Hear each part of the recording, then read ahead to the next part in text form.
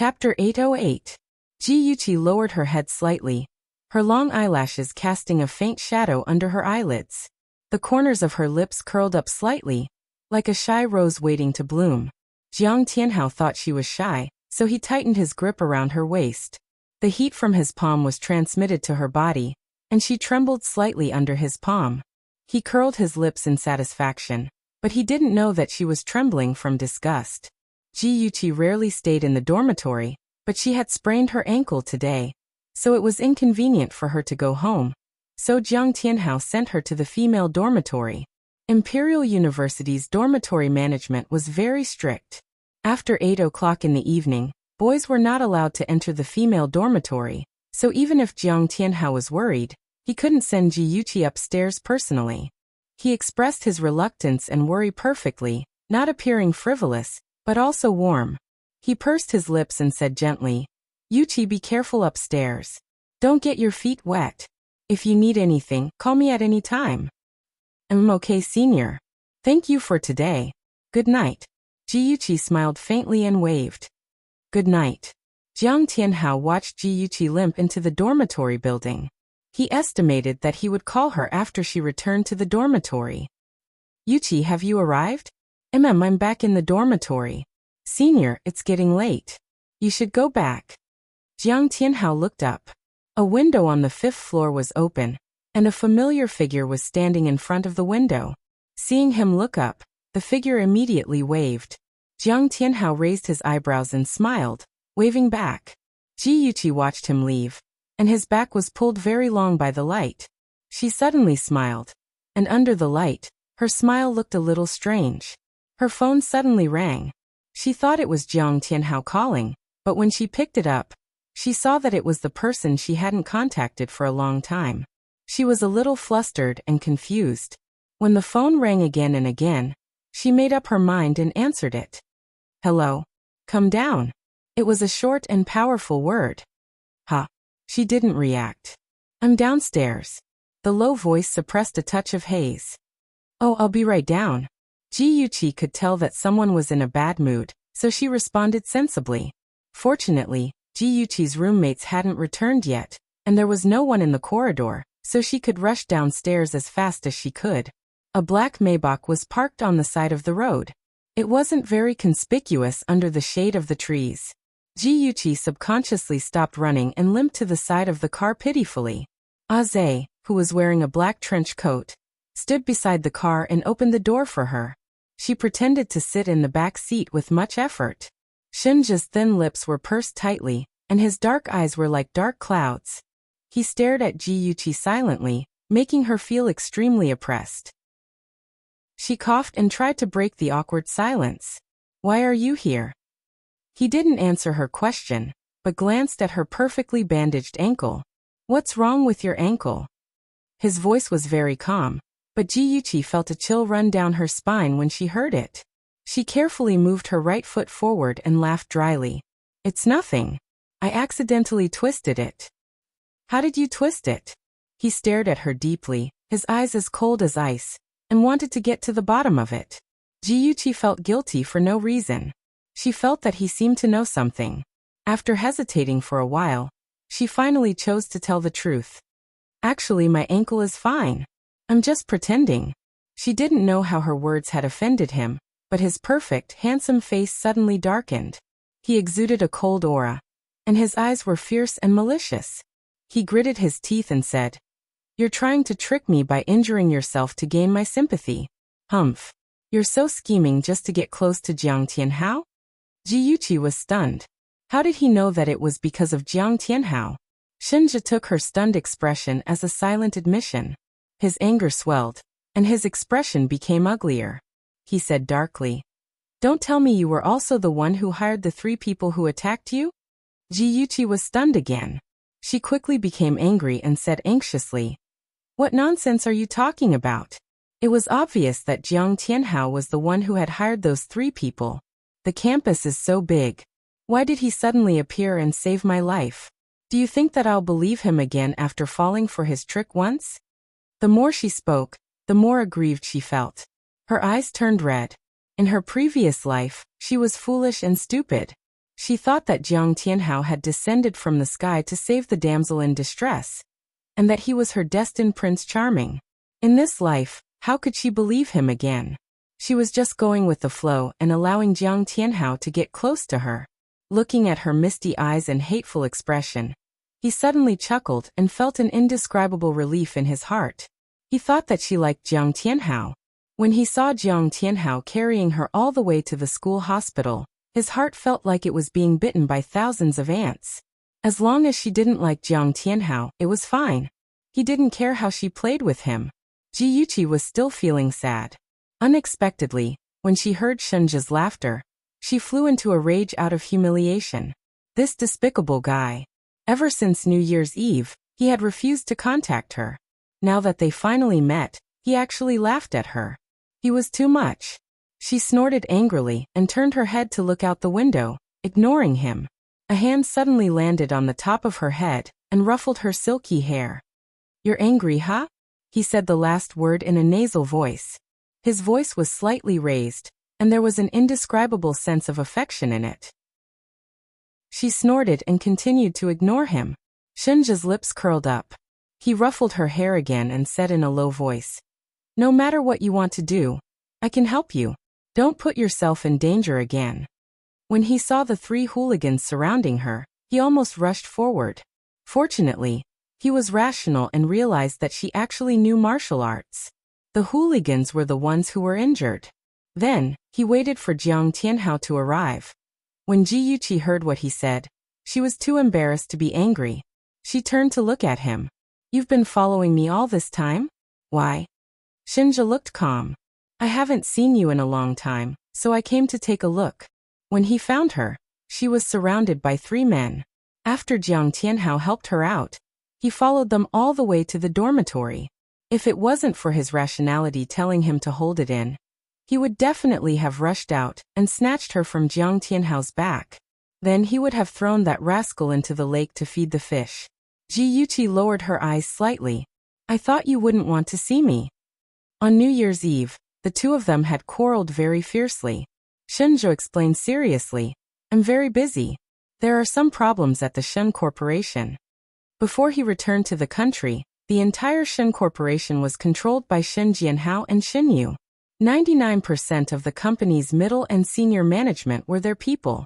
Although he was the vice president, he had no real power and couldn't do anything. He spent a month and a half to change the Shun Corporation. Half of the middle management was replaced. Shen Jianhao was furious and held a board meeting to condemn his actions. He threw out a document on the spot. The document contained all kinds of unbearable records of the middle management. Some of them used their power for personal gain, some accepted bribes, and some colluded with rival companies. Every record had real evidence, which made the shareholders speechless on the spot. Those shareholders, including Shen Jianhao and Shen Yu, only then did they know that Shunja, who had been ignored by them, was not to be underestimated. Before he returned to the country, he had already premeditated. In the future, the Shun Corporation would be stirred up a bloody storm. Shen Jianhao regretted calling Shunja back, but it was already too late. Ji Yuqi didn't know that he had already turned the Shun Corporation upside down. She thought that he was being suppressed by Shen Yu and had a hard time. She wanted to comfort him but didn't know how to say it, so she simply changed the topic. "Before you came, why didn't you tell me in advance? It's quite far from the company to the school. You came here so hastily. If you didn't meet me, wouldn't it be a wasted trip?" Shunja raised his eyebrows, a faint smile appearing in his charming phoenix eyes. "I saw your timetable. You have a class tonight. I remember it very clearly." Ji Yuqi opened her mouth slowly. "Okay. I admire you." A smart person's brain was indeed different.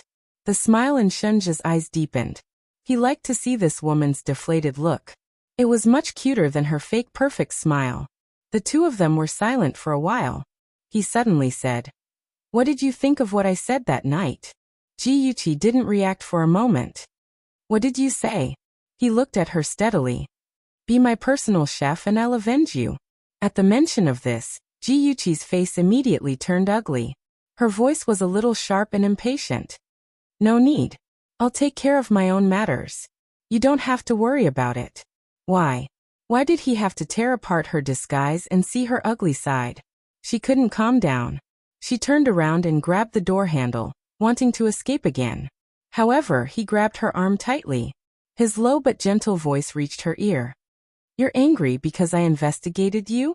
It's not that I don't trust you. It's just that. He paused. In the end, he said the words hidden in his heart. I just want to understand you. Ji-Yuchi's body stiffened. She didn't dare to look back at him. Her voice was dry as she said, Your intentions are good. I'm very grateful to you. However, those things are my private matters. I hope you won't touch them again.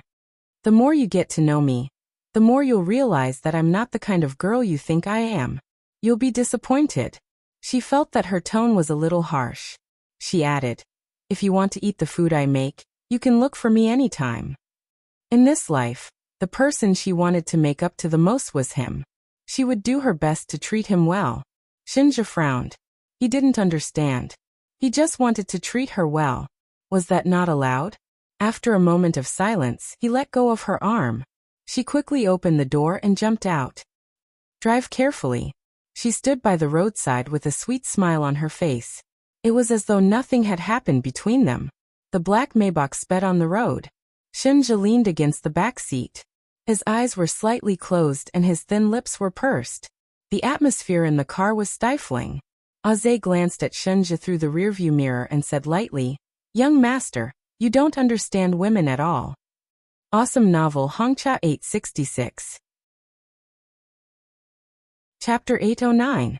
Shinja slowly opened his eyes and glanced at him sharply. His voice was cold.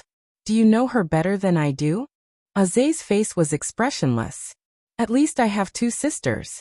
Shinja was very familiar with Aze's two weird sisters. He silently lit 2 candles for Aze in his heart, and then signaled him to continue speaking with his eyes. Women are animals who say one thing and mean another. They say they don't want you, but they really want you. They say they don't want you to care, but in fact, they want you to silently help them settle everything.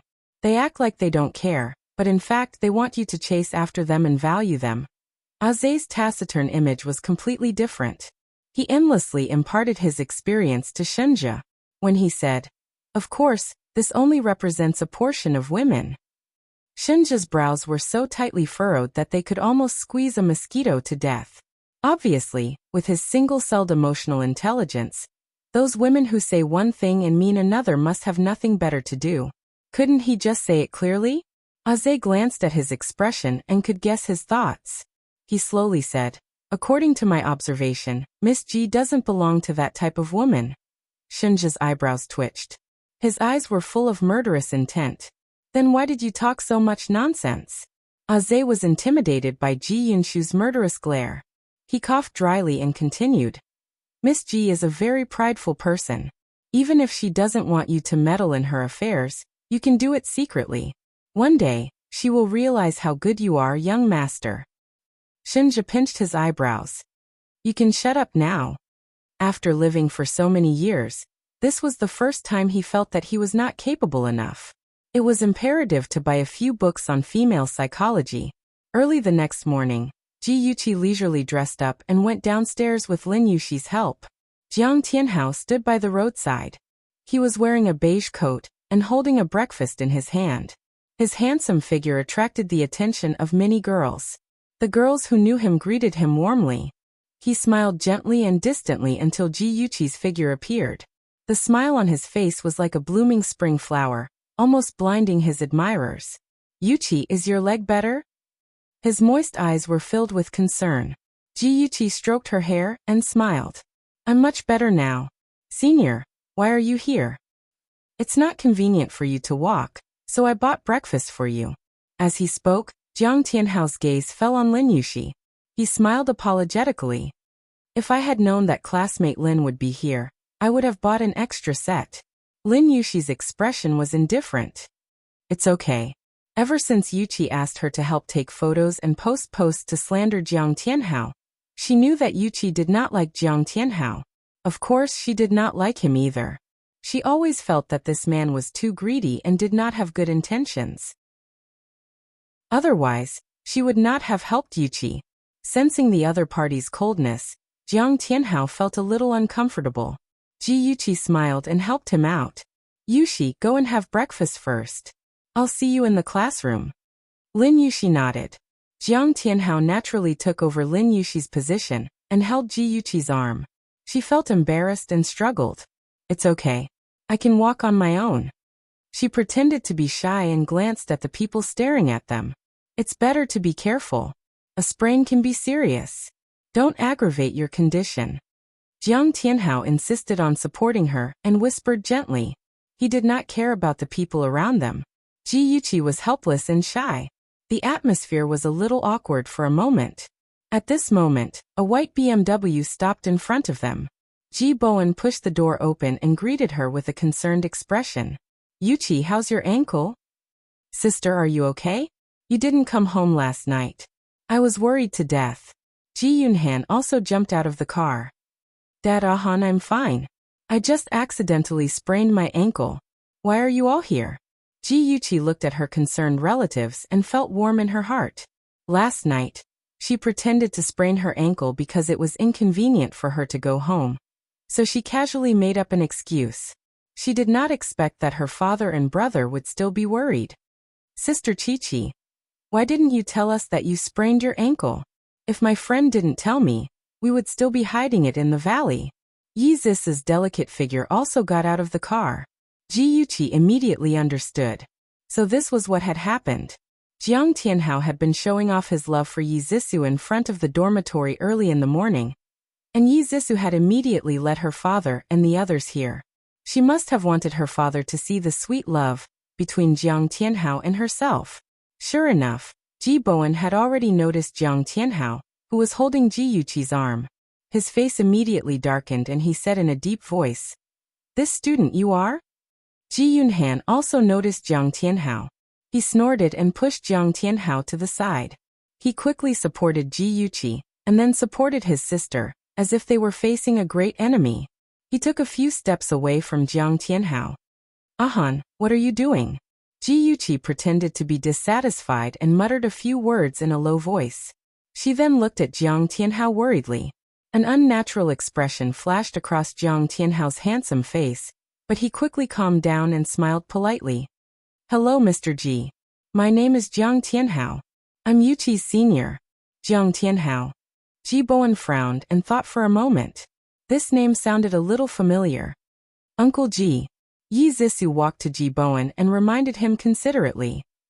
It was Senior Ji Bowen who saved Sister Chi-Chi from the lake. Ji Yuqi pouted. "Dad, I ran into a criminal last night. Fortunately, Senior Jiang came in time. We have to thank him properly." Ji Bowen felt a lingering fear when he heard that his daughter had run into a criminal.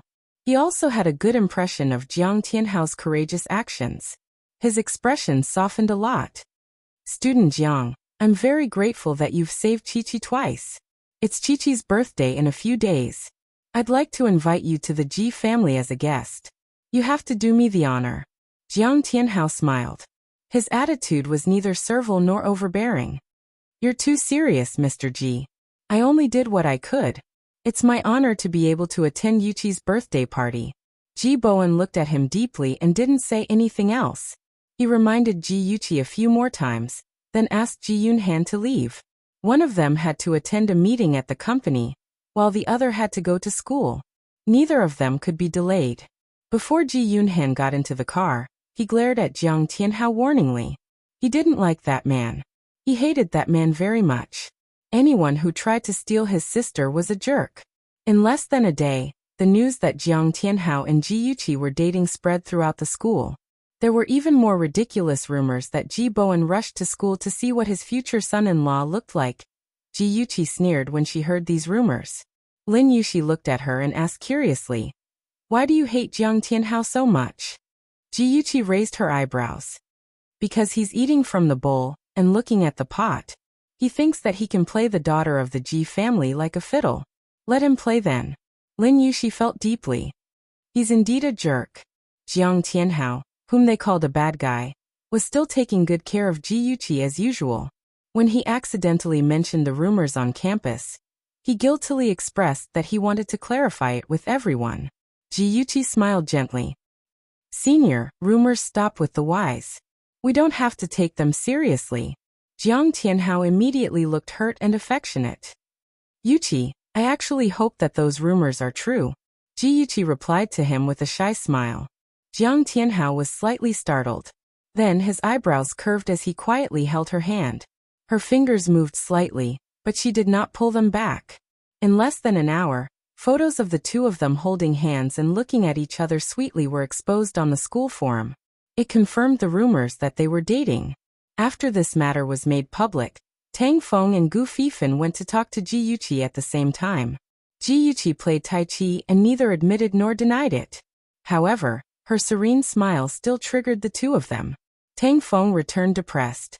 He clearly did not like Yuqi, but when he heard that she had a boyfriend, he felt as if someone had snatched away his treasure. Yes, he felt humiliated and indignant. Ji Yuqi was his fiancé. Which fiancé would feel good after being cuckolded? Gu Fifan's eyes were malicious. He believed that Ji Yuqi did not like Jiang Tianhao. It must be Jiang Tianhao, that despicable person, who caused this matter to spread. Damn it, he would not let that bastard off.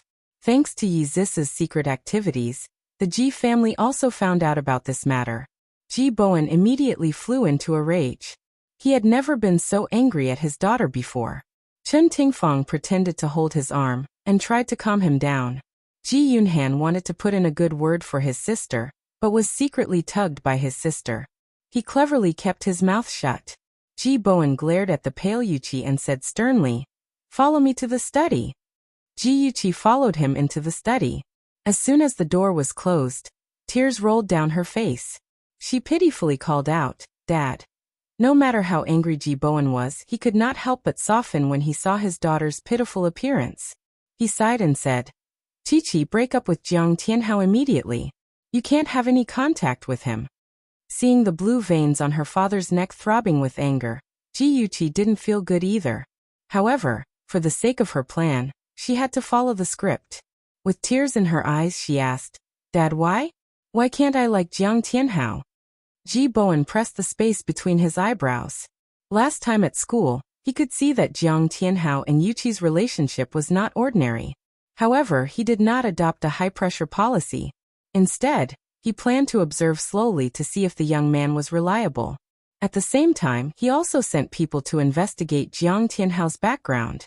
After many twists and turns, the result was that Jiang Tianhao was actually Jiang Tianhao's son. If Jiang Tianhao knew what happened that year, then it was impossible for him not to know who Yuqi's father was. However, he actually had no grudges with Yuqi. This made Ji Bowen suspect that he had other motives. If Jiang Tianhao did not know what happened that year, and only found out the truth after he married Yuqi, then how would he treat Yuqi? Ji Bowen did not dare to imagine.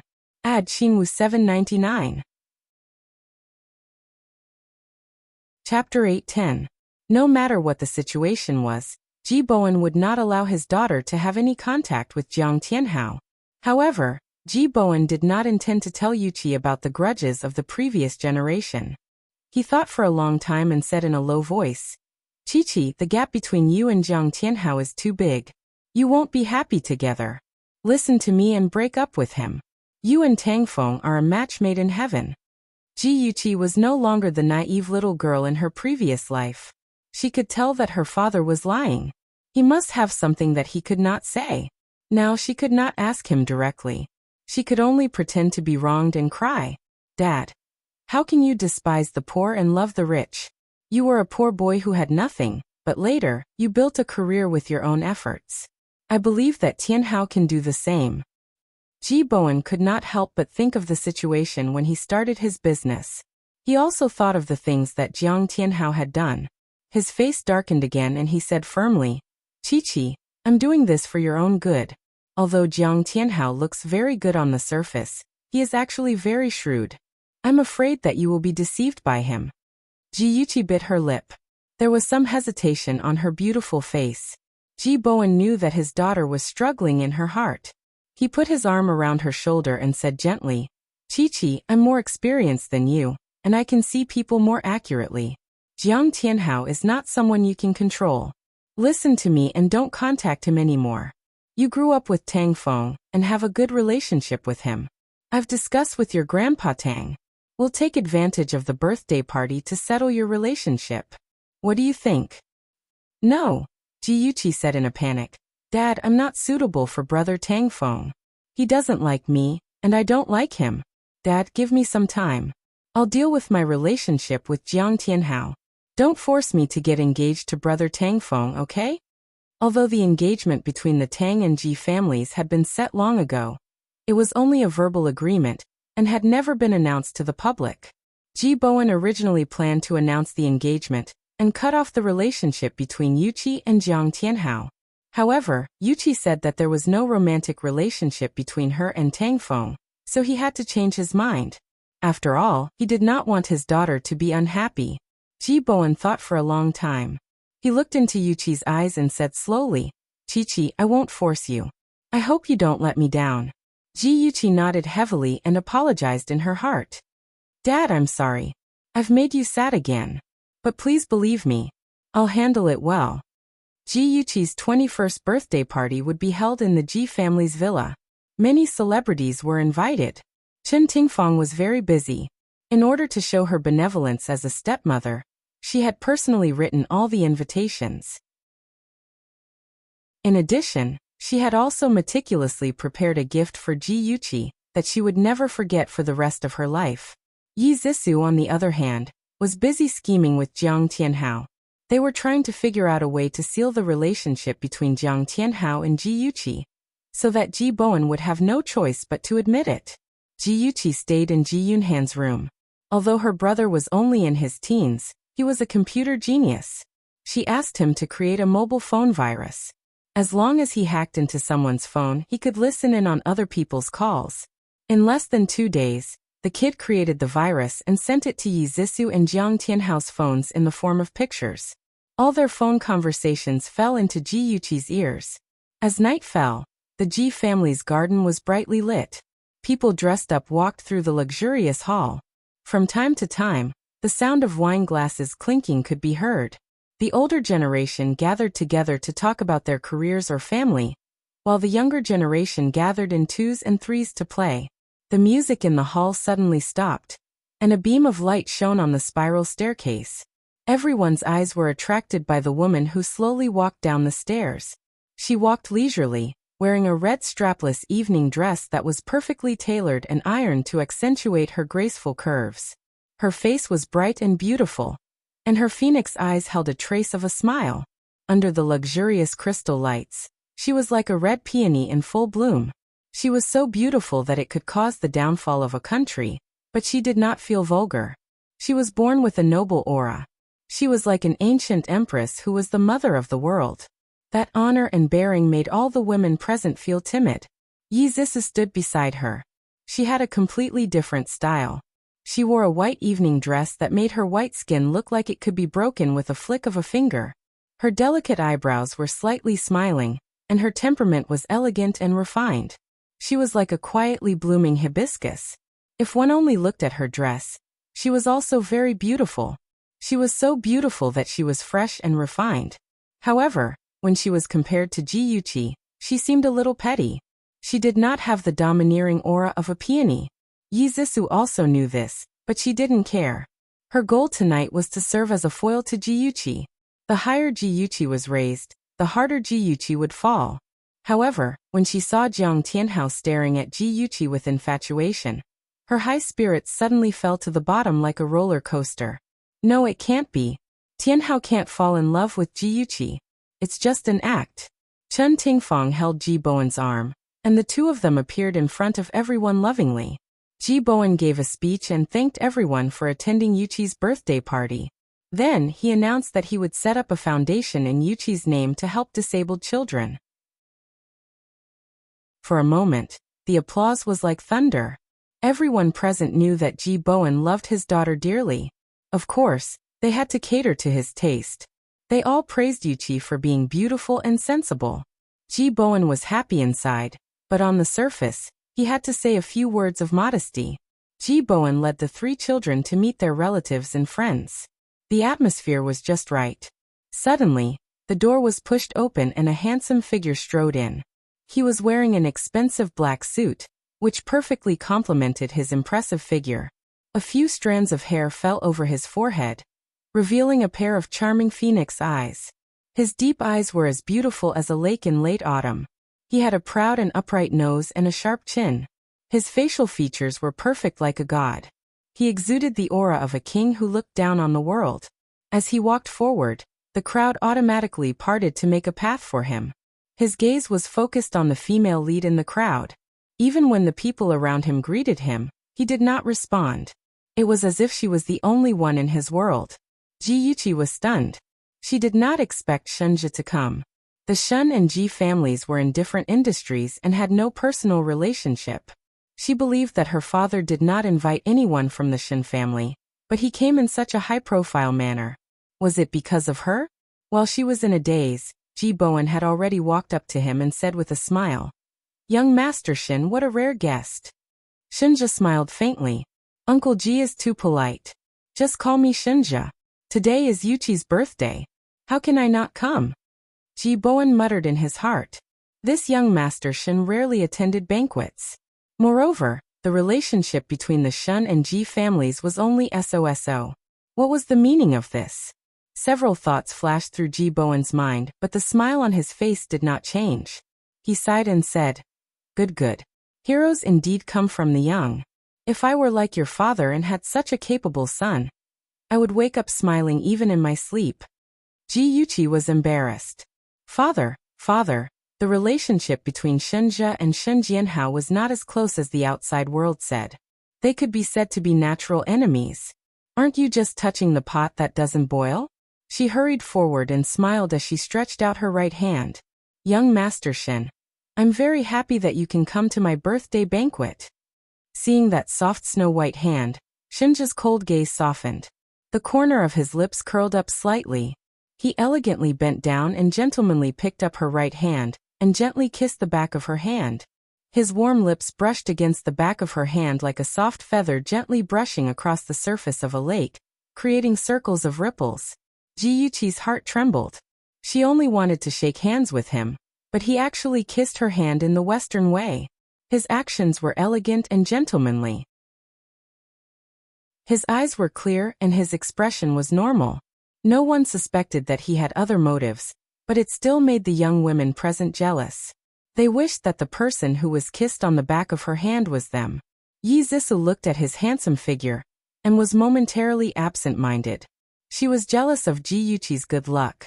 Why was Ji Yuqi able to chat and laugh with those noble young masters at the banquet, while she could only serve as a foil to her?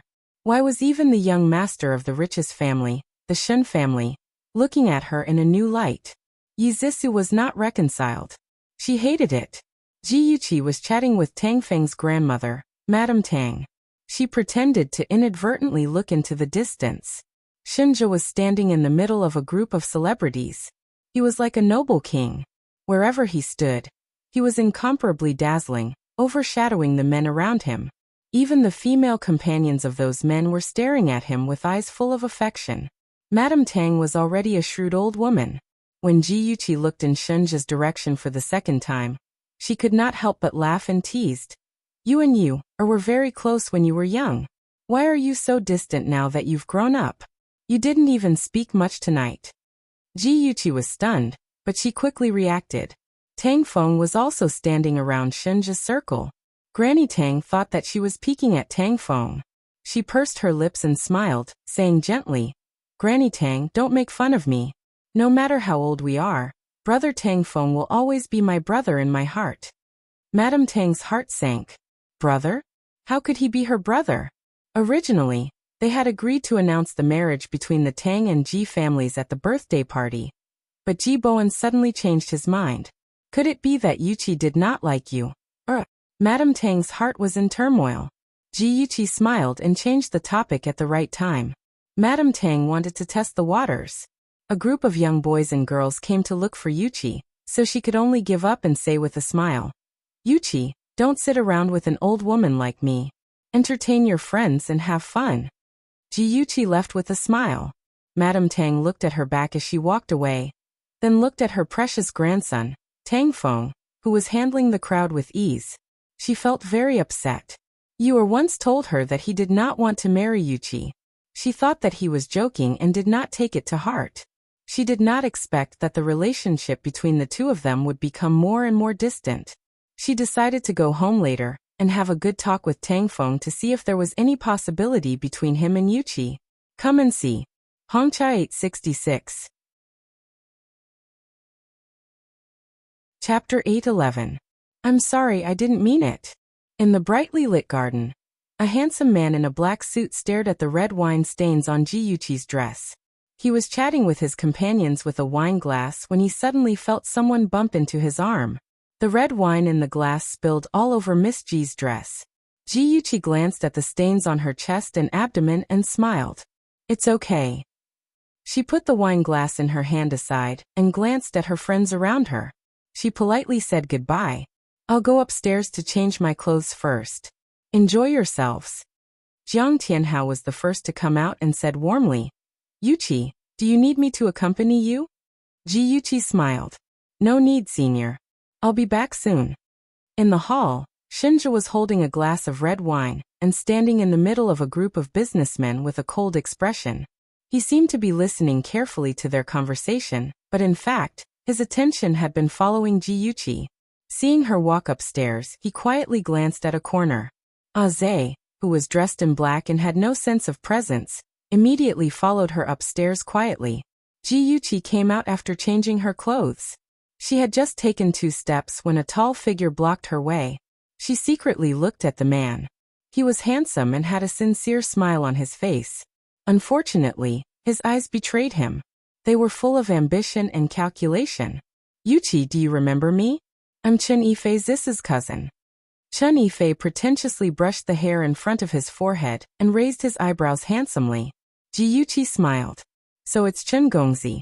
Nice to meet you. What Chen Gongzi? Don't be so formal. You're Zis's sister. You can call me cousin too. Chen Yifei stared at Ji Yuchi with infatuation. She had changed into a black pearl tube dress and looked like a mermaid princess from the deep sea. She was dazzlingly beautiful. He couldn't help but reach out to touch her beautiful face. Ji Yuchi's eyes flashed with disgust. She turned her face to avoid his fingers and smiled faintly. Cousin, what's the matter? Chen Yifei's bones softened when he heard her call him cousin. He retracted his hand and smiled. Yuchi cousin, I have something to talk to you about. Let's go to your room. Ji Yuchi blushed and said shyly. It's not convenient. It's not inconvenient. What I want to say is very important. It has something to do with your boyfriend, Jiang. Chen's eyes were burning. Ji Yuchi was curious. How do you know about Jiang Tianhao? Chen Yifei raised his eyebrows. Have you forgotten that I'm also a student at Capital University? A friend of mine knows Jiang Tianhao. Speaking of which, I know him better than you. You don't want to be deceived by him, do you? Ji Yuchi bit her lips and seemed hesitant. Chen Yifei continued to fan the flames. Jiang Tianhao isn't a good person. If you don't want to hear it, I won't say it. Then he turned and left. Wait a minute. Chen Yifei raised his eyebrows smugly and turned around with a concerned face. It's not convenient here. Let's go to your room. Ji Yuchi hesitated for a bit and said, Let's go to the guest room. My room is too messy. Chen Yifei didn't object. His original goal was to go to the guest room next to the study. He knew that she was wary, so he purposely suggested going to her room, so that she would say to go to the guest room. The Ji family's guest room was beautifully decorated. There were 2 pots of heather flowers on the windowsill. One was pink and the other was blue. It was very beautiful, but the smell wasn't that pleasant. Fortunately, the window was open, so the smell in the room wasn't strong. The fragrance of the flowers in the room was mixed with the smell of Chen Yifei's perfume. It smelled strange. Ji Yuchi suddenly felt a bit hot. She fanned herself with her hand and said impatiently, Cousin, what are you trying to say? Chen Yifei saw that her cheeks were dyed with a faint layer of crimson, which made her look even more beautiful. He quietly curled his lips and said in a hoarse voice, Cousin, I suddenly feel a little thirsty. Can you pour me a glass of water? There was a glass of water on the table. Ji Yuchi handed it to him and said anxiously, Tell me after you finish drinking. It's so hot here. The smile in Chen Yifei's eyes deepened. He drank the tea in the cup and approached her step by step. When she was caught off guard, he suddenly reached out and hugged her in his arms. He lowered his head to kiss her. She was shocked and pushed him away in a flurry. "Cool, cousin, what are you doing?" "Chi-Chi, I like you. I like you very much. Give it to me." He held her in a daze, his hands stroking her body skillfully. He was secretly pleased with himself. With his superb skills and the effects of those aphrodisiacs, Ji-Yuqi would definitely fall at his feet. Just as he was fantasizing, he suddenly felt a pain in the back of his head. His vision turned black and he fell to the ground. Ji-Yuqi kicked him in disgust. Then she took out his phone from his trouser pocket and found Yi Zisu's number. She sent a text. "Things have changed. Come to the guest room quickly." After sending the text, she grabbed Chen Yifei's body and threw him onto the bed. Then she covered his head and feet with the quilt. When Yi Zisu received the text, she was hiding in a corner with Jiang Tianhao. When she felt the vibration of the phone, she reluctantly separated from him. "Tianhao, cousin said that things have changed and he wants me to go to the guest room. I'll go up first.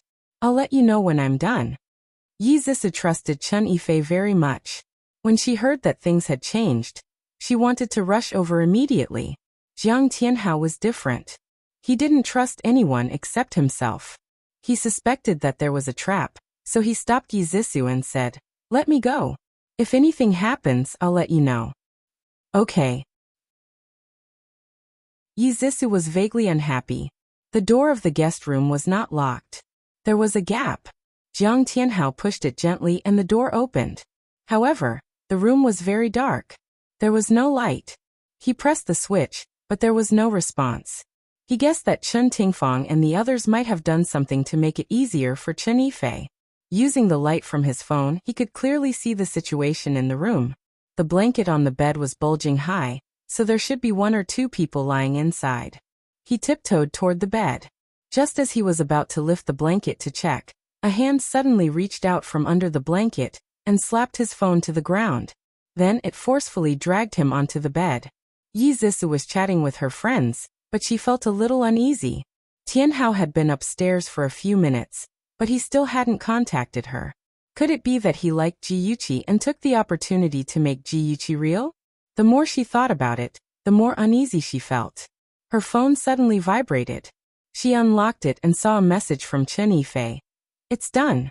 Come up alone." According to the original plan, after the matter was settled, Chen Tingfang and Yi Zisu would be responsible for taking the guests to the guest room. Although Yi Zisu didn't know why things had changed, she still chose to follow Chen Yifei's arrangement. Yi Zisu went upstairs alone. She walked to the door of the guest room. It was dark inside. She whispered Jiang Tianhao's name, but there was no response. She had to use the light of the phone to quietly rub the bed. She cursed in her heart. She didn't know what Chen Yifei and Jiang Tianhao were doing. She walked to the bed. Just as she was about to lift the quilt, a hand stretched out from under the bed and grabbed her ankle. She screamed in fright. The hand suddenly pulled hard, and she fell to the ground with a plop. She was in so much pain that she almost fainted. The hand pressed on a certain part of her waist, and all the strength in her body seemed to disappear. She had no strength to struggle. She could only let the person throw her on the bed. She seemed to be pressed against something hard and uncomfortable. She moved her body and wanted to escape. An arm suddenly wrapped around her waist and hugged her tightly. "Who are you? Let me go." Yi Zisu was anxious and scared. She was about to cry. What the hell was going on? The air was filled with the strange scent of heather flowers. Yi Zisu had experienced it before. She knew what the scent was like. It was the scent of a man's passion. Her mother said that the flowers had aphrodisiac effects, so they deliberately placed 2 pots in the guest room. But now Yi Zisu regretted it. She was unknowingly bewitched by the scent of the flowers. Coupled with the burning body on top of her and the large hands rubbing against her sensitive parts, her heart was filled with desire.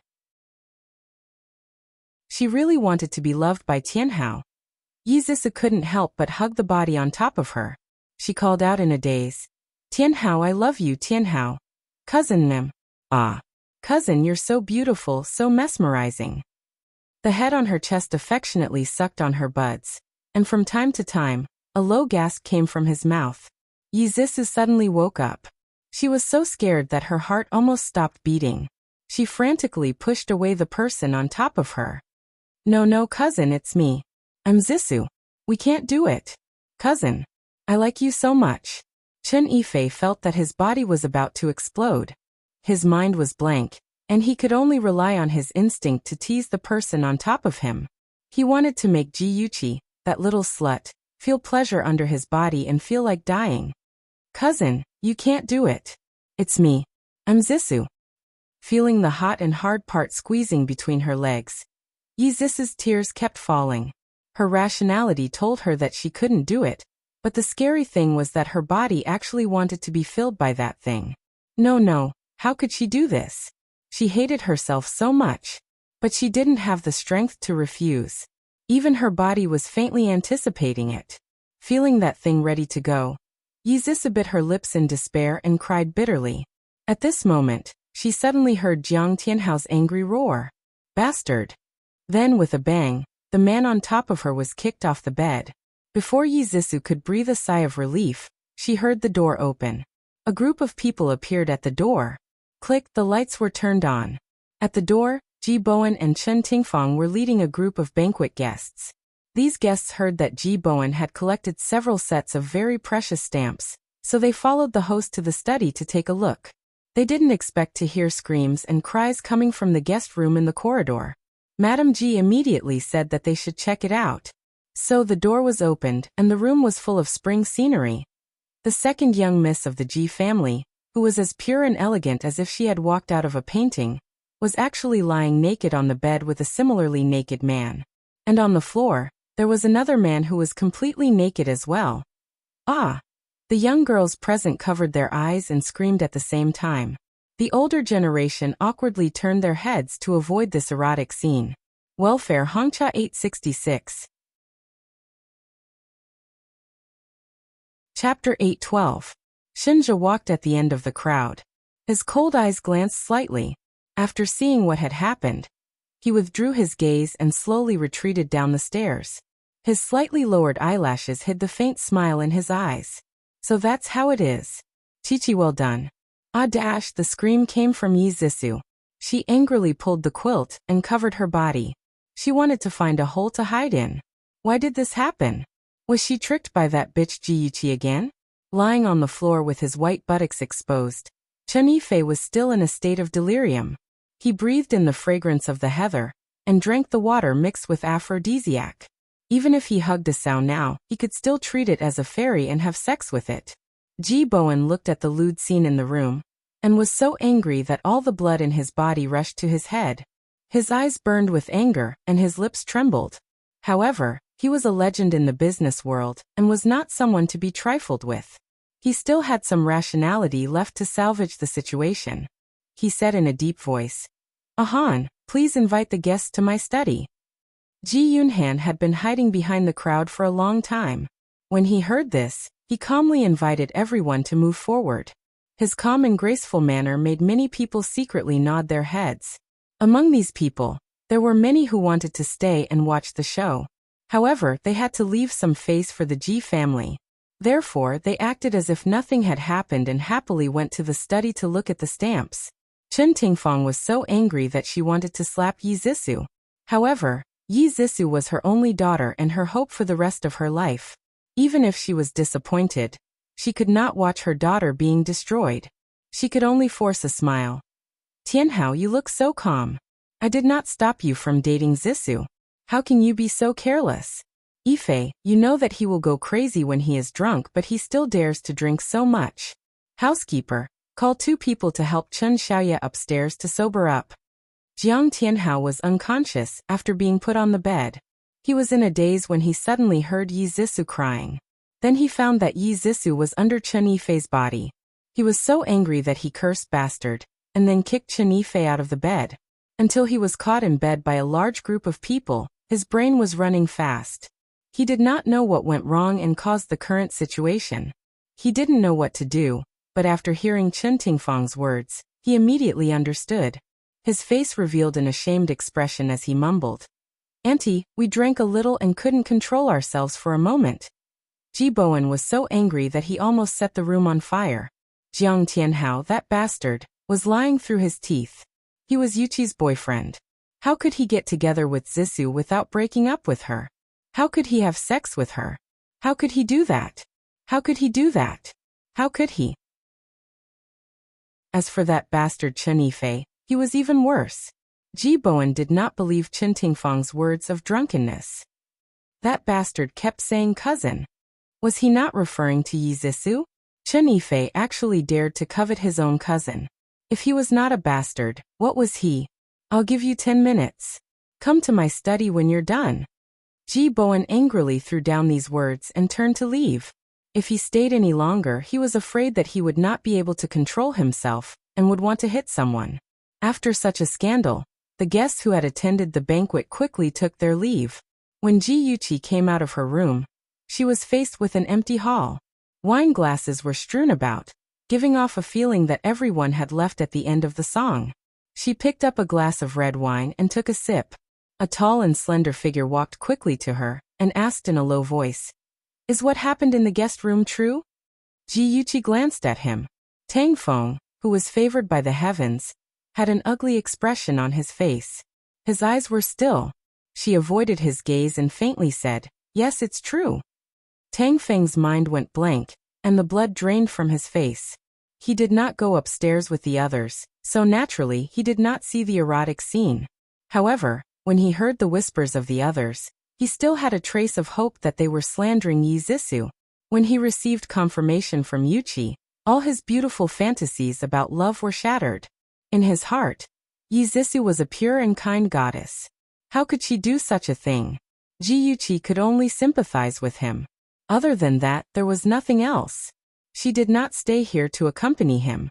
She walked out of the hall. The scenery in the garden was still beautiful, and the moonlight was very charming.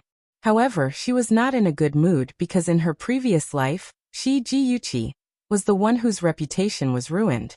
She sat on the hanging chair and slowly closed her eyes. She could not help but think of what had happened in the past. That night, her dress was also dirty.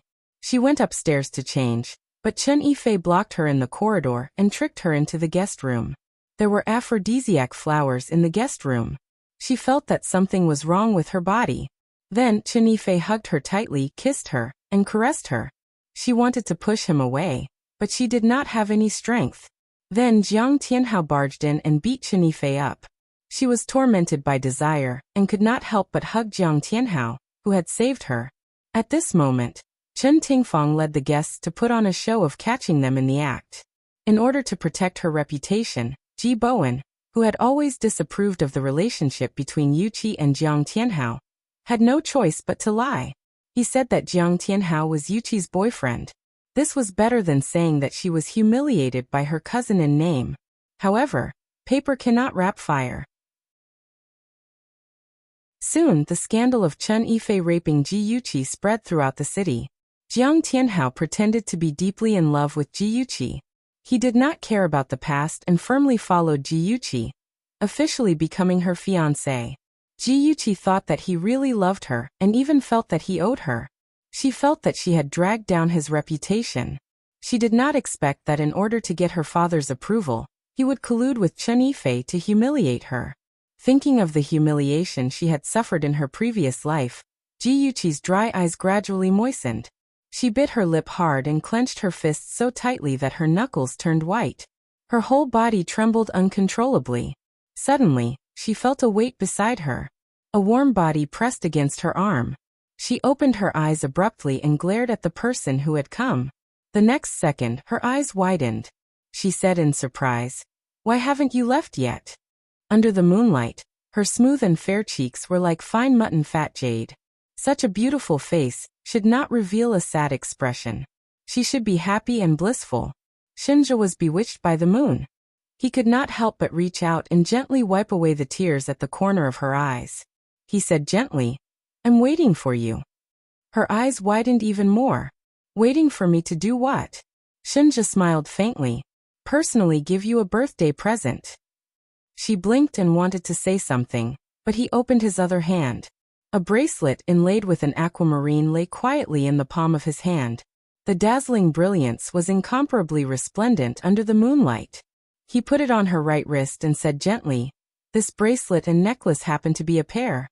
Do you like it?" Ji-Yuchi lifted her wrist slightly. The bracelet flowed around her wrist like a lake. It was dazzlingly beautiful. She narrowed her eyes and laughed softly. "It's very beautiful. I like it very much. Thank you." Chichi. What? Ji-Yuchi admired the bracelet on her wrist seriously. She did not notice that a certain someone had become intimate with her. "Can I kiss you?" Shinja's obsidian-like eyes shone brightly as he looked at her expectantly. Ji-Yuchi was petrified. Was this Shinja? When did he become so devilish? He actually used such a serious expression to discuss such an ambiguous matter. She was already speechless. "Chichi, can I kiss you?" Shinja repeated. His handsome face inched closer to her. She quickly pushed his face away and laughed dryly. "What are you doing? Don't joke around." Shinja looked hurt. "I'm not joking around. I'm seriously asking for your opinion." Ji-Yuchi's little heart thumped. She turned her face away awkwardly and said in a flustered voice, "Well, it's getting late. You should hurry home. Be careful on the road." Bye. As soon as she finished speaking, she lifted her skirt and ran away in a panic without a care for her image. Shinja had turned into a devilish man. She could not handle him at all. Shinja watched helplessly as his beloved little girl ran away. He sat in silence for a long time. Then he took out a small notebook called Love Notes that he always carried with him. He wrote, March 20th, wanted to kiss Chi-Chi but was rejected by Chi-Chi. After he finished writing, he thought for a while and added a few words at the end. So sad. Ji-Yuchi ran into the living room as though she was being chased by a ferocious beast. She bumped into Jiang Tianhao, who was coming down the stairs. His handsome face was pale, and his clear eyes were filled with pain. He walked towards Ji-Yuchi step by step. His voice was hoarse as though he had suffered great torment. He said, "Yuchi, do you believe me?" Ji-Yuchi smiled miserably. Her beautiful face was filled with pain. "What does it matter if I believe you or not? Senior, you're now Zis's boyfriend, right?"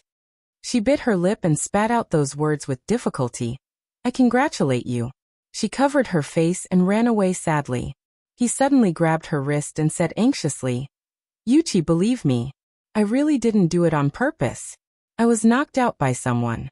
When I woke up, it was already too late." Ji-Yuchi's back was to him, and her lips curled into a vicious smile. "I believe you.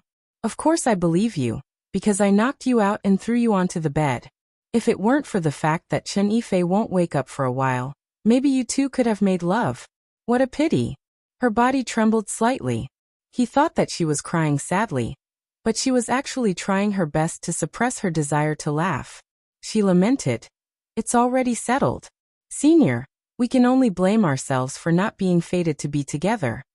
She pried his fingers away and ran upstairs while covering her face. Jiang Tianhao was left alone downstairs. His right hand was still in the air as he stared at her delicate back in disappointment. Yi Zissu stood at the corner of the first floor. She could clearly see Jiang Tianhao's expression. She couldn't help but clench her fists in anger. In the study, the two of them were harshly scolded by Ji Bowen. After that, she secretly told Jiang Tianhao that she suspected Ji-Yuchi had done something to cause the situation to turn around. However, Jiang Tianhao didn't believe her. He said that he believed that Ji-Yuchi really liked him. He believed that Ji-Yuchi didn't have such malicious intentions. His words made Yi Zissu furious. If Ji-Yuchi wasn't malicious, then was she? Wasn't she doing it for their future? She wanted that woman, Ji-Yuchi, to be completely ruined so that she could vent the anger in her heart. Yi Zissu's affairs had spread throughout Ing City. Those with daughters used her as a negative example to teach their daughters. Those with sons taught their sons a lesson to never mix with a woman like Yi Zissu. Beauty novel Xinwu 799. Chapter 813. Her reputation at Capital University had been tarnished. Even though Jiang Tianhao had stood by her side to support her, defend her, and prove her innocence, many people who used to like her had turned to attack her, including her former fans. Now they had all become passers-by. Jiang Tianhao was also unlucky. His reputation in school plummeted. He used to be a Prince Charming with good character and academic performance, but now he became a gigolo who seduced rich girls. The girls who used to like him withdrew their olive branches. They were too embarrassed to admit that they used to like him. Wherever he went, people would point at him. In this, besides Ji Yuqi deliberately creating hype, there was also Gu Fifan's torment, who asked Jiang Tian how to provoke him. Ji Yuqi, on the other hand, was still doing things her own way. She kept a low profile in school, and only interacted with a few people. She spent the rest of her time practicing martial arts. She knew that Yi Zissou had suffered a huge setback this time, and would not let it go. They would definitely attack again, so she had to be prepared.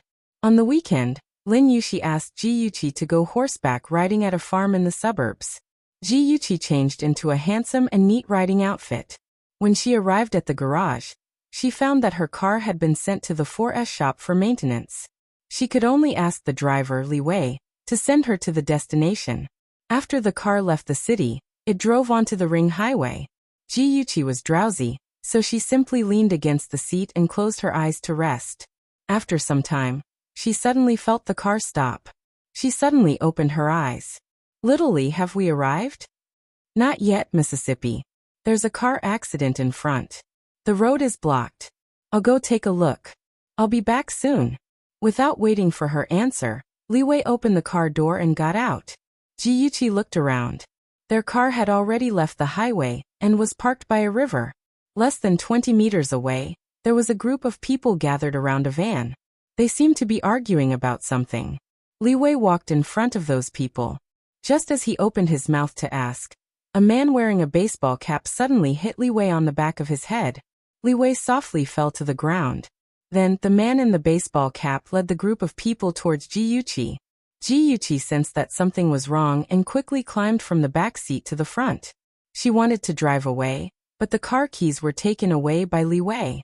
An arm reached in through the window, grabbed her hair, and dragged her to the window. Another person got in from the other side of the car and covered her mouth and nose with a handkerchief stained with knockout powder.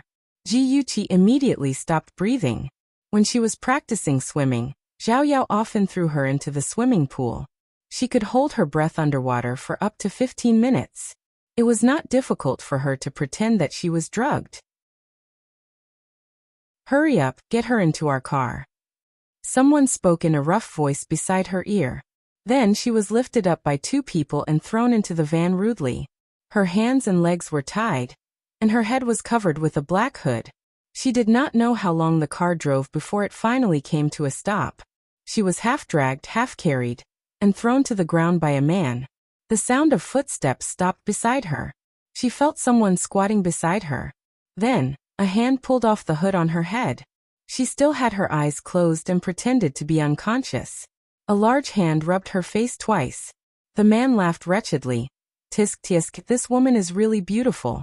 Brothers, we have found a treasure. Old Six, let's get down to business first. Brother Xian said that he wants us to take a set of erotic photos of this little girl. After we're done, we'll enjoy it. I've never touched such a delicate young lady. Isn't that right? My cock is already hard. Let's hurry up and finish. I want to make this little B***tch suffer under my body." The 5 men surrounding Ji Yuqi kept saying vulgar words. Each of them was rubbing their fists and palms together. Their eyes were shining like hungry wolves, ready to tear her to pieces at any time. Ji Yuqi's heart was filled with disgust. She really wanted to kick away the man who was caressing her cheek, but she couldn't. There were 5 of them, and they were quite skilled.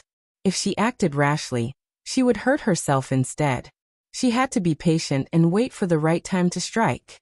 Shen Group, Vice President's office.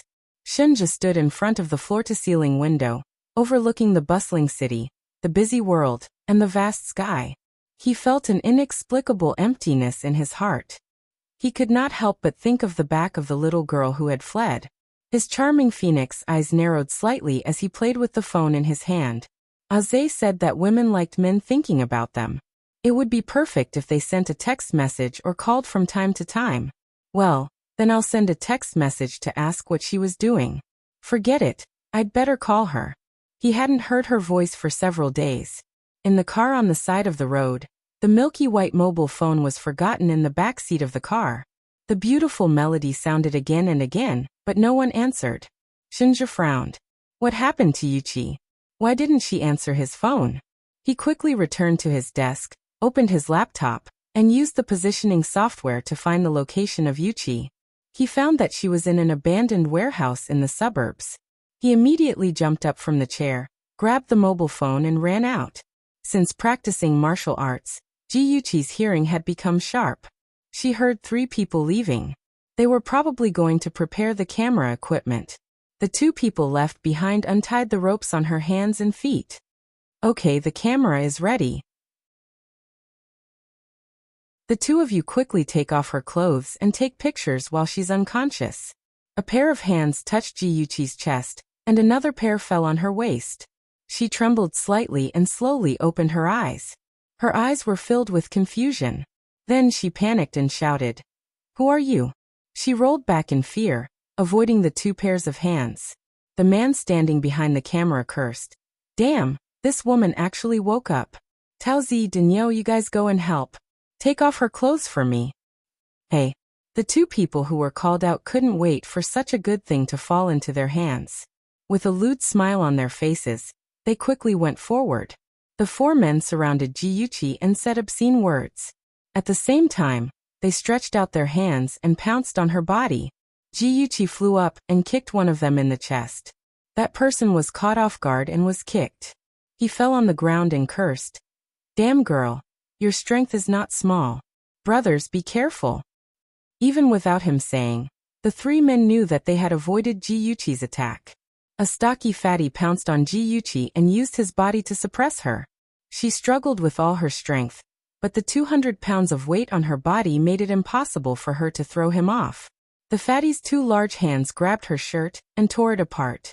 The fabric made a sharp tearing sound, and her chest was instantly exposed in front of everyone. It attracted the lecher's green eyes. They rubbed their palms and couldn't wait to immediately pounce on her and tear her apart. When those hands touched her body, the memories of her being violated by that man in her previous life came flooding back. Her mind was filled with bright red blood stains. She couldn't help but tremble. She stopped struggling and closed her eyes in despair. Her right hand quietly slid down, avoiding those people's hands. She touched her calf and touched the hard dagger. She quickly pulled it out.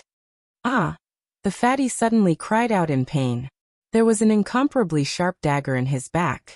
Yuchi suddenly opened her eyes. Her cold eyes coldly stared at the fatty who was sitting on top of her. At this moment, the bloodthirsty factor in her body was revived. With her strong hatred, she didn't stop at all. She pulled out the dagger and fiercely stabbed it. This stab hit his vital point. He stared in disbelief with his bloodshot eyes. Fresh blood flowed out from the wound. Yuchi expressionlessly pushed him away, and he fell to the ground with a plop. The other 4 looked at Yuchi, who was covered in blood, and couldn't help but shiver. That woman was too terrifying. She was like a vengeful ghost that came to claim their lives. She held a blood-stained knife in her hand and stared coldly at them. Her clothes were open in front of her chest, and her soft breasts were wrapped in her bra. She looked as if her breasts were about to burst out, releasing a fatal charm. She casually pulled her lapel to cover it up a little. Her cold eyes swept over the 4 people who were already in a state of alert. She coldly said, "Who is Brother Xian? Was he the one who ordered you to kidnap me?" "Brothers, don't talk nonsense with her. Let's go together. Let's avenge the dead de Xiong. Go." The 4 men casually picked up chairs, wooden sticks, daggers and other items and rushed towards Yuchi. Yuchi was like a demon who had crawled out from hell. She coldly waved the dagger and circled around the 4 men. She didn't even blink as she cut off a man's ear, slashed another man's arm, and stabbed the dagger into another man's chest. She was also injured. A red and swollen bump appeared on her forehead. Her back and legs were slashed by the dagger. She gritted her teeth and didn't make a sound. These injuries were nothing compared to the pain of falling off a cliff in her previous life. She used the dagger to stab her enemies again and again. She didn't know who it was, but someone's blood sprayed on her face and blurred her vision. There were only 2 men left who surrounded her. Just as she was about to lose her strength, She heard a few gunshots and the two men stiffly fell to the ground. Ji-Yuchi's legs went soft. A figure quickly rushed over and hugged her tightly in his arms. His deep and hoarse voice was low and hoarse. "Chi-Chi, don't be afraid. I'm here." The strong smell of blood rushed to her nose. His palms were covered in sticky blood. Shinja didn't care and hugged Ji-Yuchi even tighter. The moment he saw her in danger, his heart almost stopped.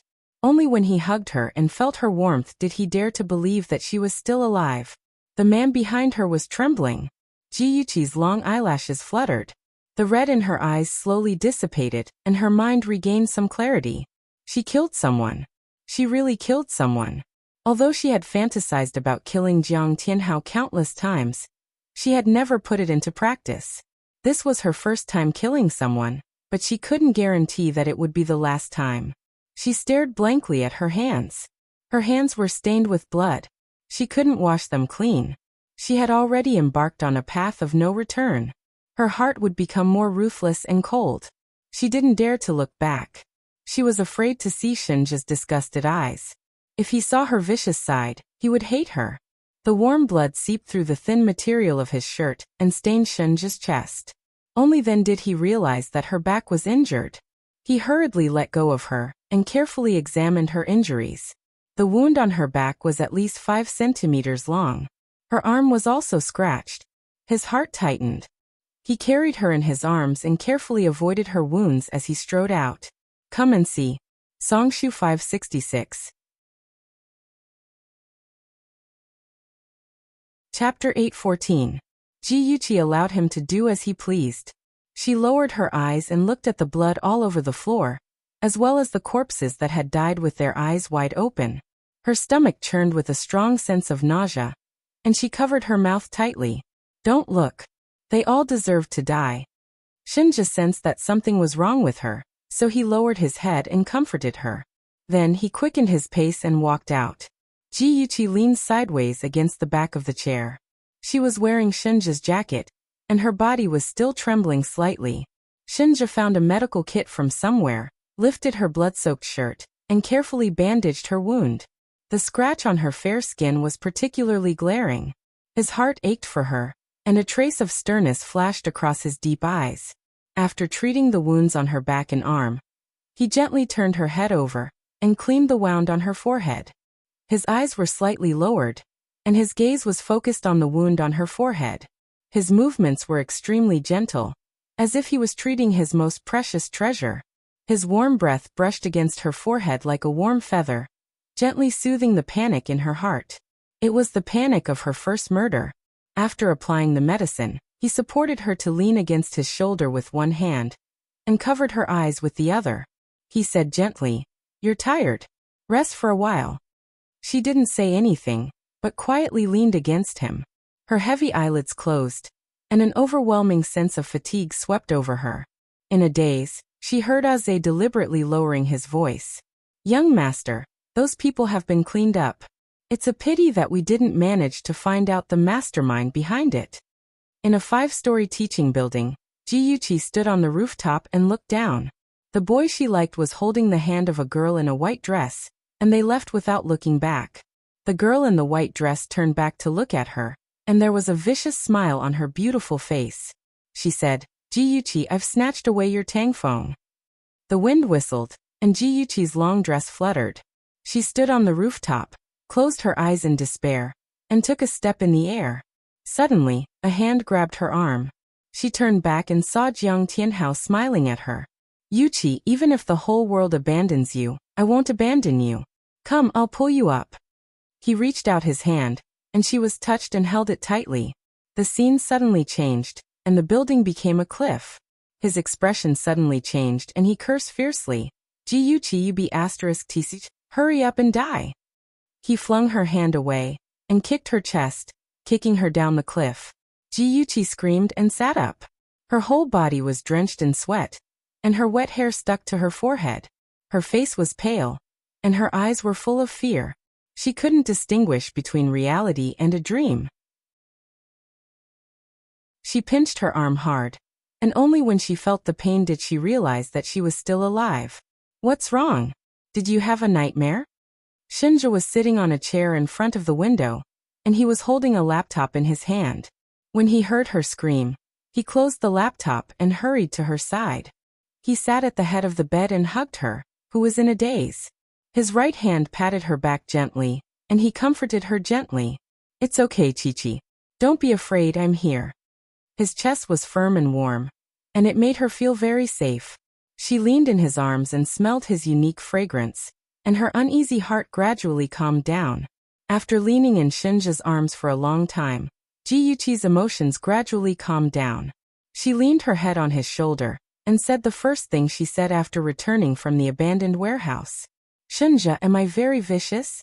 Shinja tightened his arms, and his chin rested on her hair. His voice was unbelievably gentle. "You're not vicious, you're just protecting yourself. If you didn't kill them, you would be the one who got hurt. Chi-Chi, you didn't do anything wrong." Of course, if anyone dared to bully her again, he would do it himself. He wouldn't let the blood of those people stain her hands again. Ji-Yuchi didn't say anything else, but her heart was relieved. After her rebirth, her goal was very clear. She wanted revenge. Anyone could say that she was vicious, but not Shinja. She didn't want to be despised by him. He stroked her hair gently. She lowered her eyes and didn't say anything, and the atmosphere became a little ambiguous. Ji-Yuchi came back to her senses from her own world. She suddenly felt that their actions were too intimate. She quickly straightened her body and moved her butt back. Her fair face was dyed with a faint layer of pink. "Thank you for today." Shinja couldn't help but think of the scene he saw in the warehouse.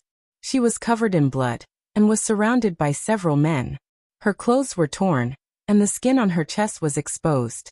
If she didn't know martial arts and delayed until he rushed over, the consequences would have been unimaginable. His heart was burning with anger, and he swore to find the person who hurt her and tear them to pieces. Shinja's eyes flashed with a trace of ruthlessness, but his voice was very gentle.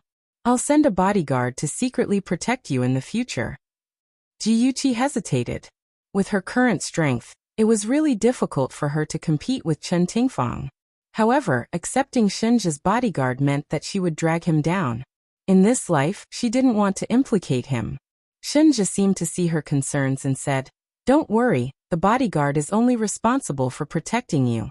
If you don't want to, I won't interfere in your affairs." Ji-Yuchi finally nodded, and her gratitude towards him was even greater. It was already afternoon. Ji-Yuchi had been missing for half a day. Her father and brother must be very anxious. She wanted to go back quickly.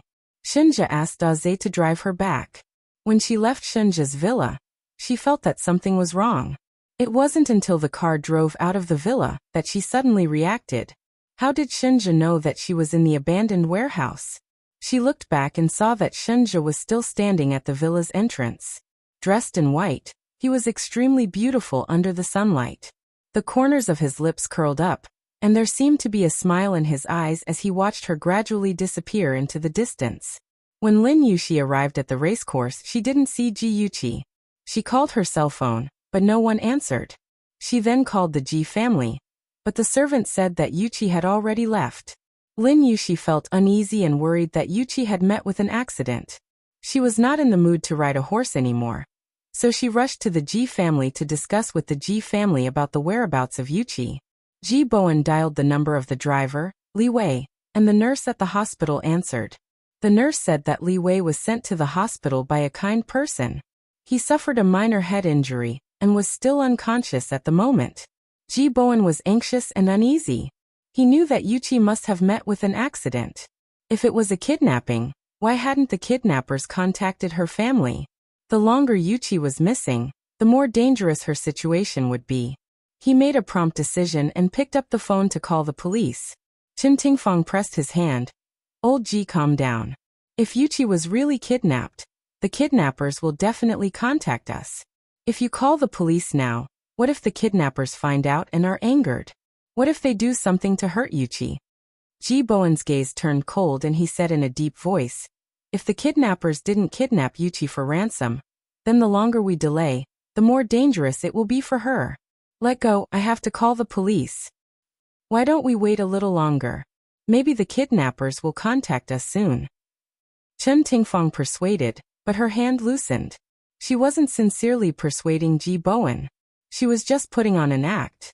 If Ji Bowen called the police and the kidnappers took photos of Ji Yuqi and raped her, they could say that it was because Ji Bowen called the police that angered the kidnappers, causing them to hurt Ji Yuqi. This way, the kidnappers' true purpose could be covered up. Secondly, it could also sow discord between Ji Bowen and his daughter. Ji Bowen didn't wait any longer, and directly called the police. He didn't notice the strange light in Chen Tingfang's eyes, but Ji Yunhan did. He was so angry that his teeth itched. This old witch. His sister was missing, and she still stopped his father from calling the police. It seemed that she couldn't wait for his sister to never come back. Thinking of this, he glared angrily at Chen Tingfang. The atmosphere in the living room was very oppressive. Ji Bowen and Ji Yunhan were like fish on a barbecue fire. Every minute and second was torture. Lin Yushi was full of guilt. She gripped her phone tightly and looked at Ji Bowen, who had a gloomy face. Uncle Ji, I'm very sorry. If I didn't ask Yuqi out to play, she wouldn't have gotten into this accident. Ji Bowen wasn't someone who didn't know right from wrong. Yushi, this isn't your fault. Don't take responsibility for it. The Lin family had a high status in Ning City. Chen Tingfang wanted to be on good terms with the Lin family, so she smiled kindly. That's right, Yushi. This is an accident. It has nothing to do with you. Please don't take it to heart. Yuqi is a kind child. If she knew that you were feeling so guilty, she would be upset too. Lin Yushi wasn't stupid. She had long seen that Chen Tingfang and Yuqi seemed to have a harmonious relationship on the surface, but in reality, they saw each other as enemies. Therefore, she turned a blind eye to Chen Tingfang's goodwill and responded politely and distantly. Ji Yunhan hated Chen Tingfang's hypocrisy the most. With a cold face, he said in a deep voice, Auntie, don't come to a conclusion so early. Whether it was an accident or man-made, we will find out very soon. Sister used to drive herself out, and nothing had ever happened. This time, her car was coincidentally sent for maintenance, and little Lee was driving her when she got into an accident. It's hard to say whether or not someone was behind this. Ji Bowen's expression didn't change, but his eyebrows twitched slightly. It was obvious that he took his son's words to heart. He also suspected that this wasn't as simple as a kidnapping. Chen Tingfang frowned and said unhappily, Ahan, what do you mean by that? Are you suspecting Li Wei? Don't forget that he's injured himself. Ji Yunhan snorted. I didn't say that I suspected him. You said it yourself. You. Chen Tingfang swallowed her anger and smiled. You child, why are you angry with Auntie? Auntie is just concerned about your sister. Then I really have to thank Auntie for your relationship. A familiar clear voice floated into the hall. Ji Yunhan jumped up excitedly. Sister, you're back. Ji Bowen also stood up. He couldn't hide the joy on his face. Chichi, are you okay? Dad, Ahan, I'm fine. Ji Yuqi wore a beige dress. Her hair hung over her shoulders, and her bangs covered the scar on her forehead. She walked gracefully into everyone's line of sight. There was a bright smile on her exquisite face. She hugged Lin Yushi, who was closest to her. Yushi, I made you worry. Lin Yushi's eyes were slightly red. She smiled and punched her. It's good that you're back safely. Ji Yuqi smiled and winked at Ji Yunhan. Then she hugged Ji Bowen's arm. Dad, I'm sorry for making you worry. Ji Bowen's throat was dry. He said repeatedly, It's good that you're back. It's good that you're back. Attention Songshu 566. Chapter 8:15. Ji Yuqi felt a little guilty. Actually, she could have reported her safety to her family after being rescued, but she didn't. She had monitored Chen Tingfang and her daughter's phone calls. She wanted to secretly observe their reactions. As expected, the mother and daughter were very suspicious. Chen Tingfang had sent a message to Yi Zhisu saying that the matter had been settled. Ji Yuqi suspected that they were related to the kidnapping, but she hadn't found any evidence yet. Chen Tingfang was the most surprised by Ji Yuqi's safe return. She pretended to be happy. Yuqi, it's great that you're back safely.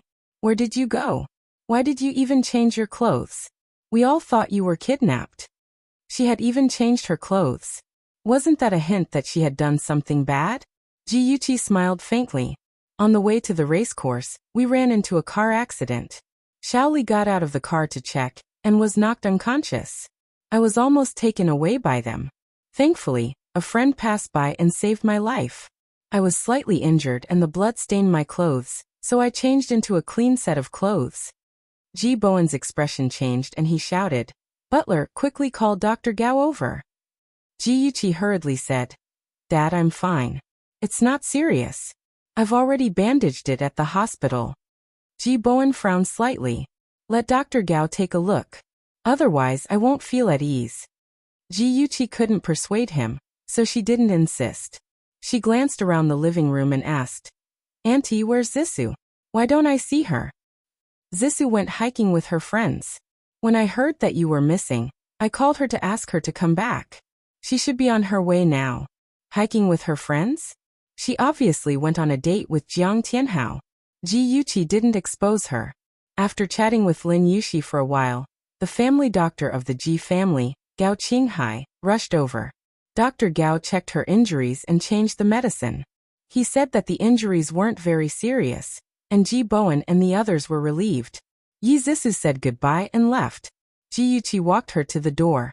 She looked around and whispered, "Yuqi, I think this matter isn't simple. Be careful." Ji Yuqi's heart warmed, and she smiled. "I will, Yuxi. Thank you." Yi Zissou returned home anxiously, playing the role of a good sister who was concerned about her older sister. She held Ji Yuqi's hand, and her eyes were red.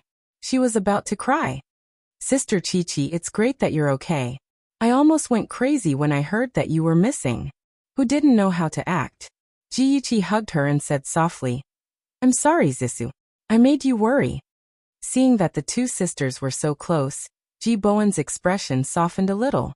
He ordered the kitchen to prepare more food that the two sisters liked to eat to help Yuqi recover from her shock. Chen Tingfang volunteered to cook, saying that she would personally cook. The atmosphere seemed harmonious, but in fact, there were undercurrents surging. Chen Tingfang's culinary skills were very good. She used her culinary skills to capture Ji Bowen's heart. Unfortunately, things were unpredictable. She didn't marry Ji Bowen, and Ji Bowen married Yuqi's mother, Su Meiyu. After Su Meiyu passed away, Chen Tingfang and Ji Bowen reunited at a banquet. Chen Tingfang relied on her cleverness to continue her relationship with Ji Bowen. She married him and became his second wife. She personally cooked and prepared a large table of dishes, some of which were Ji Bowen's favorite dishes. When Ji Bowen saw the familiar dishes, he couldn't help but recall the time when he fell in love with Chen Tingfang. At that time he was still a poor boy, and she was the daughter of a rich family. Although she couldn't marry him because of her family, she still occupied a unique position in his heart. After Chen Tingfang married him, they also spent a warm time together. However, as the two of them got along, Chen Tingfang's shortcomings were also exposed. She spent a lot of money, was extravagant, and loved to show off in front of others, which made Ji Bowen a little unhappy. Furthermore, what she did to Yuqi during this period of time made Ji Bowen's heart cold, and his attitude towards her became even colder. "Bowen, this is your favorite soup. Drink more." Chen Tingfang scooped a bowl of soup and placed it in front of Ji Bowen. Her pair of gentle and smiling eyes were filled with expectation. Ji Bowen finally remembered her good and faintly said, "And it's been hard on you. It's good that you like it." Chen Tingfang smiled brightly. Although she was almost 40 years old, her skin was well maintained, and there wasn't a single wrinkle on her face. When she smiled, she was as bright and beautiful as a young girl. Ji Bowen was slightly dazed. It was as if he saw her in university, and his expression couldn't help but become gentle. "Come Yuqi, try this. Auntie specially made it very light. Eating it won't leave scars on your wounds." Chen Tingfang enthusiastically picked up food for Ji Yuqi. "Thank you, Auntie." Ji Yuqi's lips curled into a faint smile. She lowered her eyes and ate the food in small bites to hide the frost in her eyes. She was already certain that Chen Tingfang was behind the kidnapping. She knew this woman too well. If she didn't have a guilty conscience, she wouldn't be so careful to please her. Back in the room, Ji Yuqi had just finished changing her clothes. Ji Yunhan stood hesitantly at her door. "Ahan, what's the matter?" Ji Yuqi tidied her hair as she let him in. Ji Yunhan's handsome cheeks were slightly red, and his clear eyes flickered. He hesitantly said, "Sis, there's something that I don't know if I should say." Ji Yuqi patted him on the head and smiled. "I'm your sister. What's there that you can't say?" "That." Ji Yunhan scratched his head and stammered, "Sis, if I say it, you can't laugh at me." In her previous life, the relationship between the siblings was cold. Ahan had never confided in her. For a moment, she was excited and expectant. Her eyes lit up as she encouraged him. Don't laugh, don't laugh. Tell me. I think I like a girl." Ji Yunhan's cheeks were red like a shy little bunny. He was extremely innocent. Ji Yuqi had never seen him like this. She wanted to laugh, but she was afraid of angering her brother, so she could only try her best to suppress it. The corners of her eyes were full of smiles. She pretended to be serious and said, "Ahan, you're all grown up. It's normal for you to like girls. What kind of girl is she? Is she beautiful?" Ji Yunhan nodded vigorously. "Very beautiful." He seemed to have thought of something and the light in his eyes dimmed. He hesitated for a moment and said, "She's a very good girl, but her family background isn't good." "So what if her family background isn't good? Don't you know Dad? He won't exchange his children's marriage for family benefits. As long as you like each other, Dad will definitely agree." Ji Yuqi smiled and stroked his hair. She said gently, "Besides, you're only in your first year of high school. There's still a long way to go in the future. What happens in the future depends on you. Ahan, I won't stop you from dating, but you can't let it affect your studies. You're the successor of the Ji family in the future. Dad and Mom want the Ji group to flourish in your hands." "I understand, sis. I know what to do. I won't let you down." Ji Yunhan's eyes were firm and his young and handsome face was solemn. Ji Yuqi smiled. "My brother is the best. Of course I believe in you." Ji Yunhan raised his eyebrows and smiled. His smile was as bright as the sun, so no one could look directly at him. Ji Yuqi's lips curled into a smile as she watched him leave. When his figure disappeared, the smile on her face vanished and her heart sank. She would never forget that in 2 months, Ahan would go astray and lose his life in a gang fight. Her father suffered a huge blow and became seriously ill. After that, his health deteriorated day by day. He had no choice but to let Jiang Tianhao enter the Ji group to help him. It could be said that Ahan's death was the opportunity for Jiang Tianhao to enter the Ji group. Ji Yuqi closed her eyes and opened them again. Her gaze was extremely cold. This time, she was going to stop the tragedy from happening. She would not let those B*cheese get away with it. In Yi Zis's bedroom, Chen Tingfang sat on the sofa with a bad expression. Yi Zis's expression was also very bad. She paced around the room and complained, "Mom, what's going on? Didn't Dad say that it was already settled?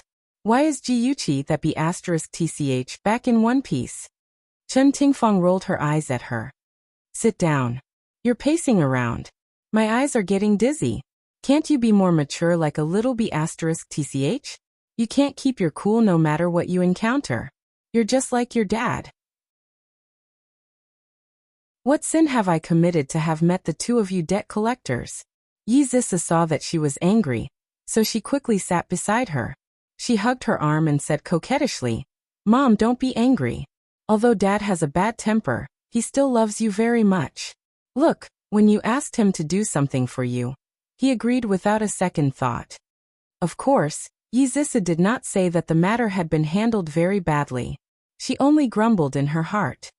"Humph, you don't have to speak up for him. He doesn't love me. He loves the money in my hands." Chen Tingfang knew her ex-husband Yi Zhaoxian too well. He might have some feelings for her, but these feelings were worthless in the face of money. "Mom!" Yi Zisu wanted to persuade her again, but Chen Tingfang raised her hand to signal her not to say anything more. She said earnestly, "Zisu, you're Mom's only daughter. Everything Mom does is for you. Remember, we're a real family." "Mom, of course I know." Yi Zisu leaned against her and said coquettishly, "Mom, you're so good to me. I'll be filial to you in the future." Chen Tingfang nodded with satisfaction. "A lot of things have happened at home recently. That little B**TCH has been able to avert danger every time. I suspect that she got the news in advance. Yi Zisa bit her lip. Mom, could it be that Chen Yifei betrayed us? Chen Yifei's bullying of her was still vivid in her mind. Although she knew that he had taken an aphrodisiac and that he had apologized to her afterward, she still had a knot in her heart and alienated her attitude towards him. No, although Yifei is a bit unrestrained, he's still trustworthy. Chen Tingfang thought for a moment and said, I suspect that it's the servants at home. Mother Wu and Ruru have a very close relationship with that little B**TCH. Yi Zisa smirked and said proudly, Mom, let's find a chance to kick those two out of the Ji family. Chen Tingfang shook her head. No need. If we kick them out, Ji Yuqi can still bribe others. We can't guard against them. It's better to keep those two by our side and use them to pass false information to Ji Yuqi. Her lips curled into a cold smile and her eyes were bottomless. Yi Zisa admired her mother and secretly decided to learn from her. Temporary failure was nothing to be afraid of. The final victory belonged to them. Attention Hongcha 866.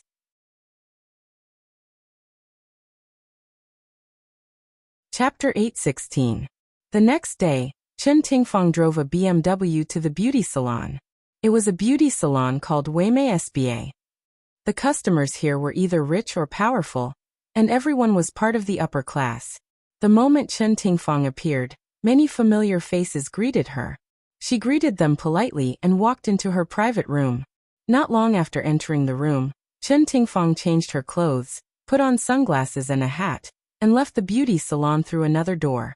The black car she was in gradually drove away, and a white sports car followed behind her silently. The black car was parked in the underground garage of a 5-star hotel. Chen Tingfang carried her handbag and stepped out of the car elegantly in her 10 centimeters high heels.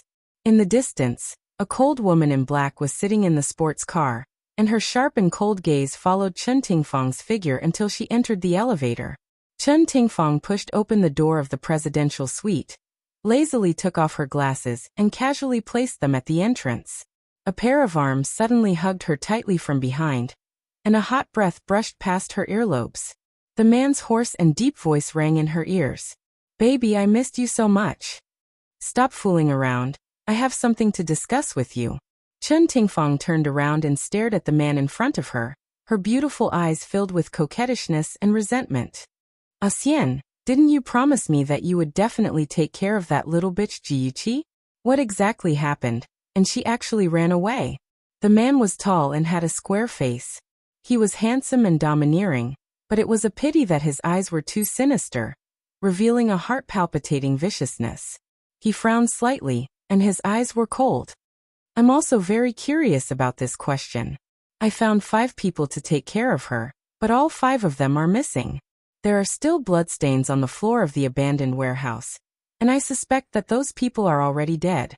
If it was Ji Yuqi who did it, then she's too powerful. Chen Tingfang thought for a moment and shook her head. It's not her. She doesn't have the ability to destroy the evidence after killing someone. That little B**TCH said that someone saved her. I suspect that she has someone backing her up. Yi Zhaoxian raised his eyebrows and his gaze turned cold. Could it be someone from the Tang family?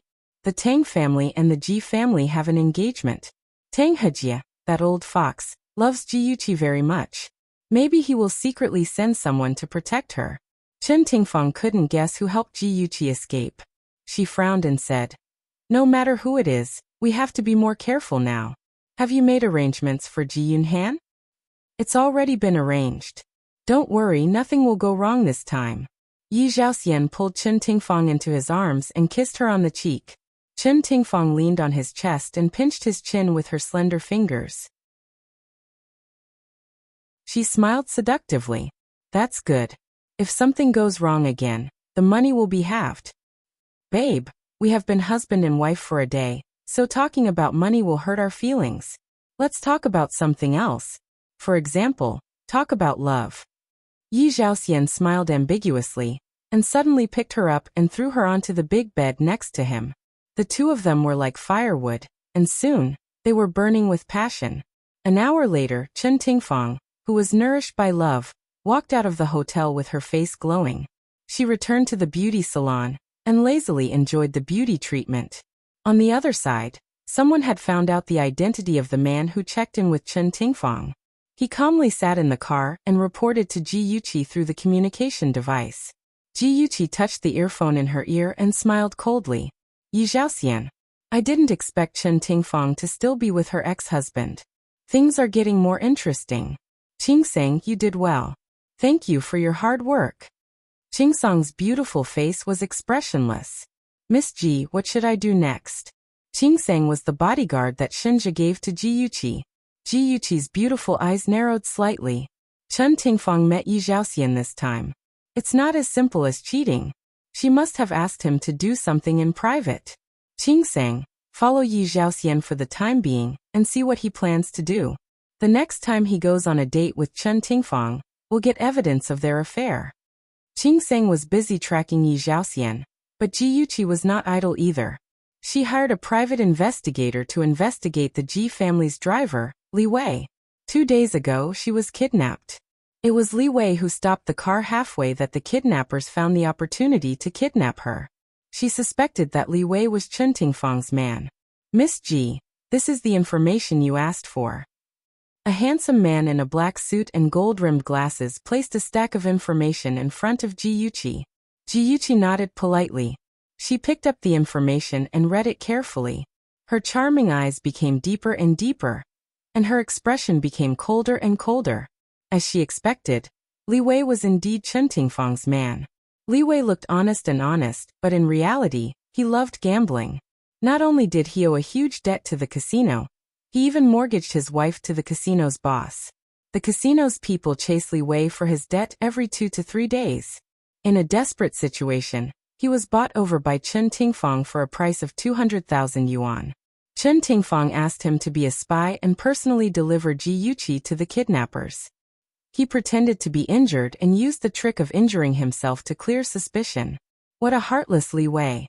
What a vicious and merciless Chen Tingfang. Ji Yuqi sneered and threw the information on the table. Her whole body suddenly emitted a cold aura. The handsome man opposite her could not help but raise his eyebrows. His eyes, hidden behind his glasses, flashed with a flash of light. Mr. Liang, you're very efficient. I'm very satisfied. This is your reward. Ji Yuqi pushed an envelope in front of Liang Yu. Liang Yu stood in front of the floor-to-ceiling window and watched as Ji Yuqi's graceful figure got into a car by the roadside. He picked up the phone and his handsome face had a respectful expression. Young Master Shen, I've already handed the information to Miss Ji. Yes, I'll take note. Liang Yu was getting more and more confused by his boss. He obviously wanted to curry favor with Miss Ji. Why didn't he make a move? Why did he hide behind the scenes and hide the true source of Miss Ji's information? That's right. When Ji Yuqi found this small private detective agency, Shenja bought it and even sent his elite, Liang Yu, to take care of it. His goal was to make the entire detective agency serve only Ji Yuqi. Liang Yu was very clear about the importance of Ji Yuqi in his boss's heart. Therefore, he spared no effort to curry favor with this future wife of his boss. Every time he offered the most considerate service, he hoped that this future wife would put in a good word for him in front of his boss. Of course, his wishful thinking fell through. Ji Yuqi had no idea that Shenja had done so much for her behind her back.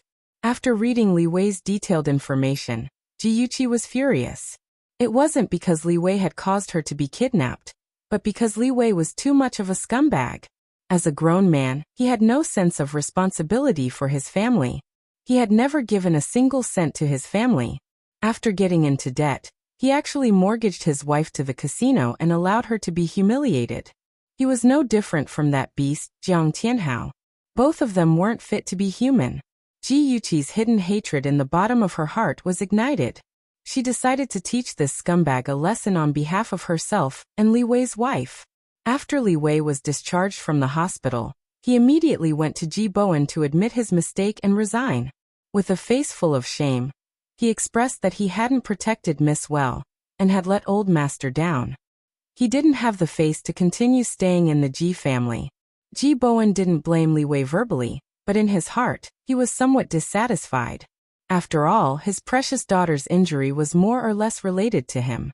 Therefore, Ji Bowen didn't say anything to persuade Li Wei to stay. Instead, he asked the butler to give him 2 more months' salary, and agreed to his resignation. Li Wei carried a handbag, and happily walked out of the bank. There were 200,000 yuan in the bag. He was going to take this money and leaving city to start a new life.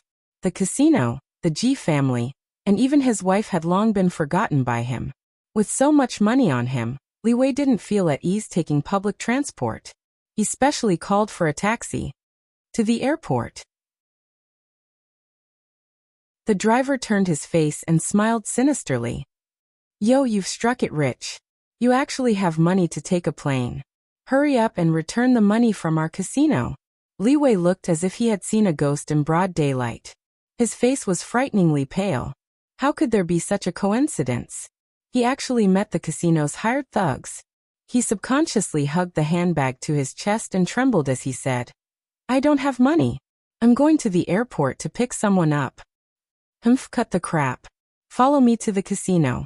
The driver glared at him fiercely and stepped on the accelerator. The car sped towards the underground casino with Li Wei in tow. When they arrived at the destination, a burly man twisted Li Wei out of the car like a wine bottle and threw him heavily into the basement. Li Wei hugged the bag of money and curled up in a corner.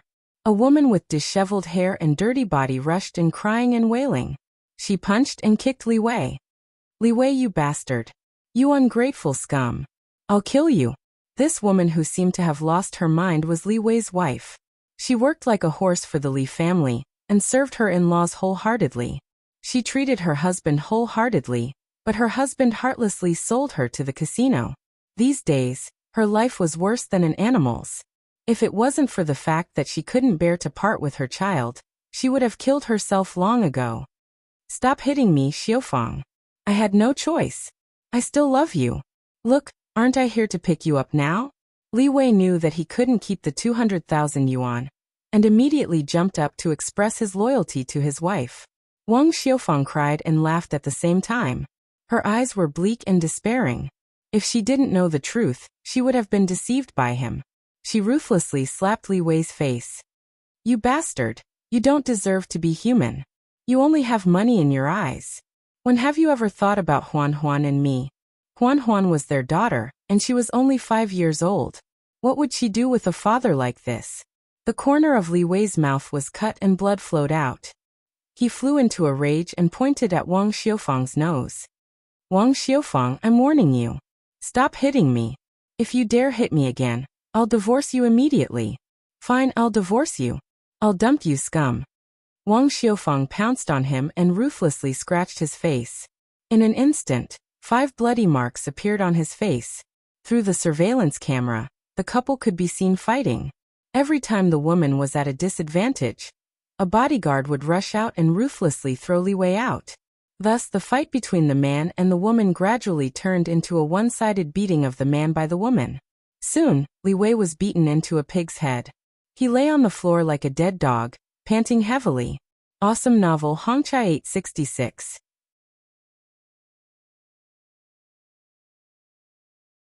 Chapter 817. The owner of the casino, Mike, couldn't be bothered to look at Li Wei's cowardly face. He turned his head to look at the mysterious woman beside him. She was wearing a long black dress and had long curly hair. A pair of large sunglasses covered half of her face, revealing only her flame-like red lips. She was like a poisonous poppy flower, emitting a fatal charm from head to toe. Mike was very curious about this young woman who had come looking for him. If she hadn't told him that Li Wei would escape with a sum of money, they would have lost a huge sum of money. He raised his eyebrows and said, "Miss, other than the 200,000 that Li Wei brought, he still owes us 300,000. Do you really intend to pay this debt on his behalf?" Ji Yuqi said indifferently, "I can give you the 300,000, but I have 3 requests." "Please speak." "Firstly, I don't want a second person to know of my existence. Secondly, let go of Wang Xiaofang and her daughter. Thirdly, cripple Li Wei's hands." Being able to run a casino, Mike naturally wasn't a mediocre person. He could tell that the other party had a strong background and had no intention of offending her. In this line of work, it was always better to have more friends than more enemies. Therefore, he agreed to Ji Yuqi's conditions without hesitation. Before coming out of the surveillance room, Ji Yuqi heard Li Wei's painful screams. She raised her eyebrows coldly and left without a change in her expression. This street was the most chaotic place in Ing City. Crooks mixed in with honest folk, and underground casinos were everywhere. Many hooligans gathered at the streets and stared at the passers-by with ill intentions. Occasionally, a few hooligans would whistle at the girls or approach them to strike up a conversation. The girls would be so frightened that they would run away hurriedly. Ji Yuqi ignored them and walked forward leisurely. However, after walking for less than 100 meters, she heard a familiar voice coming from the corner. "Cece, don't bother about me. Run." Ji Yuqi's heart skipped a beat. It was Ahan. Judging from his voice, he seemed to be in pain. Could he be injured? Her face darkened, and she quickly walked to the corner. In a dark corner, 4 strong men surrounded a young man. The young man's handsome face was full of scars and his clothes were stained with blood.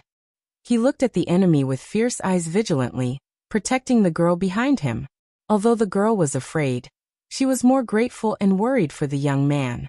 She shook her head and stubbornly said, "No, Ahan, I won't go. Even if I die, I want to die with you." The corner of Ji Yuqi's mouth twitched. "That lady called Cece, please wake up. Do you think you're filming a drama? Instead of running away and calling the police for help, you're holding Ahan back. Are you really doing this for his own good?" However, Ji Yunhan did not think so. He was very happy that Cece was willing to live and die with him. This gave him a great sense of happiness. Fortunately, Ji Yuqi did not know what he was thinking. Otherwise, she would definitely knock his head open and see what was inside. "Stupid girl, tell us where Lu Ming is. Otherwise, I'll let the 2 of you die here." A fierce-looking man attacked Ji Yunhan and said fiercely, "I told you I don't know. What do you want?" Lu Cece was anxious and angry. She angrily glared and swung her bag at the people who grabbed her. "Humph, the son pays the father's debts. Since you don't know where your father is, you'll pay for him." The leader of the men had just finished speaking when his face was punched by Ji Yunhan. He was burning with anger and no longer took it lightly. He angrily said, "Brothers, beat this brat to death."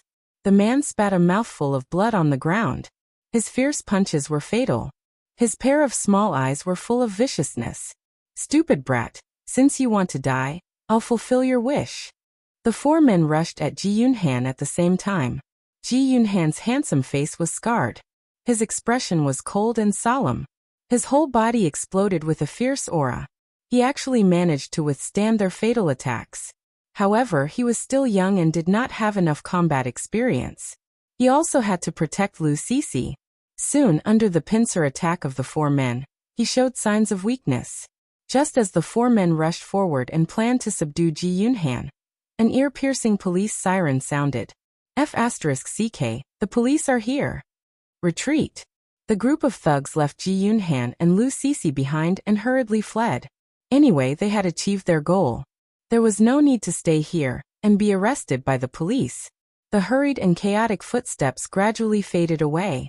Ji Yuqi came out from behind the wall and turned off the alarm on her phone. In fact, there was no police at all. She had just downloaded a police siren and played it on her phone. The group of people had already gone far away. Ji Yuqi still had no intention of showing up. It was not that she was not worried about Ahan's injury, but she wanted to secretly observe what kind of girl Lu Cece was. She wanted to see if she was worthy of her brother's love. "Ahan, how are you? Is it very painful?" In the corner, Lu Cece anxiously grabbed Ji Yunhan's arm. Her voice trembled with panic and guilt. "It's all my fault. If it wasn't for me, you wouldn't be injured." Lu Cece's clear black and white eyes were covered with mist. Her pink lips were left with traces of blood because she had bitten her teeth too hard. Ji Yunhan looked at her enduring the pain and felt very distressed. He had long forgotten the pain in his body. He softly comforted her. "Cece, this is not your fault. Your father's gambling debt has nothing to do with you. You must not blame yourself." "Ahan, don't be so good to me. I'm not worth it." Lu Cece held back her tears and did not let them fall. Her strength, in Ji Yunhan's eyes, made him feel even more distressed. You're worth it. You're a good girl. I like you. These words were still too embarrassing to say out loud. Ji Yunhan's ears were dyed with a touch of red. He uncomfortably avoided Lu Cece's clear eyes, coughed awkwardly, and changed the topic. Cece, I'll take you home. Lu Cece tiptoed and carefully brushed Ji Yunhan's short hair away from his forehead. Her bright eyes were filled with distress. Ahan, don't worry about me in the future. Those people, they won't let me go. I don't want to implicate you. Ji Yunhan's pupils suddenly shrank and his face became ugly. He said in a deep voice, Cece, in your heart, am I Ji Yunhan, that kind of timid person? No, Lu Cece quickly shook her head. You misunderstood. I just don't want you to get hurt. Ji Yunhan's heart warmed, and he couldn't help but grin. I'm not afraid. Don't worry, I'll protect you. Although his cheeks were bruised, he was still as handsome and charming when he smiled. His bright smile was like the sun, shining into Lu Cece's cold heart, making her want to get closer to him. She raised her face, and her bright and clean face bloomed with a gentle smile. Thank you, Ahan. Lu Cece would never forget that in the spring of her 16th year, there was a young man who pulled her out of the darkness of her life. It turned out that she could also have sunshine. But, was a girl of her status worthy of it? The young man and woman left hand in hand. The setting sun elongated their shadows. Ji Yuqi wrapped her arms around her shoulders and leaned against the wall, watching their backs disappear into the distance. Her enchanting phoenix eyes glowed with a playful light. Lu Cece, this girl wasn't simple at all. If it wasn't for the cold eyes of a bystander, and staying out of the matter, even Ji Yuqi would find it difficult to find anything suspicious about her. Lu Cece proposed to send Ji Yunhan to the hospital, but Ji Yunhan didn't want to go. He knew that his injuries were all superficial and nothing serious. Lu Cece couldn't persuade him, so she could only give up. Ji Yunhan sent Lu Cece home with a face full of wounds. This was the slum area, and the house was particularly simple. Lu Cece and her sickly mother lived in 2 small rooms. She was a little embarrassed to invite Ji Yunhan into the house. Ji Yunhan didn't mind at all, and swaggered into the other's room. He even politely greeted Lu Cece's mother, Wang Xuemei. Auntie, my name is Ji Yunhan. I'm Cece's classmate. Wang Xuemei was wearing plain clothes, and was cooking in the kitchen. Seeing her daughter bringing her classmate home, she nervously wiped her hands, and a smile appeared on her face. Come and sit. Our house is too simple and crude. We've made a fool of ourselves in front of you. Auntie, you're too polite. Ji Yunhan politely greeted Wang Xuemei. From his words and actions, there was only respect and no contempt. Lu Cece was moved by Ji Yunhan's thoughtfulness, and the way she looked at him became more gentle. She pursed her lips and said, Mom, Ahan was injured in order to save me. Is there any medicine at home? I'll help him deal with the wound. As soon as Ji Yunhan entered the door, Wang Xuemei saw the wound on his face. She was too embarrassed to ask how he got it. She didn't expect that he was injured in order to save her daughter. She immediately understood what was going on and quickly said, Yes, it's in the TV cabinet. There's alcohol and trauma medicine. Ji Yunhan embarrassedly scratched his head. No need to trouble yourself. It's just a superficial wound. It's okay. Of course. If the wound is not dealt with, it may become inflamed and leave a scar. Wang Xuemei was very enthusiastic. One moment she made tea for Ji Yunhan, and the next moment she cut fruits for him. This made Ji Yunhan feel very embarrassed. Lu Cece helped him apply the medicine. Her movements were very gentle. He looked at her focused look, and his heart was as sweet as honey. After dealing with the wound, Wang Xuemei had already put the food on the table. Although it was just a simple home-cooked meal, the taste was very good. It seemed that she had put a lot of effort into it. Ji Yunhan's appetite was great, and he ate 2 big bowls of rice. After the meal, Lu Cece wanted to help wash the dishes, but Wang Xuemei drove her away and asked her to accompany Ji Yunhan. Ji Yunhan saw that it was getting late, so he didn't want to stay any longer. He said goodbye, and Wang Xuemei asked Lu Cece to send him out of the alley. The 2 of them walked in the narrow alley, and Ji Yunhan said, Cece, your mother is so nice. Ever since his mother passed away, he had never felt maternal love again. Chen Tingfang seemed to be very nice to him, but in reality, she was harboring evil intentions. Of course, he couldn't treat her as his mother, and he couldn't feel maternal love from her. Lu Cece knew about his family situation. She looked up at his arrogant profile and hesitated for a bit. In the end, she held his right hand and expressed her concern with her actions. She knew that sometimes, words were useless. Gentle and considerate actions could enter the other party's heart. Their fingers touched. His fingers stiffened, and his footsteps also stiffened. She suddenly felt timid, and just as she was about to withdraw her hand, he held it tightly. The Ji family's villa was dark. A dark shadow walked along the living room corridor and went upstairs. Just as he reached the stairs, the lights in the corridor suddenly turned on. Awesome novel Songshu 566.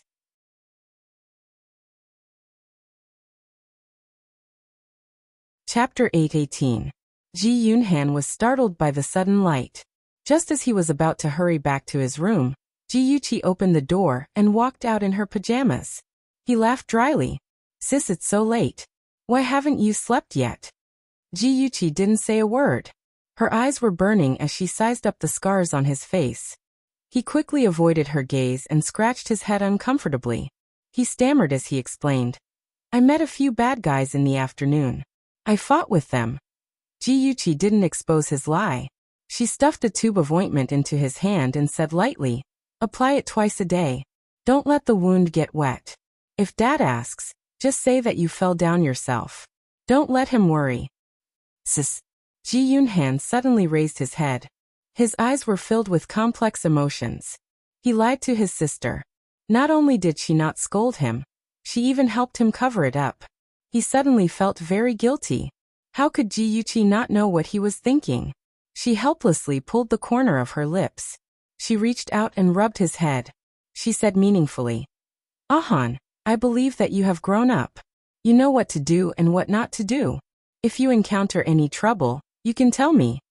Under her gentle gaze, Ji Yunhan had the urge to confide in her. He wanted to tell her everything. However, the moment he opened his mouth, Lu Cece's sweet smile flashed across his mind. He clenched his fists and suppressed the urge. He couldn't say that he promised Cece that he wouldn't tell anyone about her. He had to keep his promise. "Sis, I'm fine. I really just fought with someone. It's getting late. You should rest early."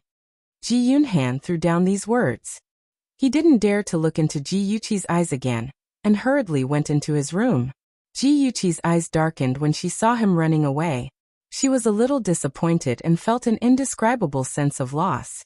Her brother had finally grown up, and had someone he wanted to protect. In fact, this was also good. She couldn't protect him for a lifetime. He needed to experience the bitterness and sweetness of growing up, pain and joy, as well as the sweetness and betrayal of love. Although Ji Yuqi didn't intervene in the matter between Ahan and Lu Cece, it didn't mean that she didn't care. She looked for Liang Yu to investigate Lu Cece's situation, and found out that Lu Cece was Ahan's classmate. She had a gambling addict father who owed a lot of money to loan sharks. Her father abandoned her and her mother, Wang Xuemei, and ran away. Since then, the mother and daughter were often harassed by loan sharks. Wang Xuemei's health wasn't good. She relied on a cleaning job to support herself and her daughter. How could she have spare money to pay off the debt? Lu Cece was very sensible. In order to pay off the debt as soon as possible, she worked in a bar every day after school without telling her mother. All the money she earned was taken away by those vampire-like debt collectors. In this way, their family's debt kept piling up and Lu Cece was almost forced into a desperate situation. Seeing this information, Ji Yuqi's ice-cold heart didn't fluctuate much. Other than some sympathy, there was nothing else. She wasn't a saint. She didn't have the ability to save everyone who was suffering. She only wanted to protect the people she cared about. A pitiful person must have a hateful side. If this Lu Cece wanted to hurt Ahan, Ji Yuqi wouldn't let her have it easy. The relationship between a young man and a young woman was always beautiful. Ever since Ji Yunhan held Lu Cece's hand that night, the atmosphere between the two of them changed. Although there was no explicit confession, The two of them got along like an ordinary young couple. Ji Yunhan would wait outside Lu Cici's house every morning and take her to school on his bicycle. She would sit on the back seat of the bicycle and hug his waist. She would softly tell him the interesting things that happened in school. Their laughter drifted along the way. That evening, Ji Yunhan planned to take Lu Cici home as usual. Lu Cici held her school bag in one hand and looked at him with a pair of big watery eyes. She wanted to say something but stopped. Ji Yunhan smiled and asked, "What's the matter?" Lu Cici bit her bright red lips and mustered up her courage to say, Actually, I used to work in a shop after school. I was afraid that you would be unhappy, so I asked the boss for leave and didn't go to work. But today the boss called and said that if I didn't go to work he would fire me. I really need this job. Will you look down on me?" Her big beautiful eyes were filled with uneasiness. Her fingers tightly gripped the strap of her school bag, and she kept a distance from him, as if she would leave him at any time. Ji Yunhan felt pity for her. This silly girl. He was her boyfriend. How could he look down on her because of that? Instead, he loved her even more because of her independence and strength. He smiled and took the school bag from her hands. He held her hand and got on the bicycle. "Aren't you going to work? I'll take you." Lu Cici's eyes widened in disbelief. Soon, a bright smile bloomed on her beautiful face. "Okay." When Ji Yunhan followed her instructions and rode his bike to the place where she worked, his face instantly darkened. He stared at Lu Cici's timid, watery eyes and gritted his teeth. "This is where you work? A bar?" He was a good boy who kept himself clean. He had never been to a place like this before, but that didn't mean that he didn't know how dirty it was. In the past, rich kids would often boast in his ears that they would pick up girls in bars for a night and so on. He could almost imagine how many hungry wolves would covet a beautiful girl, like Cici working in such a place. Lu Cici's eyes reddened. Her delicate body was like a leaf in the autumn wind. She trembled slightly. "Why, you really look down on me, don't you?" Ji Yunhan's chest tightened. He had nowhere to vent his anger. With a dark face he angrily said, "Of course not. I'm just worried about you. This kind of place has crooks mixed in with honest folks. Who knows if there might be people who have designs on you." Lu Cici's tears turned into a smile. Her bright smile was like the sun breaking through the dark clouds. It was dazzlingly beautiful. Don't worry. This bar is very formal. It's not what you think. I'm just a little girl who serves tea. They won't do anything to me. I've worked here for several months, and I've never met anyone who has designs on me." Although she said that, Ji Yunhan was still worried. He thought for a moment and said, "Cici, why don't you resign? I've saved up a sum of money. Although it's not enough to pay off my gambling debts, it's enough to buy some time, so that those people won't bother you." Although his family was rich, his father was very strict with their pocket money. There was a limit every month to prevent them from developing a bad habit of spending money. He had already made up his mind. First, he would stabilize the loan sharks. Then he would ask his sister to borrow some money to start a small business and make money to pay off Cici's debts. Lu Cici bit her lips. Her bones were filled with arrogance. She firmly looked at Ji Yunhan's eager eyes. I know you're doing this for my own good. I'm very grateful. But I can't take your money. Although I'm poor, I still have my self-esteem. If I take your money, I'm no longer worthy to be your girlfriend. If you really want to help me, please support my decision." Ji Yunhan was speechless for a moment. He understood her self-esteem and her pride. But he was her boyfriend. Shouldn't he help her? Lu Cici could see his sadness.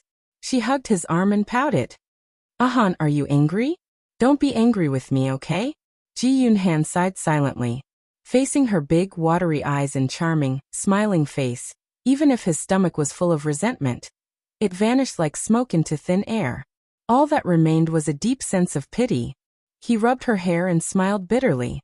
"All right, I've lost to you. I don't have to quit my job, but I have to accompany you to work every day," she wailed. No way. Boss will have a problem with that." Ji Yunhan smiled like a big fox trying to act cute. "I don't care. Anyway, I'm going to follow you." She shook his arm and called out pitifully, His eyes curved. It's no use acting coquettishly. Cece, it's getting late. Shouldn't you go to work? From then on, there was a new regular in the bar. He was a handsome boy who was especially eye-catching in a group of adults. He never drank and would always order a glass of fruit juice and sit in a corner. He was distant and polite to people who came up to him. His focused gaze only fell on a waitress, and all his emotions were affected by her. Lu Cece knew that Ji Yunhan had been watching her. She was used to being followed by his scorching gaze wherever she went. Occasionally, she would turn back and smile in his direction. The two of them were separated by a distance, but their hearts seemed to be linked as they smiled at each other.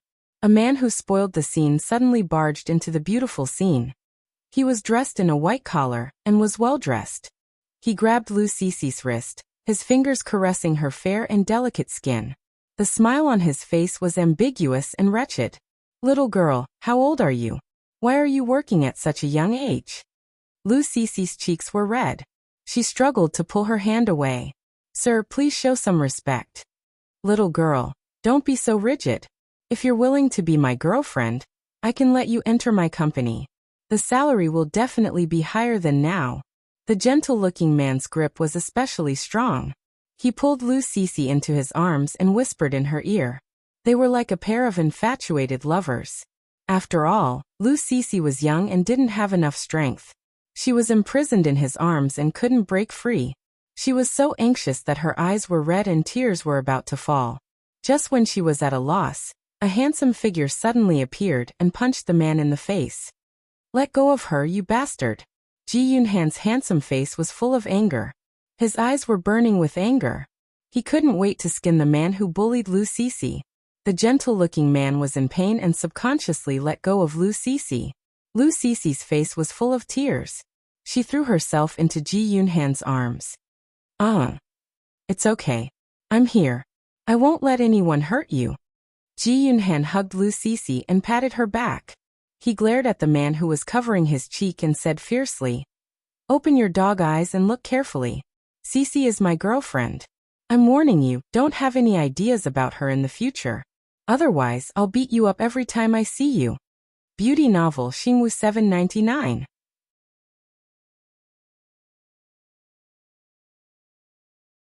Chapter 819. The man was taken aback by Sumo's ferocious gaze, but he quickly broke into a smile. "It's a misunderstanding, a misunderstanding. Little brother, if I had known earlier that this young lady was your girlfriend, I wouldn't have been so rude to her." Ji Yunhan snorted coldly. He hugged Lu Cece and turned to leave, no longer paying attention to the sanctimonious guy. After such an incident, Lu Cece lost control of her emotions and was not in the mood to go to work. Her boss was also very kind and did not force her to leave. He let her leave early to have a good rest and adjust her mood. Ji Yunhan was very annoyed. He wanted to force Lu Cece to resign, but when he saw her teary little face and anxious eyes, his heart softened. He could only comfort himself that today's incident was just an accident, and he would be more careful to protect her in the future. The next day, Ji Yunhan accompanied Lu Cece to work as usual. He sat at the position with the best view, so he could always pay attention to Lu Cece's movements. He put all his attention on her, and did not notice that someone was looking at him from behind. At a table not far from Ji Yunhan, 3 men sat in a circle. One of them, a young man with dyed blonde hair, lowered his voice and said, "Brother Zhe, is it that brat?" The man called Brother Zhe was the gentleman who took liberties with Lu Cece last night.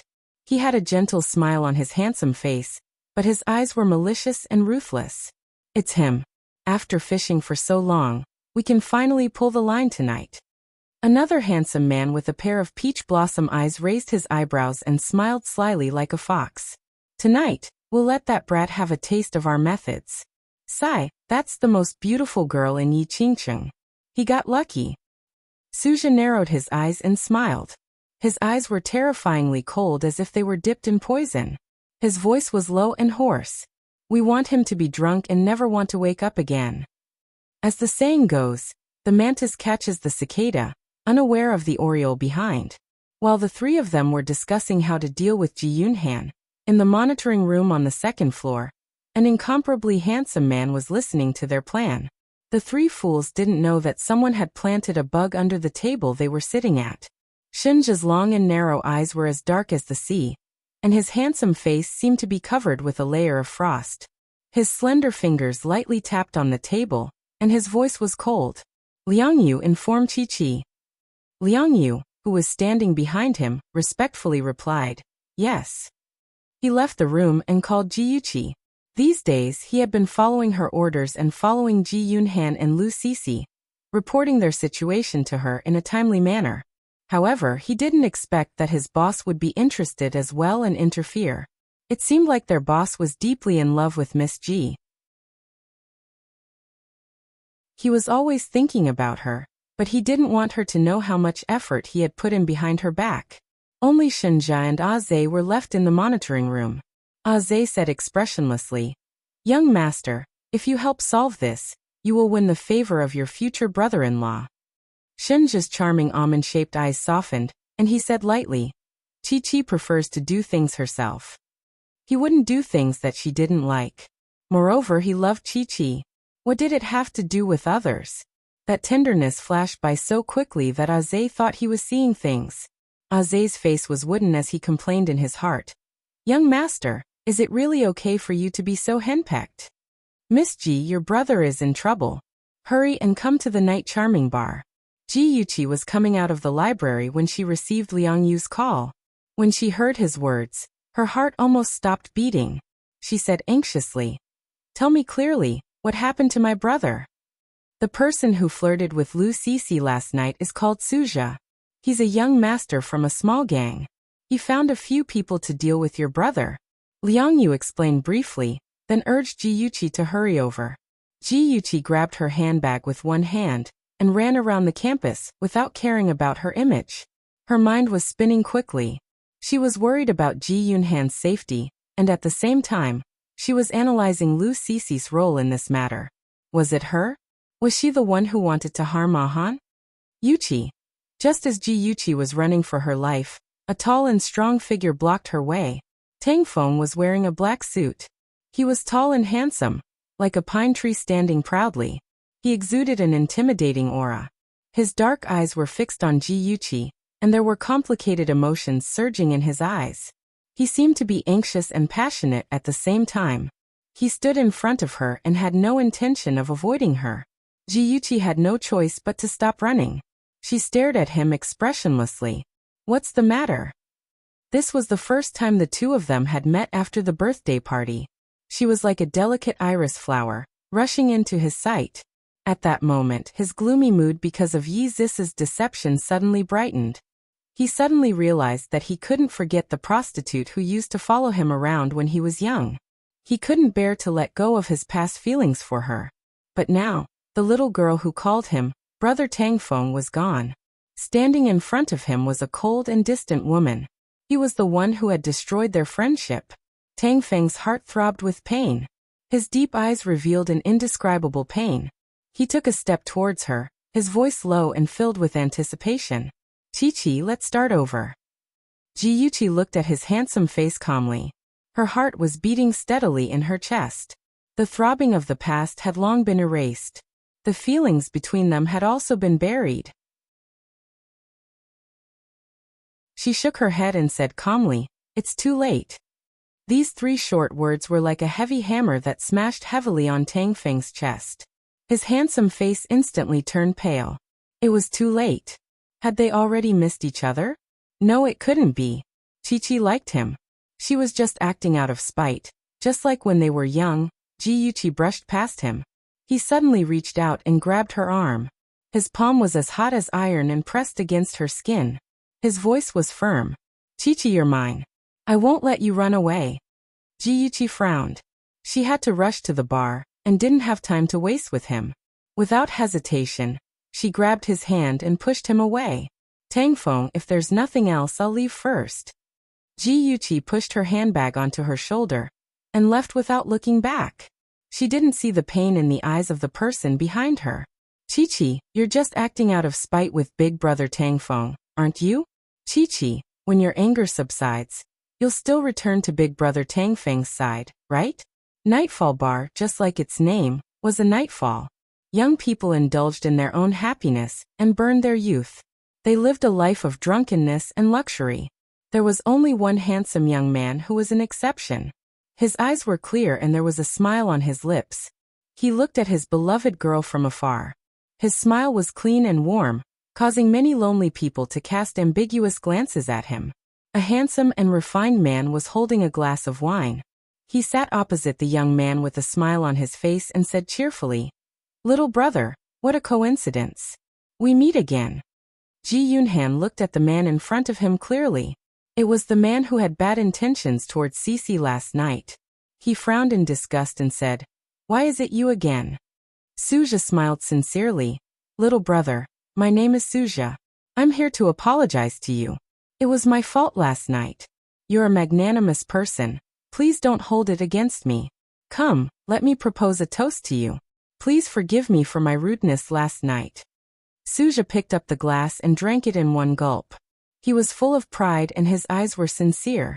Although Ji Yunhan didn't like his frivolous behavior, it was better to have one more friend than one more enemy. Moreover, if he was on good terms with Suja, he wouldn't be able to make things difficult for Cece in the future. Thinking of this, Ji Yunhan picked up the juice he had ordered and said politely, "Brother Su, I don't drink alcohol. I'll have this glass of juice instead. Please take care of Cece for my sake in the future." Of course. I, Suja, don't have much, but I have a lot of friends. Little brother, don't worry. I'm sure no one will dare to bully your little girlfriend in the future." Suja looked gentle and refined, but his every movement was full of heroic spirit. He was like a hero of the underworld. He patted his chest loudly and Ji Yunhan was bewitched by his heroic actions. He tilted his head back and gulped down the entire glass of juice. The glass of juice went down Ji Yunhan's throat without leaving a single drop. Suja's eyes flashed with malice. He had added something to the juice when Ji Yunhan wasn't paying attention. It wouldn't take long for the drug to take effect. He calculated in his heart, but the smile on his face became brighter and brighter. He flattered, "Little brother, you're really generous. I, Suja, didn't misjudge you." The two of them chatted more and more happily. Unknowingly, two of Suja's friends had joined them at the table. Ji Yunhan was in high spirits and didn't pay attention to them. 10 minutes later, he suddenly felt a little uncomfortable. His head was dizzy and the shadows in front of him blurred. He held his forehead with one hand, and his eyes were in a daze. His body swayed and he almost fell onto the table. Suja hurriedly supported his shoulders and asked worriedly, "Little brother Ji, are you okay? Are you feeling unwell?" The shadows in front of him became more and more blurred. Ji Yunhan shook his head hard and tried to wake up, but his head was even dizzier. He leaned on Suja's shoulder and murmured incoherently, "Cece, take care of Cece," the blonde boy sneered. "What a sentimental man. He's already in this state, and he still can't forget that wretched girl." Suja glanced at him, his cold eyes full of warning. The blonde boy immediately stopped talking and smiled. "Brother Zha, there are too many people here. Let's hurry up and get him out of here." Suja and the blonde-haired man carried Ji Yunhan and walked out of the bar. Another man with peach blossom eyes walked in front to clear the way. Lu Cece saw the four of them leaving and subconsciously took a step forward to chase after them. But in the next moment her movements froze. Her face was pale and her fingers dug deep into her palms. Her misty eyes were full of hatred. Suja and the other two men brought Ji Yunhan to the hotel opposite the bar. They booked a room under his name and threw him onto a ridiculously large bed. A beautiful woman wearing a spaghetti-strap dress, perfume and light makeup walked into the room. She threw a flirtatious glance at Suja and said coquettishly, "Brother Zha, Mayor won't let you down." Suja touched her soft cheeks with satisfaction. "Very good. I'll leave this boy to you. Train him well." Attention Songshu 566.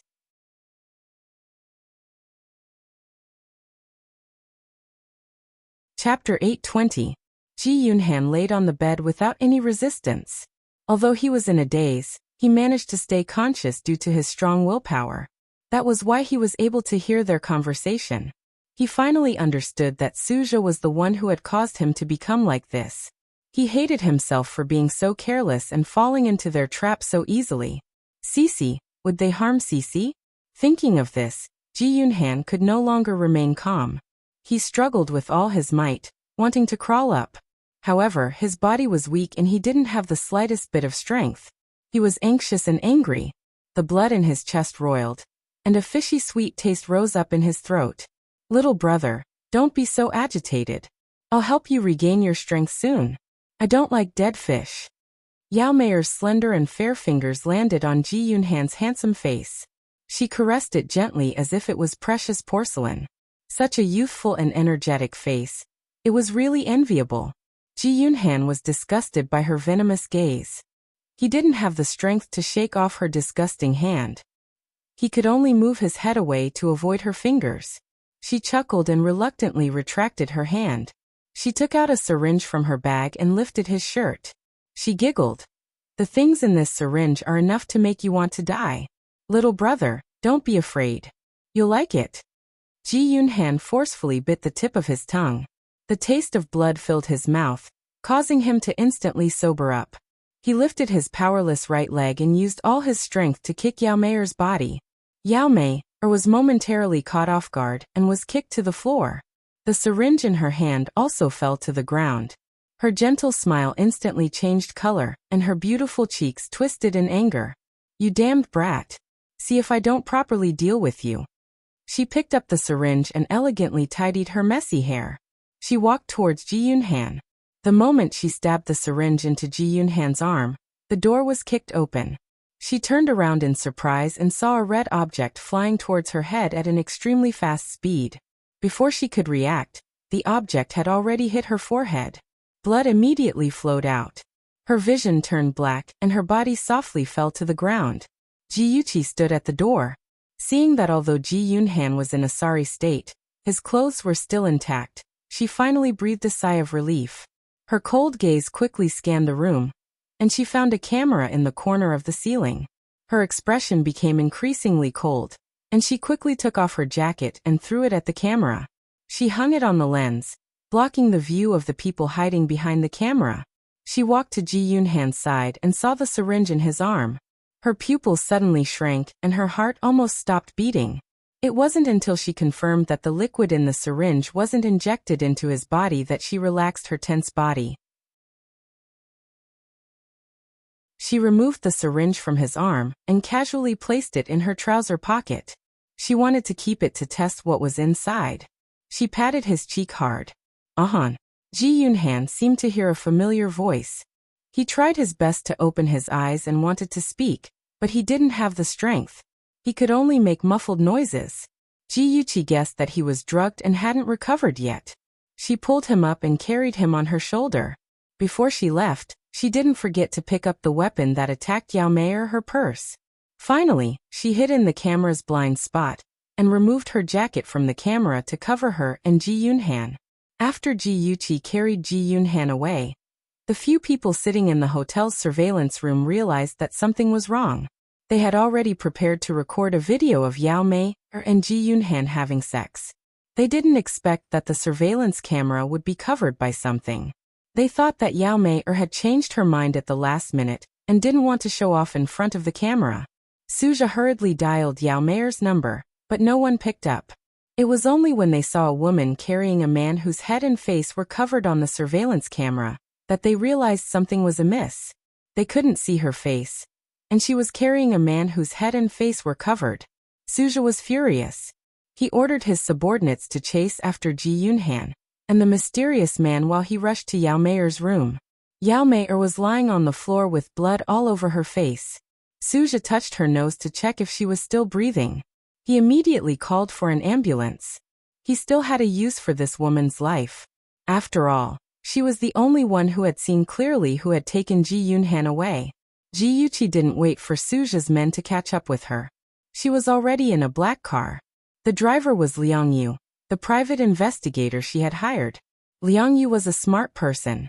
He never asked too many questions and didn't act on his own accord. He looked at Ji Yuqi's pale face from the rearview mirror and asked, Miss, where are we going now? We're going to the hospital. Ahan was drugged. Ji recalled the scene she had just seen. She couldn't suppress the fear in her heart. The syringe was definitely not something good. If she had come a few minutes later, Ahan would have been ruined by that woman. This was Chen Tingfang's trap. She wanted to push Ahan into hell. Her fingers trembled slightly and her heart was beating rapidly. The hatred in her heart was like a monstrous flood that was about to drown her rationality. In her previous life, she didn't know what had happened to Ahan. Why did he suddenly become rebellious and refuse to go to school? Now she vaguely understood that Ahan must have suffered inhumane torture.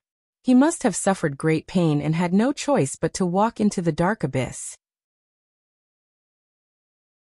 She felt a lump in her throat and held Ji Yunhan's hand tightly. She didn't dare to let go. Once she let go, she would never be able to see him again. Sister. She heard a hoarse and weak voice. Ahan, you're awake. Ji Yuqi tried her best to suppress her negative emotions and helped him to sit more comfortably. Her voice was full of worry. Ahan, are you still feeling unwell? Ji Yunhan looked at her in a daze for a long time. The confusion in his eyes gradually disappeared, and his mind became clear. He tried to move his limbs. The effect of the drug must have worn off.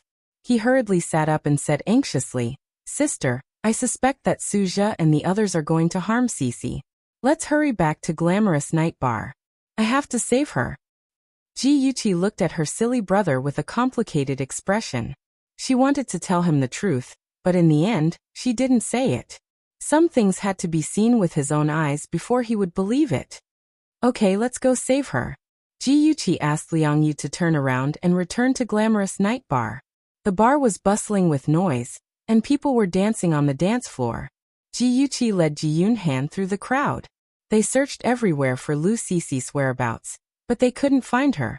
Ji Yunhan anxiously grabbed Lu Cece's close colleague and asked anxiously, Xiao Ding, do you know where Cece went? Xiao Ding was confused. Didn't Cece go to look for you? When did she go out? Ji Yunhan was about to go crazy. Suja and the others must have used his name to trick Cece into going out. I think it was about 10 minutes ago. Before Xiao Ding could finish his sentence, Ji Yunhan had already run away like a gust of wind. Ji Yuqi looked at his manic back and sighed helplessly. Just as Ji Yunhan was searching for Lu Cece's whereabouts like a headless fly, Liang Yu received a message from his boss, asking him to lead Ji Yuqi and Ji Yunhan to the alley behind the bar. There must be a good show going on in the alley. The corners of Liang Yu's lips curled up. His eyes, hidden behind his glasses, quickly flashed with a glimmer of light. Liang Yu quietly approached Ji Yuqi and whispered a few words in her ear. Ji Yuqi frowned. Something flashed through her mind so quickly that she couldn't catch it. Unfortunately, she didn't have time to think about it. She ran in front of Ji Yunhan and grabbed his wrist. Follow me. Someone saw Lu Cece go into the alley behind the bar. In the dark alley, there was only a dim street lamp. The rubbish bins by the roadside were filled with garbage. The unpleasant smell permeated the air. The sounds of wild cats meowing were particularly clear in the night. Under the street lamp, 3 figures stood tall. 2 of them were tall and thin men, and the other was a delicate woman. One of the men seemed to be impatient. He raised his arm and slapped the woman. He said angrily, Don't play tricks with me. Where did you take Ji Yunhan? The woman's head was slapped to the side by the slap. Even so, her proud body didn't waver. Her voice was cold, like spring water on a snowy mountain. I've already said that I don't know. Even if you beat me to death, I still don't know. The woman's voice was very familiar. It was Lu Cece, the woman Ji Yunhan was frantically looking for. Ji Yunhan saw that his beloved was hurt. His heart felt like it was being cut by a knife. He rushed out recklessly, but Ji Yuqi grabbed his wrist. He wanted to shout, but she covered his mouth with her other hand. She whispered in his ear, Don't worry. Wait a little longer. Ji Yunhan was like a caged beast, frantically struggling. If it was someone else who grabbed him, he would have already beaten that person up. He didn't understand why his sister stopped him from saving Cece.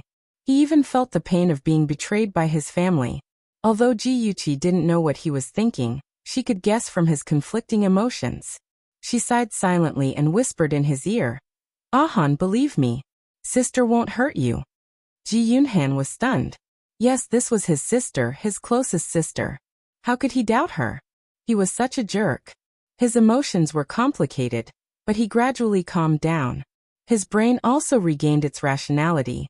He listened to Ji Yuqi's instructions and hid in the dark to observe the situation. On the other side, the tall, skinny man wanted to slap Lu Sisi again, but he was stopped by Suja. Depung, calm down. I believe that Sisi isn't lying.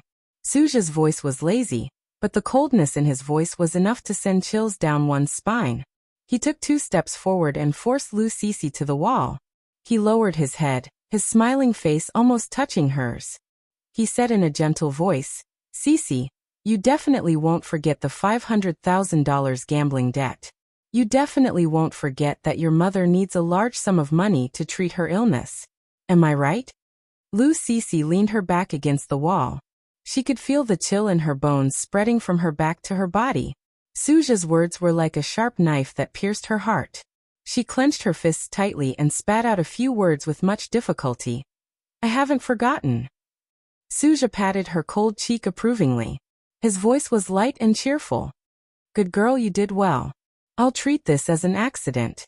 Next time, if such an accident happens again, you know what I'll do." Awesome novel Songshu 566.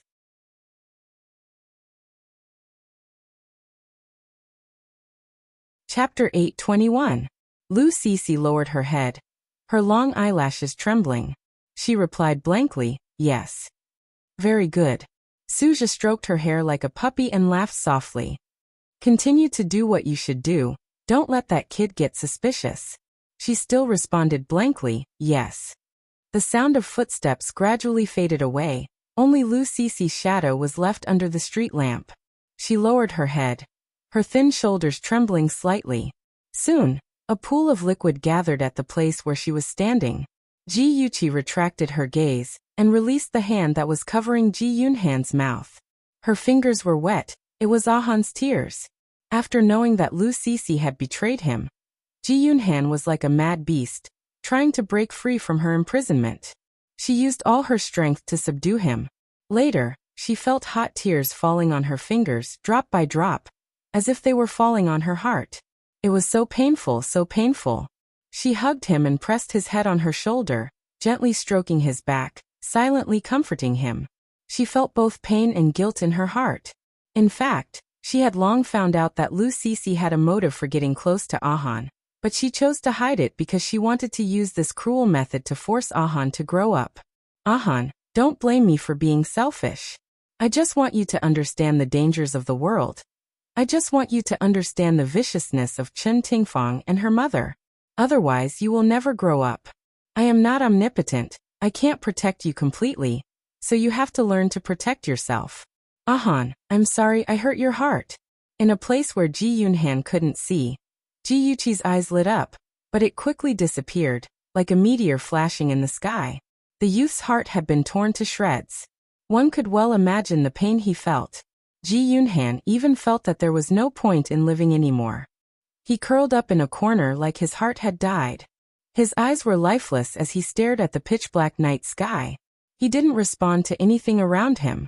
His whole body was emitting a deathly stillness. Ji Yuqi was heartbroken. She began to wonder if she had done something wrong. After all, Ahan was still a child. She shouldn't have forced him like this. However, she didn't regret it. If she was given another chance, she would still do the same. She didn't know how to comfort him. She could only hug him tightly, call his name over and over again, telling him that he still had his father and sister. They would never betray him, would never abandon him. Her gentle whispers had a soothing magic. He was gradually surrounded by warmth. He was like a lost child. He was lying in her arms. He was suppressing his sobs, his weak sobs, like an injured animal. It made her heart ache. "It's okay, Ahan. I'm here." A while later, Ji Yunhan's fluctuating emotions finally calmed down. The self-proclaimed man was crying happily on his sister's shoulder. This knowledge made his cheeks burn, and he moved his butt back embarrassedly. His voice was awkward and dry. Sand got into my eyes just now." Ji Yuqi's eyes were smiling. What an awkward silly boy. She agreed rather seriously. I know. Ji Yunhan was amused by her serious look, but he had to hold it in. He pretended to be serious and cleared his throat. Sis, let's go home. Okay. Ji Yuqi stood up, looked down at him, and stretched out her right hand in front of him. He looked up at her. He couldn't see her face clearly in the dark night, but he could imagine her gentle smile, and scenes of when he was young surfaced in his mind. Every time he fell down naughtily, his sister would stand in front of him and hold his hand. He grinned and put his hand in hers. She held it tightly, just like when they were young, and pulled him up from the ground. Sis, Thank you. Ji Yuqi laughed softly. Silly boy. The two of them walked side by side and disappeared into the alley. Ji Yunhan hesitated for the entire journey. When the car arrived at the Ji family's villa, he couldn't help but ask, Sis, did you already know? Ji Yuqi knew what he was referring to and didn't hide it from him. Do you still remember when you and Lu Sisi were surrounded by people at the casino street? At that time, I was hiding in the dark. When I saw those people attacking you, I pretended to call the police to scare them away. Ji Yunhan suddenly understood. No wonder. I was wondering why I only heard the sirens and didn't see the police. Did you play the ringtone on your phone? Ji Yuqi nodded. That's right. At that time, I noticed that Lu Sisi was making eye contact with those people. At that time, I was suspicious. After that, I hired a private investigator to investigate and found out that she had been in contact with Suja. As for Suja, you're not unfamiliar with him. His sister is called Su Yanqing. She's Yi Zhaoxian's lover. Ji Yunhan was no stranger to Yi Zhaoxian. He was Chen Tingfang's ex-husband and Yi Zis's biological father. If Ji Yunhan still couldn't figure out who was behind this, then he wouldn't be worthy of being called a genius. His handsome face was full of anger. He gritted his teeth and said fiercely, Chen Tingfang, that old witch is too evil. I won't let her off. Ahan, after today's incident, you should understand that we're still too weak. We won't be able to compete with Chen Tingfang. Promise me, before you have enough power to protect yourself, don't act rashly. Sis, don't worry. I won't let you down. Ji Yunhan had experienced betrayal and emotional traps. He had matured a lot in just one night. He was no longer the reckless young man he used to be. He was a man who was patient, responsible, and strategic. Ji Yuqi reached out and patted his shoulder. Ahan, I didn't tell you in advance. Are you angry with me? Ji Yunhan smiled bitterly. How can I not be angry? If you had told me in advance, I wouldn't have. He paused and avoided her gaze. He said awkwardly, although I'm angry, I don't blame you. If you had told me in advance, I might not have believed you. In fact, he had liked Lu Sisi for a long time. Even if his sister had said that she was a bad girl, he wouldn't have believed her. There were many things that could only be believed after experiencing it for yourself. If he hadn't experienced this incident, he wouldn't have realized that people's hearts could be so sinister. Even though he knew that Chen Tingfang and Yi Zhisu weren't good people, he couldn't have imagined that they would do such a vicious thing. Although that person had lied to him and hurt him badly, he had the courage to stand up again because he wasn't alone. He had his sister and father. They would accompany him, and he had to protect them. That night, the siblings opened up to each other and untied the knot in their hearts. Their relationship was restored to how it was before, and they were even closer. When they parted ways with the siblings, Liang Yu said that he knew a friend who could help Ji Yuqi check the contents of the syringe. Ji Yuqi thought about it. Liang Yu was someone she could trust, and she didn't have any acquaintances in this area. She handed the syringe to him and asked for his help. Liang Yu was very efficient. He called the next day. Miss Ji, the test results are out. The syringe contains a liquid drug. After taking it, it can confuse a person's mind, causing them to be in a state of extreme excitement and do some unimaginable things. After taking it twice, it can become addictive. It's very painful when it acts up, and it's very difficult to get rid of it. Ji Yuqi's head exploded, and the blood in her body quickly turned cold. Her fingers tightly gripped the phone, trying to control the roaring demon in her heart. Her eyes were wild and bloodthirsty. Chen Tingfang, you're so ruthless. You actually want to use a woman and drugs to treat a teenager, making him step by step into depravity and death. You vicious bitch. I'll make you wish you were dead. Ji Yuqi didn't hide it from Ji Yunhan. After telling him the results of the test, he was shocked. After the shock, there was a lingering fear. If his sister hadn't come in time, he would have been played by that disgusting woman. She would have injected him with drugs and taken a video. Then he would have completely become a plaything in the hands of that group of people. He didn't dare to imagine himself like that. After these emotions passed through, there was only anger left. Anger toward the mastermind behind the scenes.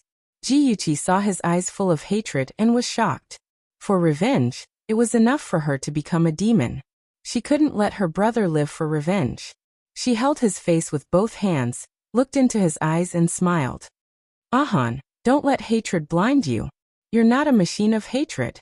You're the future of the Ji family. Protect yourself and become stronger, so that those people can't hurt you anymore. Ahan, promise me that you won't dirty your hands. Leave those dirty things to me.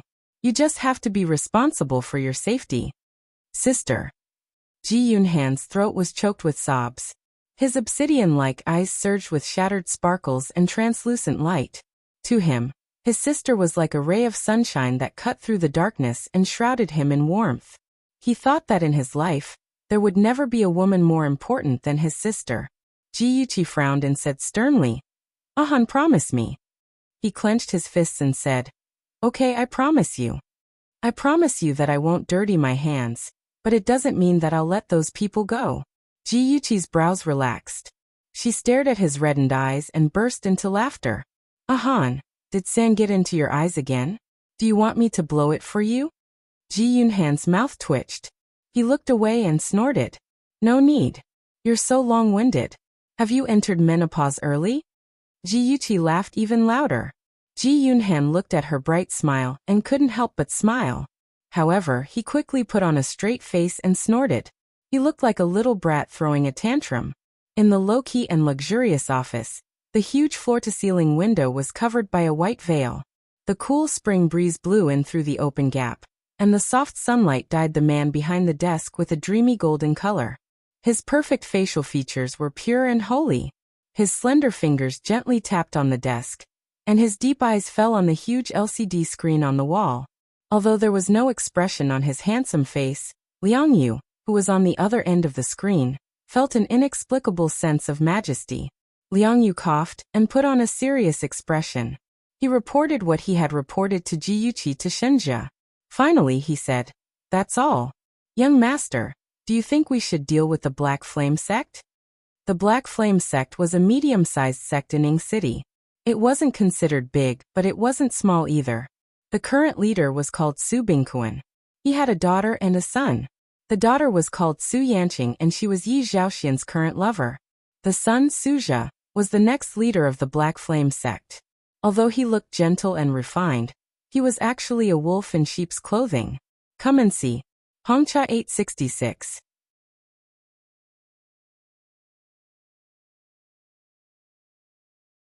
Chapter 822. Of course, Liang Yu did not ask this because he wanted to help the people, but because he was trying to figure out what Shenjia was thinking. He guessed that Shenjia would help Ji Yuqi in secret. But he guessed wrong this time. Shenjia's eyes were calm without any ripples. His voice was clear and cold, just like a high and mighty god. No need. The Black Flame sect will be handed over to Chi-Chi for her to practice. Aze, send 2 people to protect Chi-Chi in secret.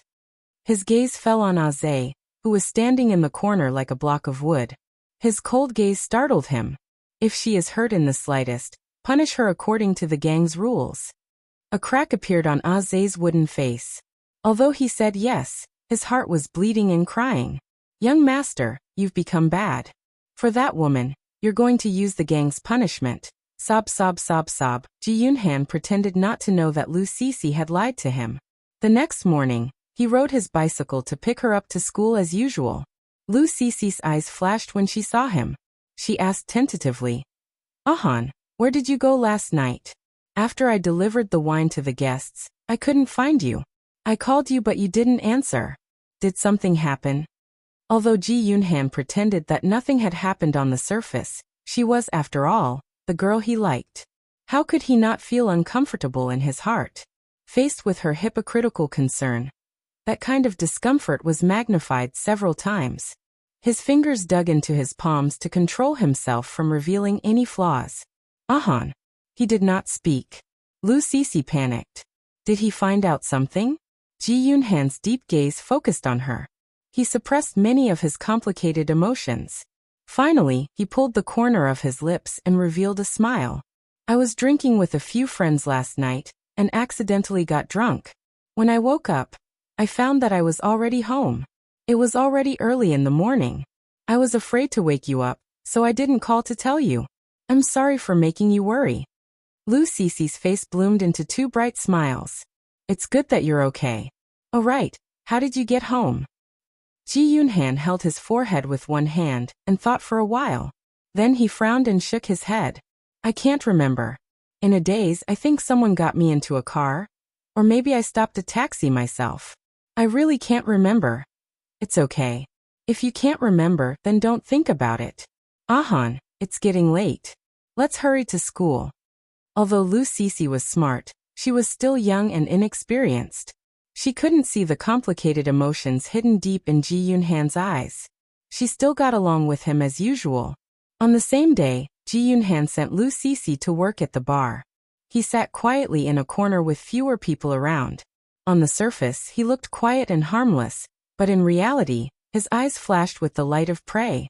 He quietly searched for Suja and his two subordinates. Unfortunately, the three of them did not appear for the entire night. Perhaps they were also secretly observing him, trying to find out who had saved him last night. Ji Yunhan used the action of drinking coffee to hide the sneer on his lips.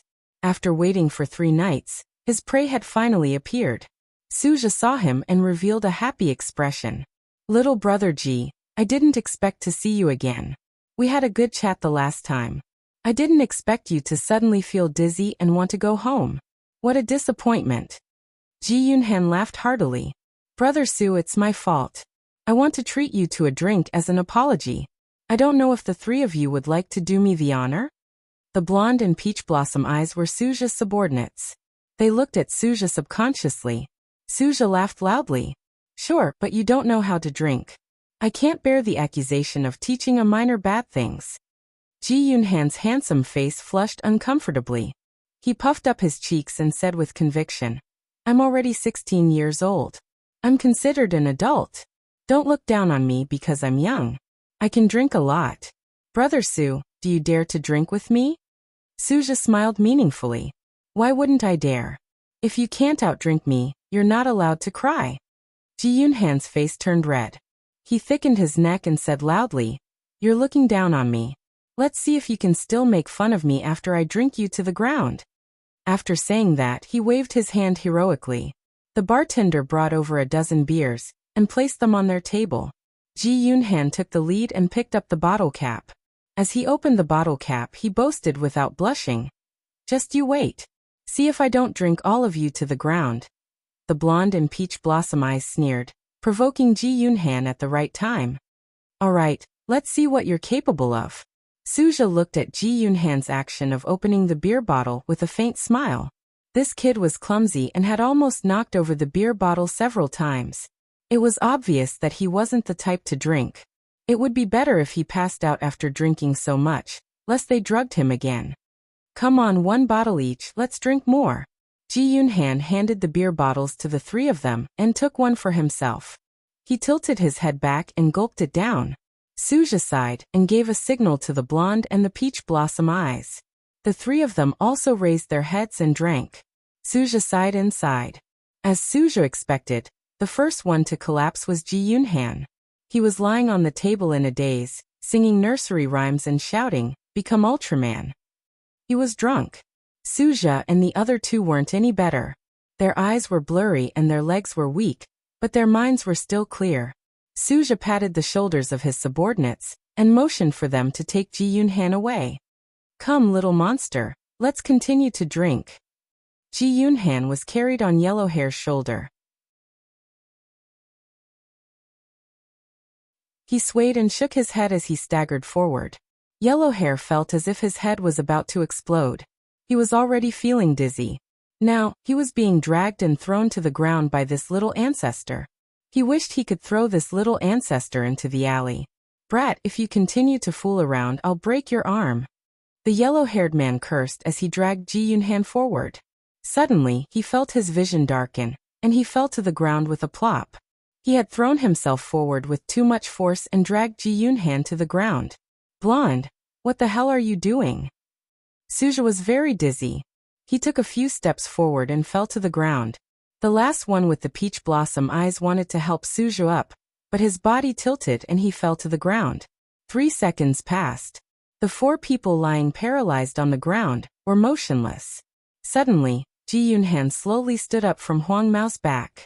His pair of dark, cold eyes swept over the 3 people on the ground. He didn't look drunk at all. He was clearly sober. His handsome face looked strange under the dim light. He kicked Suja and the other 2 people, but they didn't move. They were like dead dogs. He sneered. He had added drugs in their beer when he opened the beer bottle. It would be strange if they didn't pass out. He picked up a wooden stick from the roadside and raised it high above Suja's head. Ji Yunhan gritted his teeth, and his eyes were filled with a fierce light. He forcefully swung the wooden stick downwards. Just as it was about to land on Suja's head, a sudden force appeared and grabbed the end of the wooden stick tightly, preventing him from swinging it downwards. "Who is it?" He looked back warily. When he saw the person behind him, his pupils constricted and he stammered, "Sister. Why are you here?" Ji Yuqi snatched the wooden stick from his hand and threw it aside. Her delicate and beautiful face was as cold as ice. Her voice was bone-chilling. "Ji Yunhan, what did you promise me?" Just a second ago, Ji Yunhan had been like a demon with a murderous aura all over his body. In the blink of an eye, he had turned into a helpless big white rabbit. He frantically explained, "Sis, I just wanted to teach them a lesson. I won't take their lives. Really, I won't lie to you."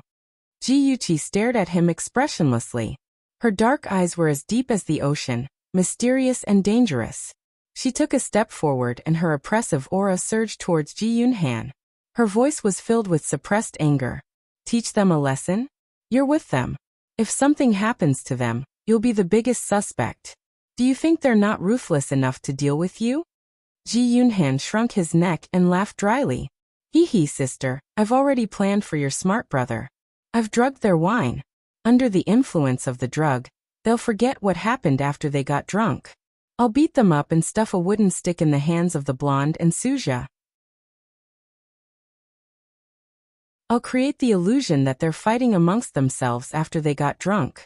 After that, I'll use the trick of injuring myself and pretend that I'm injured too. They won't suspect me." Deep down, Ji Yuqi felt that his method was feasible, but there was always a possibility. What if Suja and the others suspected Han and intensified their attacks on him? Or even endangered his life? What should she do? She wouldn't allow any danger to exist. She was silent for 2 seconds. "Han, you should go home first. I'll take care of the rest." Ji Yunhan's expression changed and he said anxiously, "Sister, I don't want you to help me. You can't dirty your hands." Ji Yuqi laughed softly, "Silly, of course I won't dirty my hands. Don't worry, I've already planned it out." Ji Yunhan still wanted to say something, but Ji Yuqi covered his mouth. She looked at him sternly and said, "That's enough. Hurry up and go home. If you don't leave now, I'll be angry." Ji Yunhan had no choice but to leave dejectedly. Ji Yuqi glanced at the 3 people lying on the ground. She smirked and there was an indescribable coldness in her eyes. A good show was about to begin. "Hey, wake up, you stinky man. Wake up." A woman squatted in front of Suja and slapped his cheeks hard. Suja was in a daze when he felt someone slapping his face. After a while he felt a burning pain on his face. Damn it, if he caught the person who slapped him, he would definitely dismember his arm. He opened his eyes abruptly and glared fiercely at the person in front of him. Soon, his expression changed and the muscles on his face twitched uncontrollably. F***ck, what kind of creature was this? Her eyebrows were thick and black, and her mouth was painted blood red. It was as if she had just sucked blood. The thick layer of powder on her face was still falling down, coupled with her curly hair. Was she really a woman? F***ck, her chest was bulging. She was indeed a woman. This woman's taste was terrible. Suju averted his gaze. He couldn't bear to look at the horrifying face. He glanced at the ground. His subordinates were still unconscious, and Ji Yunhan was nowhere to be seen. Could it be that he had been rescued by the mysterious person again? Hundreds of thoughts flashed through his mind, but his face remained cold. Who are you? Why are you here? Welfare Songshu 566.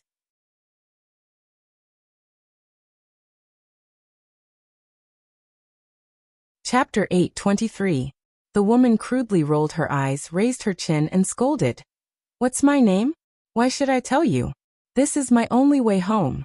If I'm not here, where else can I be? I saw you 4 dead dogs lying on the road, so I kindly woke you up. Did I do anything wrong? Get lost, I won't do any good deeds in the future. Suja's eyebrows twitched, and the corners of his mouth twitched uncontrollably. He was sure that this vulgar and tasteless woman must be a prostitute. She exuded a vulgar aura from head to toe. He calmed down and grasped the main point of her words. He said coldly, You said that when you came, there were 4 of us. You said that when you came, there were 4 of us? Where is the other person now? The woman rolled her eyes impatiently. Where else could he have gone? I woke him up and stuffed him into a taxi. That bastard didn't have a single cent on him. I wasted more than $50 on the taxi fare. Hey, you're with him, aren't you? Hurry up and return the taxi fare to me. After she finished speaking, she stretched out her hand to ask for the taxi fare. Her long and fair fingers were the most attractive part of her body. Suja was extremely irritated. He blamed this woman for being nosy. It wasn't easy to get Ji Yunhan drunk, but he didn't expect her to let him go. He didn't need to be polite to a woman who was at the bottom of society. He glared at her murderously and said coldly, Get lost.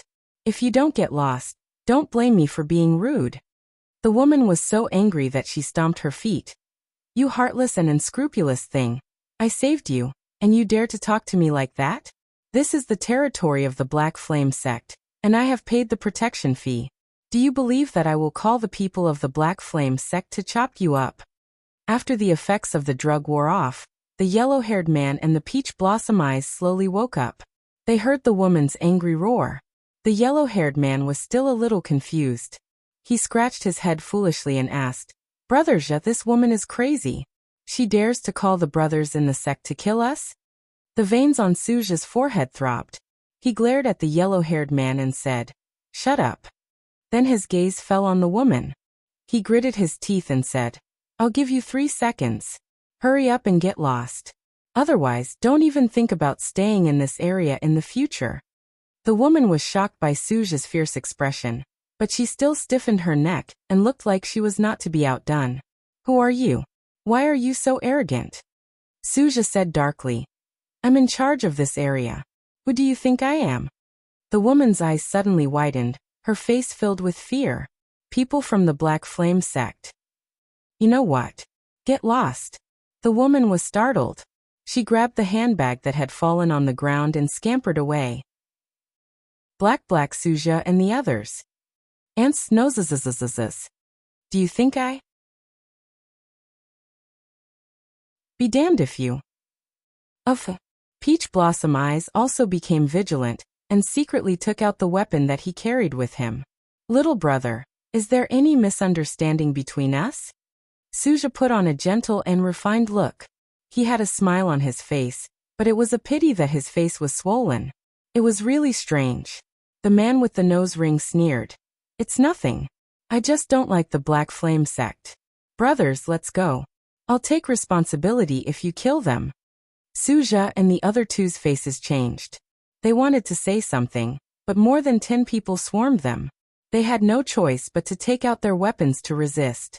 Big brother, what should we do with this woman? A gangster wearing a skull jacket asked the man with the nose ring. The man with the nose ring glanced at the woman who was trembling in the corner with disgust. She's so ugly. Let her go. Hurry up and get lost. The woman ran away in a panic. When she reached the entrance of the alley, She looked back at Suja and the other two who were beaten up badly by the gangsters. Her pale face showed a smug smile. That smile, coupled with her horrifying makeup, looked treacherous and terrifying. She took out a disposable cell phone from her bag and skillfully dialed the police number. The police would arrive in less than 10 minutes and arrest the bastards who were fighting on the streets. After that, the police would discover that Suja was carrying hallucinogens and other illegal drugs. Coupled with the criminal record of the Black Flame sect, even if Suja didn't go to jail, it would be enough for him to suffer. Oh right. The men with the nose ring were from the Long Hu gang. The Long Hu gang and the Black Flame sect had always been at loggerheads. After this incident, the hatred between them would be even more intense. After calling the police, she put the phone back in her bag. She planned to throw the phone into the river when she passed by the bridge. That way there wouldn't be any traces left. Even if Suja suspected her in the future, there wouldn't be any way to trace her identity. Who would have thought that the shrewish and vulgar street girl was actually an elegant and noble daughter of a wealthy family? That's right, the street girl was Jiyuchi. She had asked Liang Yu to investigate Suja's whereabouts in advance. She had then revealed his whereabouts to the Black Flame sect's rival, the Long Hu gang. Then, without caring about her image, she had disguised herself as an ugly woman and pretended to be a street girl. She would wake Suja up and wash away the suspicion of Ahan. She would stall for time and wait for the Long Hu gang to arrive. When the two gangs were fighting to the death, she would then take action and bring them to the police station. Jiyuchi raised her eyebrows. She was quite confident in her plan.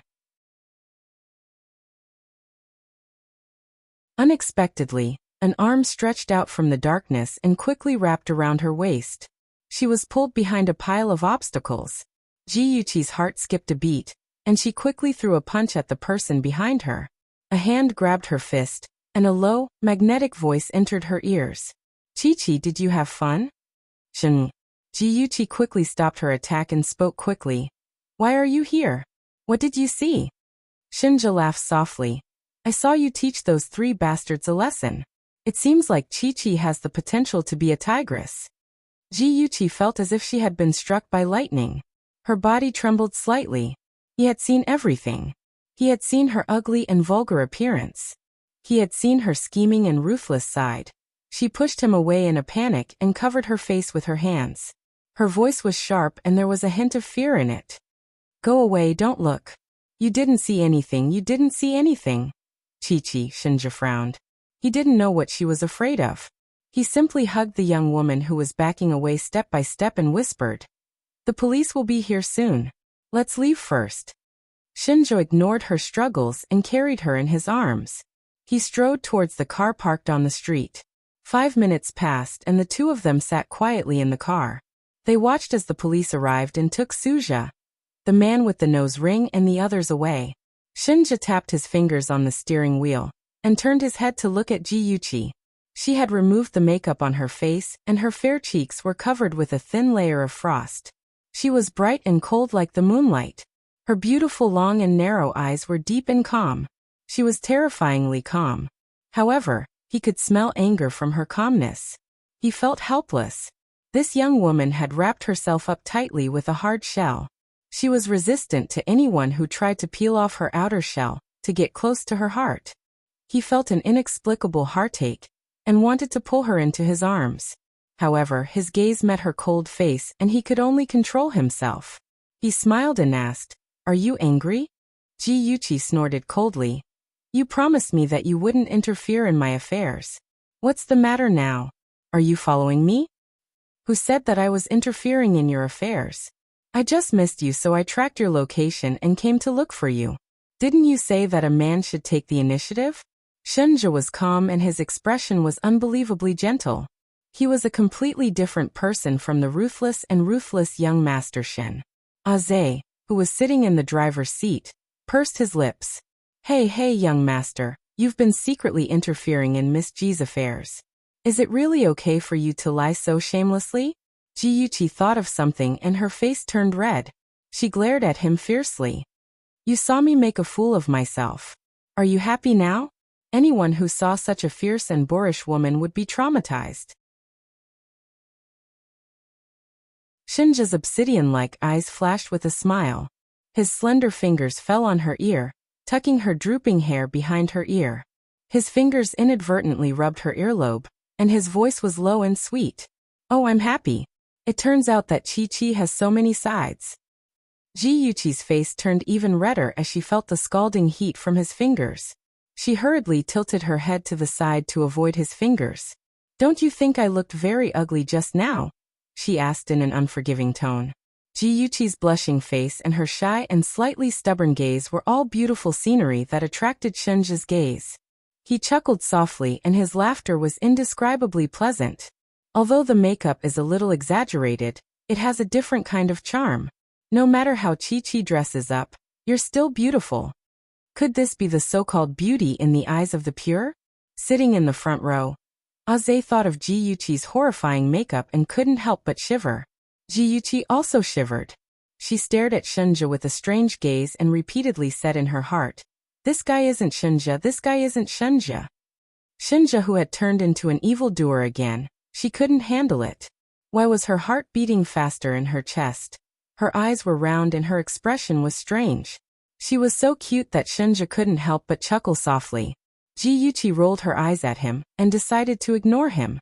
The enemy was too strong and she would definitely lose if she faced him head-on. So she chose to ignore him. Shinja saw her angry look and felt more amused. His laughter became more joyful. Ji-Yuchi's eyebrows twitched.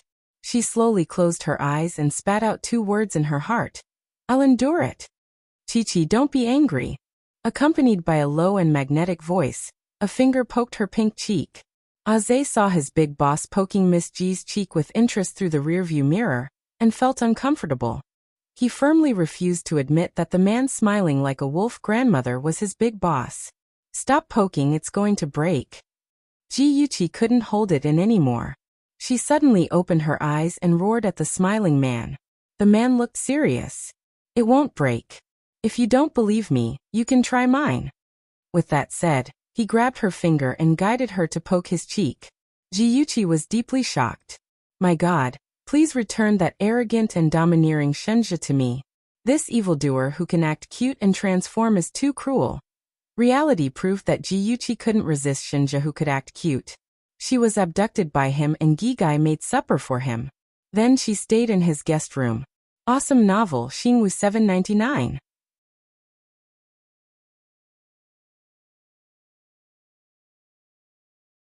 Chapter 824. Even as she lay down to rest and stared at the ceiling, she was still sighing in her heart. Shinja's methods of manipulating her had become even better. In the next room, a certain man, who was being nagged by Ji-Yuchi, took out a small notebook called Love Notes, that he always carried with him and started writing furiously. As the book says, women like cute things and so does Chi-Chi. After he finished writing, he thought of something and added, "Chi-Chi is cute when she's being unreasonable. Oh, she's also cute when she's angry." Ji-Yuchi finished showering and came out of the bathroom. Her cell phone suddenly rang and Ji-Yunhan's anxious voice sounded. "Sister, why aren't you back yet? Did something happen?" Oh no. She had been so focused on fighting with Shinja that she had forgotten about this matter. She laughed dryly. "I'm fine. I'm staying at a friend's house tonight. I won't be going back." "Is it a guy or a girl?" Ji-Yunhan's voice suddenly became dangerous. Ji-Yuchi was speechless and hesitated whether she should lie. Ji-Yunhan's exasperated voice sounded. "You hesitated for a second, it must be a guy. Sister, you have a boyfriend again?" What did he mean by having a boyfriend again? She had always been single. Ji-Yuchi coughed and hurriedly said, "Don't make wild guesses, it's a girl." "Oh yes, Ahan, I sent Yi Zhaoxian and the other 2 bastards to the police station. You have to be careful during this period. I'm worried that Yi Zhaoxian will find someone else to deal with you." Ji-Yuchi tried to change the topic. "Okay, I got it. Sister, you're really amazing. When you come back tomorrow, you must tell me how you did it." He changed the topic and returned to the previous topic. "Sister, are you really staying at a girl's house? You're not lying to me?" What a stubborn guy. Ji-Yuchi supported her forehead with one hand. "Of course, where else would I be? Chi-Chi." Ji-Yuchi jumped up from the sofa in shock. Shinja, he had actually pushed the door open and entered. Sister, why do I hear a man's voice on your side? Ji Yunhan secretly grinded his teeth. His sister actually deceived him. Ji Yuqi quickly threw herself on Shenjia and covered his mouth with her left hand, stopping him from saying what he was about to say. She then laughed dryly at the person on the other end of the phone. Ahan, it was my friend's brother who was talking just now. If there's nothing else, I'll hang up first. Bye-bye. Before Ji Yunhan could say anything, Ji Yuqi quickly ended the call and let out a long sigh of relief. Ji Yuqi felt an itchy friction under the palm of her left hand. She looked up abruptly. Shenjia looked at her innocently. His beautiful eyes blinked, indicating that her hand was still covering his face. Ji Yuqi quickly retracted her hand. I'm sorry. Why are you looking for me? Shenjia's eyes were filled with resentment, and his voice was quiet. I'm just your friend's brother? She smiled ingratiatingly. I'm just lying to my brother. Don't mind the details. I'm just your friend's brother.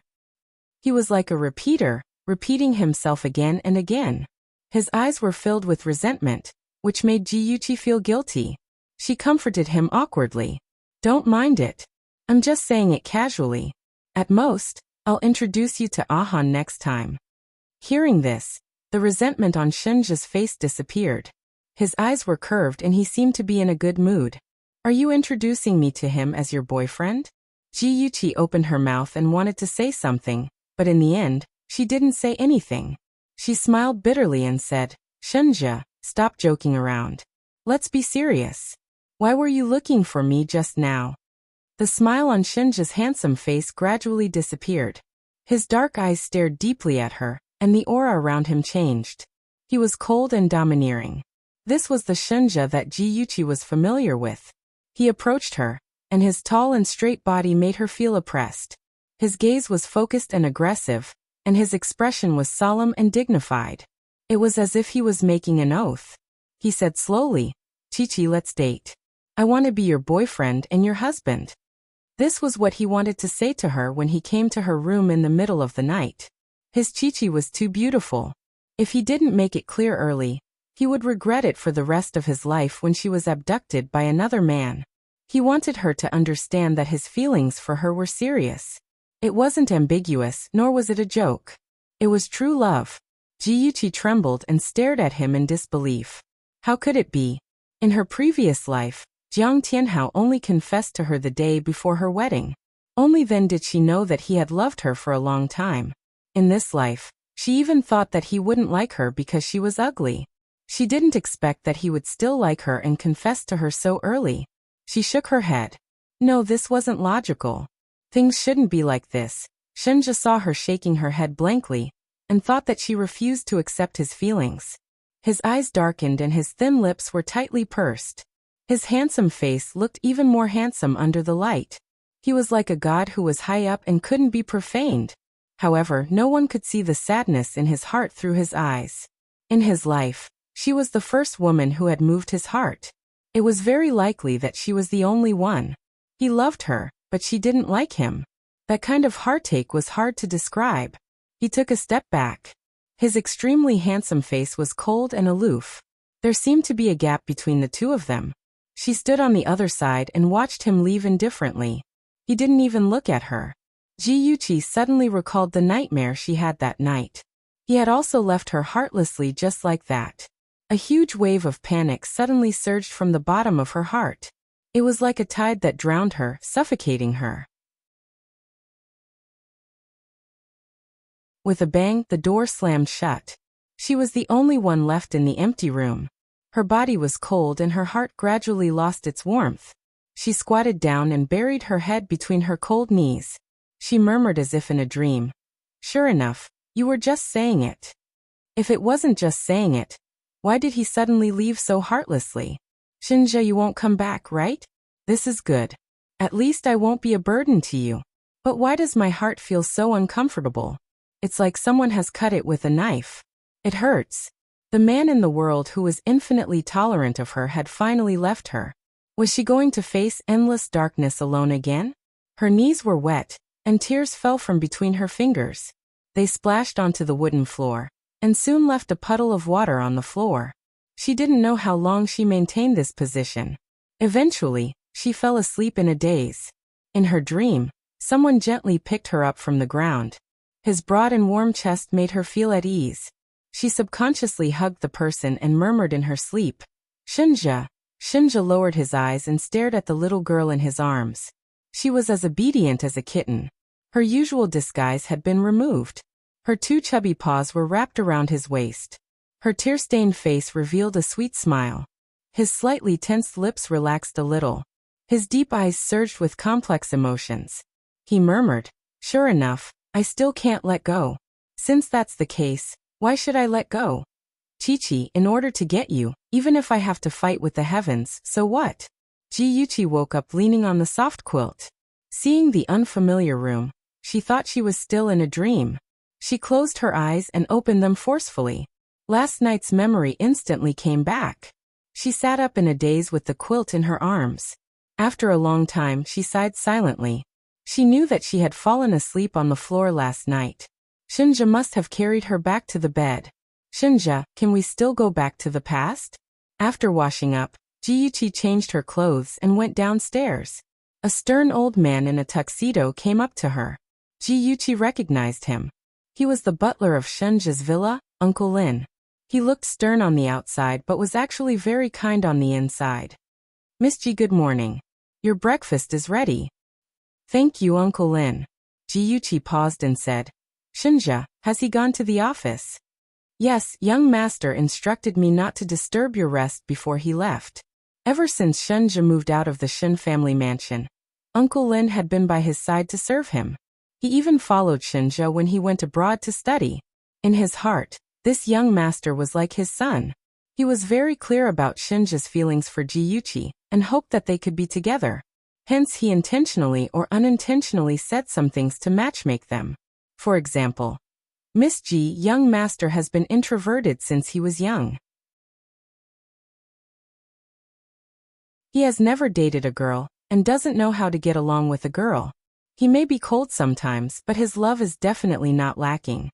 Ji-Yuchi's smile stiffened. She didn't know how to answer. "Miss Ji, young master specially bought a lot of books about the psychology of girls in love for the sake of dating. Have you noticed that he is changing every day?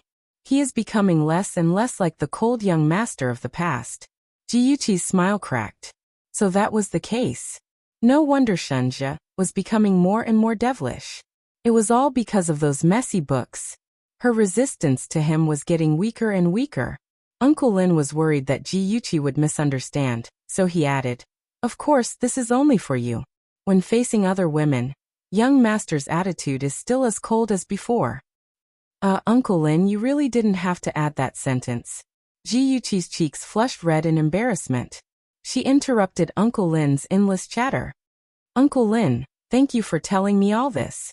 But can you let me eat something first? I'm so hungry." Uncle Lin's face was solemn.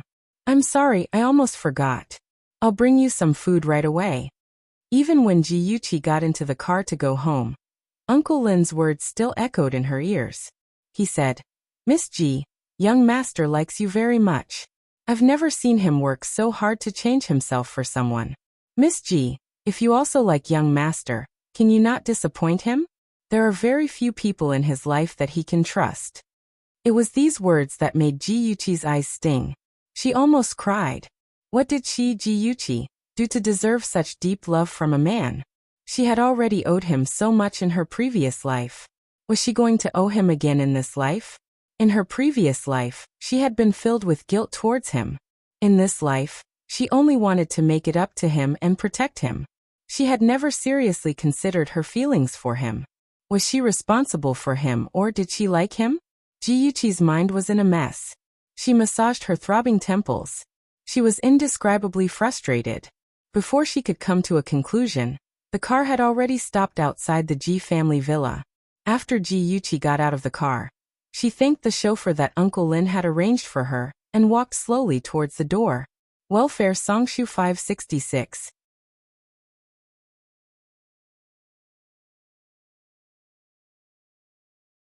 Chapter 825. As soon as she stepped through the door, A handsome and familiar face suddenly appeared in front of her eyes. His deep eyes were filled with complex emotions as he stared at her. Yuchi. Yuchi leaned slightly to the side to avoid Jiang Tianhao's outstretched hand. She smiled and said, "Senior, are you here to take Zissou out to play?" Jiang Tianhao's body stiffened, and a touch of bitterness appeared between his brows. "Yuchi, I heard that you stayed out last night. Do you have a new boyfriend?" Yuchi widened her eyes in disbelief as if she couldn't believe that he would say such a thing. Soon, a touch of disappointment appeared in her eyes. She stubbornly raised her chin and pretended to be cold as she said, "We've already broken up. Do you think you still have the right to interfere in my affairs?" "Yuchi." Jiang Tianhao held her hand emotionally. "How can you say that? You know that I like you." "I had no choice but to." Yuchi broke free from his hand. Her beautiful phoenix eyes were filled with sadness. She turned her head away and didn't dare to look at him. She said in a dry voice, "Isn't it too late to say this now? You're already Ziss's fiancé and my brother-in-law. Between us, let's just leave it at that." After saying the last few words, she seemed to have exhausted all her strength. She suddenly pushed him away and ran in the direction of the stairs. On the stairs, she happened to run into Yi Zissou, who was beautifully dressed. Yi Zissou pretended not to see her talking to Jiang Tianhao. She affectionately called out, "Sister Qiqi, I'm going to a class reunion with Tianhao. Do you want to come?" Yuchi avoided her burning gaze and forced a smile. "No need. I am not feeling well. You guys have fun." With that said, she immediately brushed past Yi Zissou and ran upstairs. Soon after, Yi Zissou heard the loud sound of the door closing. She raised her eyebrows proudly. Sure enough, Yuchi still liked Senior. This was even better. If she had fallen into depravity because of a setback in their relationship, how wonderful would that have been? Yuchi's obviously sad, but pretending to be strong hovered in Jiang Tianhao's mind. He clenched his fists and watched her leave with a deep gaze. When he saw Yi Zissou's figure, the corners of his lips curled and a warm smile appeared on his gentle face. Even though she had seen it many times, Yi Zissou's heart still raced when she saw his smile. She smiled shyly and held his arm. She said softly, "Tianhao, I'm ready. Let's go." "Let's go." "All right." Jiang Tianhao's lips curled beautifully. When he held her arm and left, he secretly glanced in the direction of the stairs. The woman had long disappeared. He felt an inexplicable sense of loss and an uncontrollable anger. She did not return last night. She must have been with another man. Since she liked him, why did she accept another man? A thought flashed through his mind. As if struck by lightning, he suddenly froze in his steps. Could it be that he had already fallen in love with Yuchi? Impossible. He would never fall in love with the daughter of his father's murderer. Yi Zissou also stopped and touched his face worriedly. "Tianhao, what's wrong? Are you feeling unwell? You don't look well." Jiang Tianhao suddenly came back to his senses. Yi Zissou in front of him was gentle and lovely. Her delicate face was full of worry. He pursed his lips and habitually curled his lips. "I'm fine. Maybe I didn't sleep well last night. Let's go. Let's not delay any longer." Yi Zissou uneasily grasped his arm. "Are you really fine? Why don't we not go to the party? I'll accompany you home to rest." The smile on Jiang Tianhao's face became natural. He raised his hand and stroked her hair. "I'm really fine. It's rare for us to get together with our high school classmates. We can't disappoint them." "All right then. I'll listen to you." Yi Zissou leaned on his arm like a little bird. Her lowered eyes flashed with a hint of uneasiness. Tianhao lost his composure just now. Was it because of Yuchi? Was he putting on an act for her? Or was it all real? In front of the floor-to-ceiling window on the second floor, Yuchi coldly watched the couple leave arm in arm. Her lips curled into a mocking smile. Jiang Tianhao. Did he think that he was a Casanova and that every woman had to like him? Just wait and see. She would let him know his worth. "Miss Ji." A cold voice came from behind her. Yuchi's eyes narrowed. Qingsang had actually avoided the Ji family's security system and quietly sneaked up behind her. She was indeed the person sent by Shenjia to protect her. She turned around and smiled. "Qingsang, have you completed the mission?" A faint smile appeared on Chingsong's frosty face. It was as if the ice had just melted. It was dazzlingly beautiful. She took out a folder from her black tights and handed it to Ji Yuqi. I finally caught it yesterday. There's a video of Chen Tingfang and Yi Zhaoxian checking into a hotel room, as well as photos of them meeting each other, she said coolly. Ji Yuqi didn't take the file in her hand. Instead, she suddenly rushed forward and hugged her. Thank you for your hard work, Chingsang. Chingsong's body stiffened. She was stunned. She had never had physical contact with anyone before. So this was what it felt like. It was soft and warm. Hey, are you okay? Did I scare you? Ji Yuqi laughed out loud and waved her hand in front of her eyes. Chingsong's snow-white face was stained with a layer of red. Her eyes flashed a few times, but she quickly regained her composure. Everything is in the file. Do you have any other instructions? Don't be so boring. Call me Yuqi in the future. Ji Yuqi laughed heartily and patted her shoulder. Chingsong's lips twitched slightly. She replied expressionlessly, yes. Ji Yuqi smiled and shook her head. She opened the safe in front of her and took out a small USB flash drive. This is the evidence of Suja's crimes that I asked Liang Yu to collect. Find a way to hand it to the police. I want Suja to never step out of prison again. In her previous life, Suja had seduced her brother into the path of womanizing and taking drugs. In the end, her brother had been controlled by the Black Flame sect and died in a fight between the Black Flame sect and the Dragon Tiger gang. In this life, she wanted Suja and the Black Flame sect to pay the price. Chingsang carefully kept the USB flash drive. Her face was expressionless, but her heart was in turmoil. She didn't expect young Master Shin to transfer Liang Yu to Ji Yuqi. It seemed that Ji Yuqi was very important to young Master Shin. Chingsang came and left quietly. Her martial arts skills were amazing. Ji Yuqi could only be envious of her. She didn't seem like she was born to practice martial arts. Although she practiced hard every day, she could only deal with ordinary martial arts masters. If she were to meet an international mercenary like Chingsang, she could only wash her neck clean and wait for death. Ji Yuqi opened the file and took out a CD as well as several photos. The photos were very clear. There were photos of Chen Tingfang and Yi Zhaoxian holding hands, and there were also photos of them kissing passionately. There were even photos of them rolling around in bed. TSK, the scale was very large and the colors were very dazzling. As for the CD, it was even more colorful. The two of them changed several positions. They were like wolves in their 30s and tigers in their 40s. Ji Yuqi watched it as if she was watching a movie. Her expression didn't change. Of course, her main purpose was not to watch the content. Her main purpose was to listen to what they said while rolling on the bed. In the CD, Yi Zhaoxian hugged Chen Tingfang and murmured, Ji Yunhan was taken to a hotel by Aja a few days ago. Unexpectedly, a mysterious person suddenly appeared and rescued Ji Yunhan. According to Miss Yao Mei that night, she didn't see anything clearly. She was knocked out by a red thing.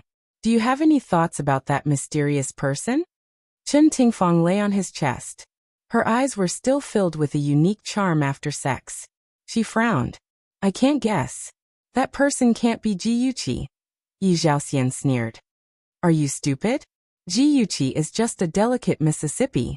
She doesn't know any martial arts, not to mention rescuing someone under Aja's nose. The last time we kidnapped Ji Yuqi and she escaped, I suspected that she had someone backing her. This time, I'm even more certain that the person behind her is really powerful. He can even guess what we want to do. The man's eyes narrowed dangerously. There was a malicious glint in his eyes. Chen Tingfang agreed with his thoughts. Her expression became more serious. She thought for a moment and said, Things have already come to this. We can't give up. No matter who is behind her, I have to get rid of them. When the time comes, the Ji family's assets will be ours. Yi Zhaoxian rubbed her face with a half-smile. Baby, it's no wonder people say that a woman's heart is the most poisonous. Ji Bowen treats you so well. Do you have the heart to deal with him? Chen Tingfang obviously knew that he was testing her. She sneered. He treats me well? He only has the dead Su Meiyu in his heart. No matter how well I do, he won't acknowledge me. He won't treat me as his wife. I must have been blind to have married him back then. Yi Zhaoxian chuckled. Then were you blind to have married me back then? Chen Tingfang glared at him. It's good that you know. I've been screwed over by you two stinky men. You were careless with your investments back then. You didn't know the right person and caused the company to go bankrupt. We're in debt. We're being chased by loan sharks every day. Have I ever complained? You actually want to mortgage me to the creditors. The more she spoke, the angrier and sadder she became. Tears fell uncontrollably. Thinking back to those inhumane days a few years ago, it was really a kind of torture. In the end, she was so angry that she asked her declining family for help. Finally, she divorced Yi Zhaoxian and returned to her family with her daughter. Later, she reunited with Ji Bowen, and the two of them continued their relationship. She did live a happy life for a period of time, but life couldn't be perfect. She found that Ji Bowen was still hiding his dead ex-wife in his heart, which was hard for her to accept. When Yi Zhaoxian went bankrupt, Chen Tingfang was afraid of being poor. So after she married Ji Bowen, she habitually took money and squandered it. She used money to prove her value. He was very frugal and couldn't stand her extravagance. He told her not to play cards with those rich women all day. But she had nothing to do and he didn't accompany her. If she didn't play cards or have fun, how could she pass the time? In addition, as someone's stepmother, Ji Bowen often suspected that she didn't treat the child well, causing her mentality to gradually become twisted. All she thought about was how to seize the Ji family's wealth, and no longer relied on those men. Beauty novel Hongcha 866.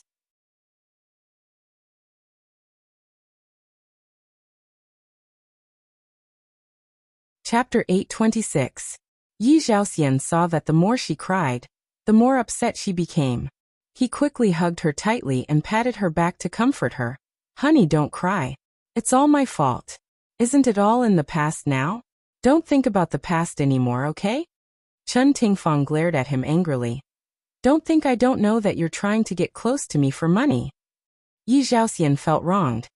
Honey, aren't you accusing me wrongly? I really missed you. That's why I met you. Don't talk about money. It's hurtful. Chen Tingfang sneered. Fine, let's not talk about money. If Suzhou is not reliable, I won't give you a single cent of the 500,000 we agreed on. After she finished speaking, she got out of his arms and stood up to leave. Yi Zhaoxian grabbed her arm and pulled her back into his arms. Honey, don't be like this. Suzhou is only willing to work for me because of the 500,000. If he doesn't receive the money and tells his sister about it, we'll be asking for trouble. Isn't Su Yanqing your woman? You should deal with her. You're so capable. Don't tell me you can't even deal with a woman? Chen Tingfang felt upset at the mention of Su Yanqing. What was so good about that woman from the underground organization? Why did Yi Zhaoxian fall for her? Honey, can we not be jealous of her? Between me and her, we both get what we want. You know that the person I truly love is you. Yi Zhaoxian hugged Chen Tingfang and comforted her. Chen Tingfang's anger gradually dissipated. Although she was reluctant, she still handed the 500,000 check to Yi Zhaoxian. He was right. If Suzhou didn't get the money, he would definitely not let it go. If the matter was exposed, she would also be in trouble. So it was better to take the money out. A portion of her hard-earned private savings was gone. Chen Tingfang's heart ached. She was thinking of a way to extort more money from Ji Bowen. Although Ji Yuqi couldn't guess what Chen Tingfang was thinking, she could tell from Chen Tingfang's pained expression that she was reluctant to part with the money. Ji Yuqi couldn't help but chuckle. A thought flashed through her mind, and she suddenly thought of a way to cut off Chen Tingfang's financial support. If she didn't have financial support, would she be able to bribe others without restraint? The answer, of course not. In this society, it was difficult to do anything without money was the money. After watching the video and obtaining useful information, Ji Yuqi began to think about the next step of her plan. She pondered for a long time and finally, a name appeared in her mind. Her fair fingers flew across the keyboard as she searched for information about Gao Qiao Technology Company on the internet. Soon a bunch of news popped up. The latest news stated that Gao Qiao Technology Company was about to acquire Wanxing Entertainment. After the acquisition, Gaoqiao Technology Company would have a 40% market share in the gaming industry and become the leader of the gaming industry. As soon as the news came out, the stock price of Gaoqiao Technology Company rose rapidly. After the acquisition was successful, the stock price would definitely rise crazily. For many investors, this was a rare opportunity. Ji Yuqi's lips curled into a sly smile. She tapped her fair fingers on the table. Gaoqiao Technology Company, this is it. After confirming the target, she quickly made a copy of the video of Chen Tingfang's affair and locked it in the safe. It would be useful to take it out at the critical moment. Next, she would be able to get her hands on Chen Tingfang's little treasure. She felt a little excited just thinking about it. As for Chen Tingfang, she was glowing after Yi Zhaoxian's nourishment. However, it didn't last long before her mood turned gloomy. This was because the next morning, she received news from Yi Zhaoxian that Suja had messed up Ji Yunhan's matter. He had also gotten into a fight with the Longhu gang and had been arrested by the police. The police had found a lot of hallucinogens on Suja's body, and he might even go to jail. Chen Tingfang was furious.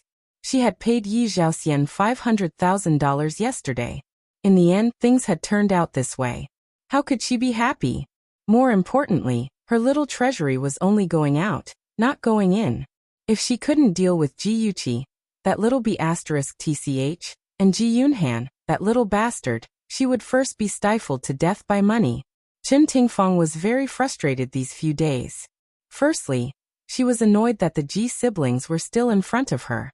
Secondly, she was annoyed by the fact that she had no money. She was constantly thinking about how to ask Ji Bowen for money. However, every time she came up with an excuse, she had already used it before. She had no choice but to give up on the idea and think about it again. On this day, Chen Tingfang came downstairs and saw Ji Yuqi sitting on the sofa reading a financial magazine. Ji Yunhan was sitting opposite her and playing games. The siblings were chatting casually. Ji Yunhan was playing games and said, "Sister, didn't you used to hate those magazines the most? Why are you reading them with so much interest today?" Ji Yuqi answered without looking up. "What do you know? There are many interviews with successful people in these financial magazines. I can learn a lot from their interviews." Ji Yunhan snorted. "Come on, I think you're just looking for a handsome guy. It's said that the CEO of that company is a handsome guy who can shock the heavens and make ghosts and gods weep. However, I think he's just SOSO. He's not even as handsome as me." "What nonsense are you talking about? That's called Gaoqiao Technology Company. The CEO's name is Yulei. He obtained a double doctorate from Cambridge University in England. He's not even 27 years old this year. He's handsome and capable. I heard that he's going to buy Wanqing Entertainment and become the overlord of the gaming industry. You're still wet behind the ears. You'd better learn from him." Ji Yuqi held the magazine and sighed. She was infatuated with Yulei's photo. She whispered, "This photo is so good. He's so handsome that it's unreasonable." Chen Tingfang snorted at Ji Yuqi's infatuation. However, she was interested in Yulei. Her son-in-law should be a talented, handsome and rich man. Sigh, what a pity. If only Zissou and Jiang Tianhao didn't have a scandal. "Yuqi, Ahan, I have an appointment with a few friends. I'll go out first. Gigai is at home," Chen Tingfang said with a smile. She grabbed her LV bag and walked out of the house. Ji Yuqi and Ji Yunhan looked at each other and smiled. They threw the things in their hands on the table at the same time and went upstairs to do their own things. Chen Tingfang went to the beauty salon first. When she was soaking in the hot spring, she met two familiar ladies. They were talking about stocks with a young and beautiful girl. When they saw Chen Tingfang, they greeted her warmly and introduced the young girl to her. "Mrs. Chen, this is Miss Qingli. Although she's young, she's a famous investment and financial expert in Hong Kong." "Is that so? Miss Qing is really beautiful." Chen Tingfang looked at the young girl with a smile. Something was slowly growing in her mind. Qingli smiled elegantly. "Mrs. Chen, you're flattering me. How can I compare to your grace and nobility? Mrs. Lin, Mrs. Li, Mrs. Chen, nice to meet you. I've already soaked in the hot spring, so I won't disturb the three of you. Let's talk again in the future." Mrs. Lin was reluctant to see her leave, but she was going to do the next beauty project. She didn't want to force her to stay. She could only smile and say that they would talk again next time. Chen Tingfang had a good relationship with Mrs. Lin. Seeing her like this, she couldn't help but be curious. Didn't you just meet? You can't bear to see her leave so soon? Mrs. Lin smiled and said, You don't know. Just now, Qingli talked to us about investment and financial management. We learned a lot. To be honest, although our family is rich, the money given by our husband is limited. I've long wanted to use my own private money to earn some pocket money. After hearing Qingli's words, I want to invest and buy some stocks. Chen Tingfang's eyebrows twitched. Mrs. Lin's words really hit the nail on the head. She pretended not to care, and waved her hand. It's very risky to play stocks. I advise you not to play. Why don't you invest in opening a store and do some small business? Mrs. Lin sneered. Invest in a store? Do you think I'm cut out for business? Maybe the store will collapse in less than a month. She wanted to show off the knowledge she learned from Qingli and said proudly, Qingli analyzed more than 10 stocks just now.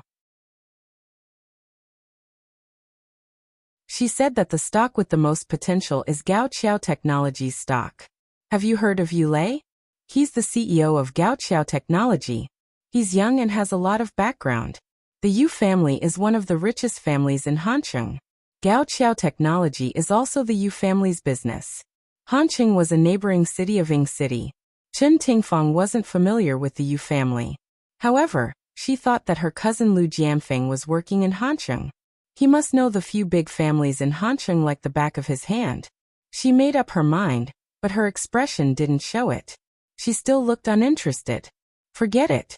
No matter how good Qingli said it, I still don't dare to try. It'll be troublesome if I lose. Mrs. Lin couldn't be bothered to persuade her again. She started chatting with Mrs. Li again. They were still talking about stocks. It seemed like the two of them were really planning to invest.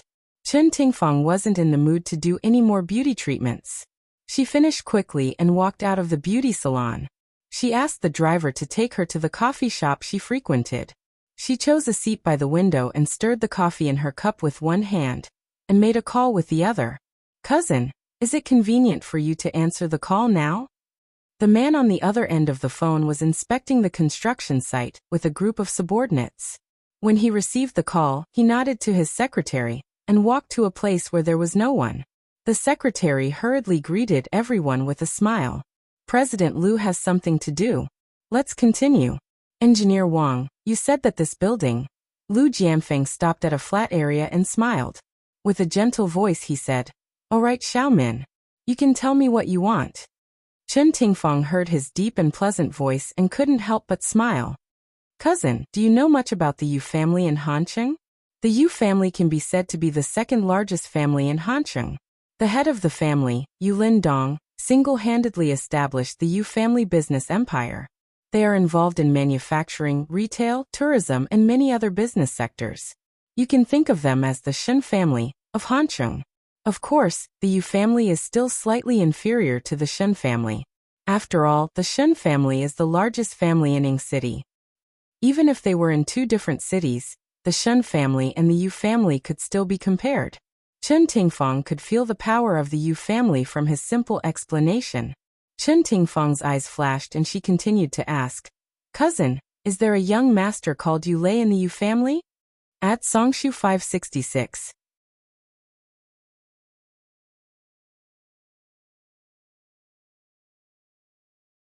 Chapter 827. Lu Jianfeng nodded. Other than Hancheng, the Yu clan is also expanding towards Ying City. Yu Lei is the eldest grandson of the Yu clan. He took over the Yu clan's business in Ying City as soon as he returned. This young man is quite capable. The Yu clan's future is probably in his hands. While listening to him, Chen Tingfang weighed the pros and cons in her heart. Just as she was about to make up her mind, Lu Jianfeng suddenly said, Xiaomin, why are you suddenly interested in the Yu clan? Cousin, you also know that Zissou is not young anymore. Previously, I saw Yu Lei at a banquet and had a good impression of this young man. I want to set him up with Zissou, so I wanted to get some information from you first. Chen Tingfang did not tell the truth. She did not want her cousin to know that she had used her private savings to invest. She felt that this would make him feel that she was not living well. Chen Tingfang did not think deeply about why she had such thoughts. She had already told the lie out of reflex. Lu Jianfeng did not suspect anything. He had always trusted his cousin's words. He frowned slightly and said, I heard about the scandal that Zissou had caused a while ago even when I was far away in Hansheng. Yulei must have heard about it too. I don't think that the Yu clan will accept Zissou. Moreover, Zissou and that guy called Jiang Tianhao are already engaged. If you change your mind, it will only affect Zissou's reputation. Don't think so much.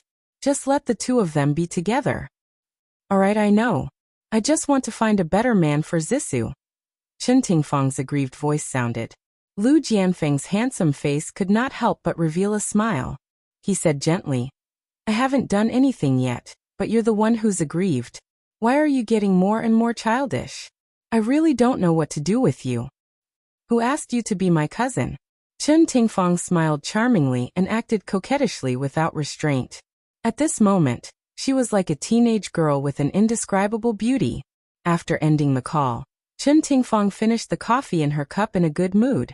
Now she had proven that the Yu clan was indeed very capable. As long as she could prove that Gao Qiao Technology's acquisition of Wanxing Entertainment was foolproof, then she would only gain and not lose money in buying Gao Qiao Technology's shares. Chen Tingfang turned her head and looked out the window. How could she obtain insider information to prove that the acquisition of Gao Qiao Technology was foolproof? Yes, Ajong. Don't ask why. Just buy it. That's right. 1 million. All for Gao Qiao Technology. Gao Qiao Technology. These words suddenly poured into her ears.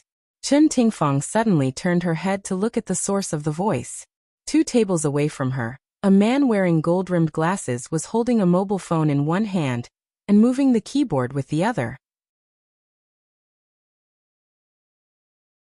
From his side view, he was very focused on the computer screen, as if there was something on it that attracted him.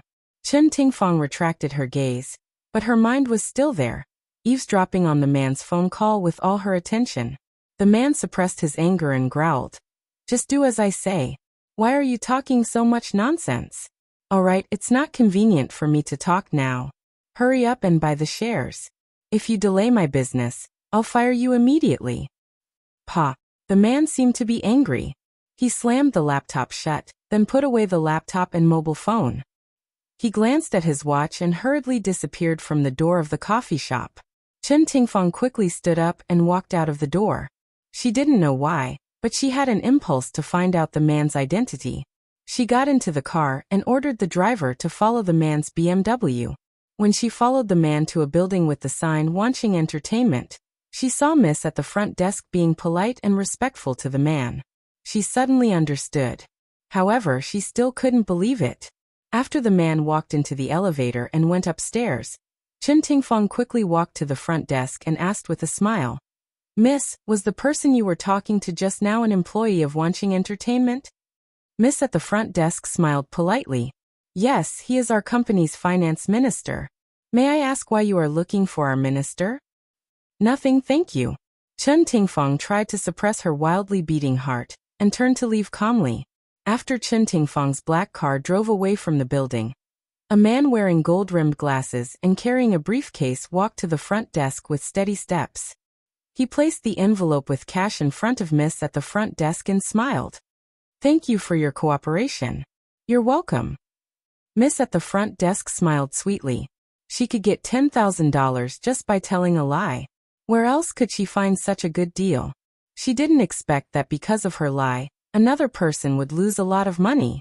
Liang Yu pushed up the glasses on the bridge of his nose with satisfaction. Like a successful person, he carried his briefcase and walked out of the building. Under the sunlight, his slender fingers holding the phone were beautiful. Miss Ji, everything went well. Ji Yuqia, he admired this woman more and more. She was actually able to see through the Yu clan's twists and turns, and came up with such a complicated scam. Moreover, she was able to predict Chen Tingfang's personality perfectly. This woman was not simple. Only a man like young Master Shin would be worthy of her. Liang Yu raised his eyebrows and a smile flashed through his starry eyes.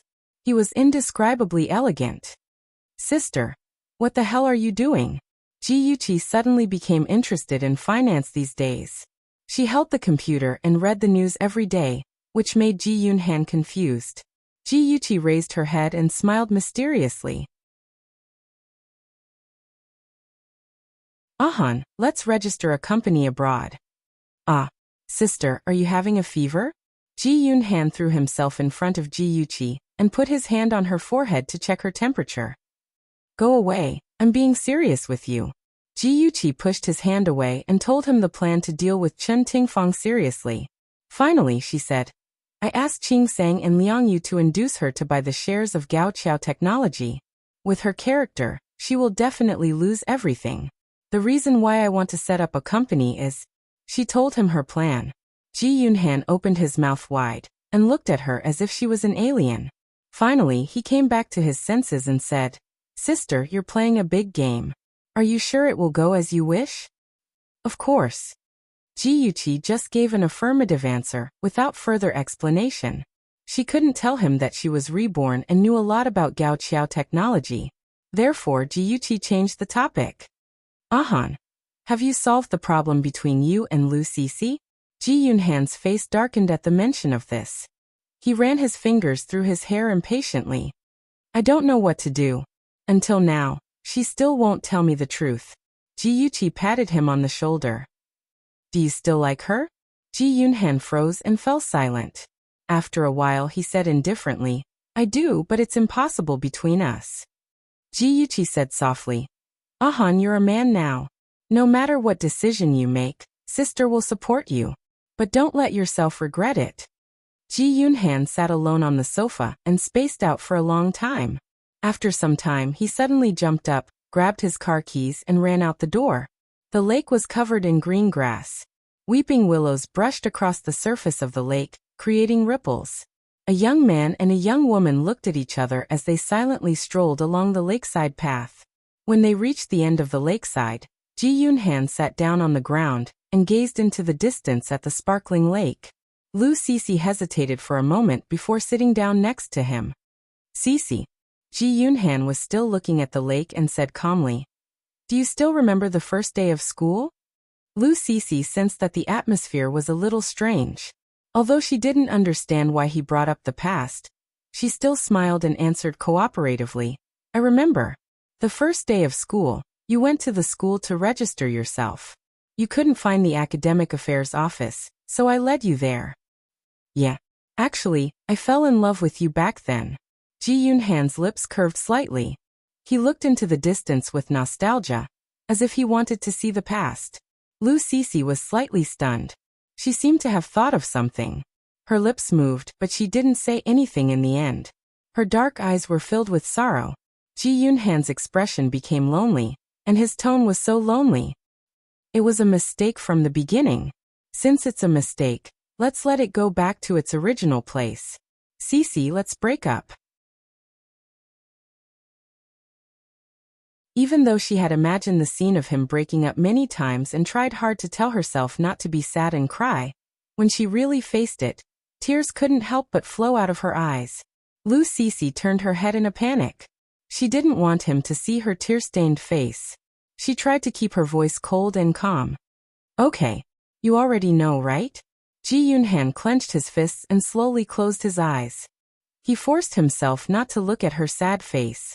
His voice was very low. That's right. I don't want to blame you. After all, you have your difficulties. Actually, as long as you trust me a little more, many problems can be solved. For example, money problems weren't difficult for him at all. At most, he would sell the antiques his grandfather had left him to help her pay off her gambling debts. Unfortunately, Lu Cece was too arrogant. She thought she could solve everything, but she didn't expect to personally push the person who loved her into the abyss of pain. Cece, do you know what they planned to do to me? If you knew that I was about to fall into the abyss and be tainted with sin, would you still give me to that group of demons? Cece, I hate you for lying to me, but I hate you even more for not trusting me. If you had trusted me a little more, we wouldn't have fallen into this situation. His eyes, which had been dry, became moist because of the pain in his heart. Ji Yunhan didn't dare to open his eyes. He was afraid that if he did, he would expose his weakness. Lu Sisi hugged her knees and buried her head in them. Her tears had already wet her clothes. Ji Yunhan stood beside her and placed a bank card at her feet. He said, "There's 500,000 in here. The password is your birthday. Goodbye, Sisi." The sound of footsteps gradually faded away. The heart-wrenching pain was about to tear Lu Sisi apart. She finally burst into tears. Only at the moment of loss did she know how painful it was. She thought that everything was just a scam, but she had already given her heart from the beginning. Ji Yunhan, if I could choose again, I wouldn't let you down again. Ji Yunhan stood on a small bridge in the distance. He looked at the girl crying hysterically by the lake. The pain in his heart was no less than hers. He even wanted to go back a few times, but in the end he only punched the railing of the bridge. Even if the back of his hand was scratched and blood flowed, he acted as if he didn't see it. A long time later, Ji Yuqi asked him if he regretted giving up on Lu Sisi. Attention Songshu 566, that you're tuning in to the Li Mei's Sword of Destiny YouTube channel. We're so grateful for your support, and don't forget to subscribe to join us on this incredible journey through captivating stories. Your generosity through donations truly makes a world of difference, as it's the primary source of revenue that allows me to expand and enhance this channel for you. Thank you from the bottom of my heart for being a part of this adventure.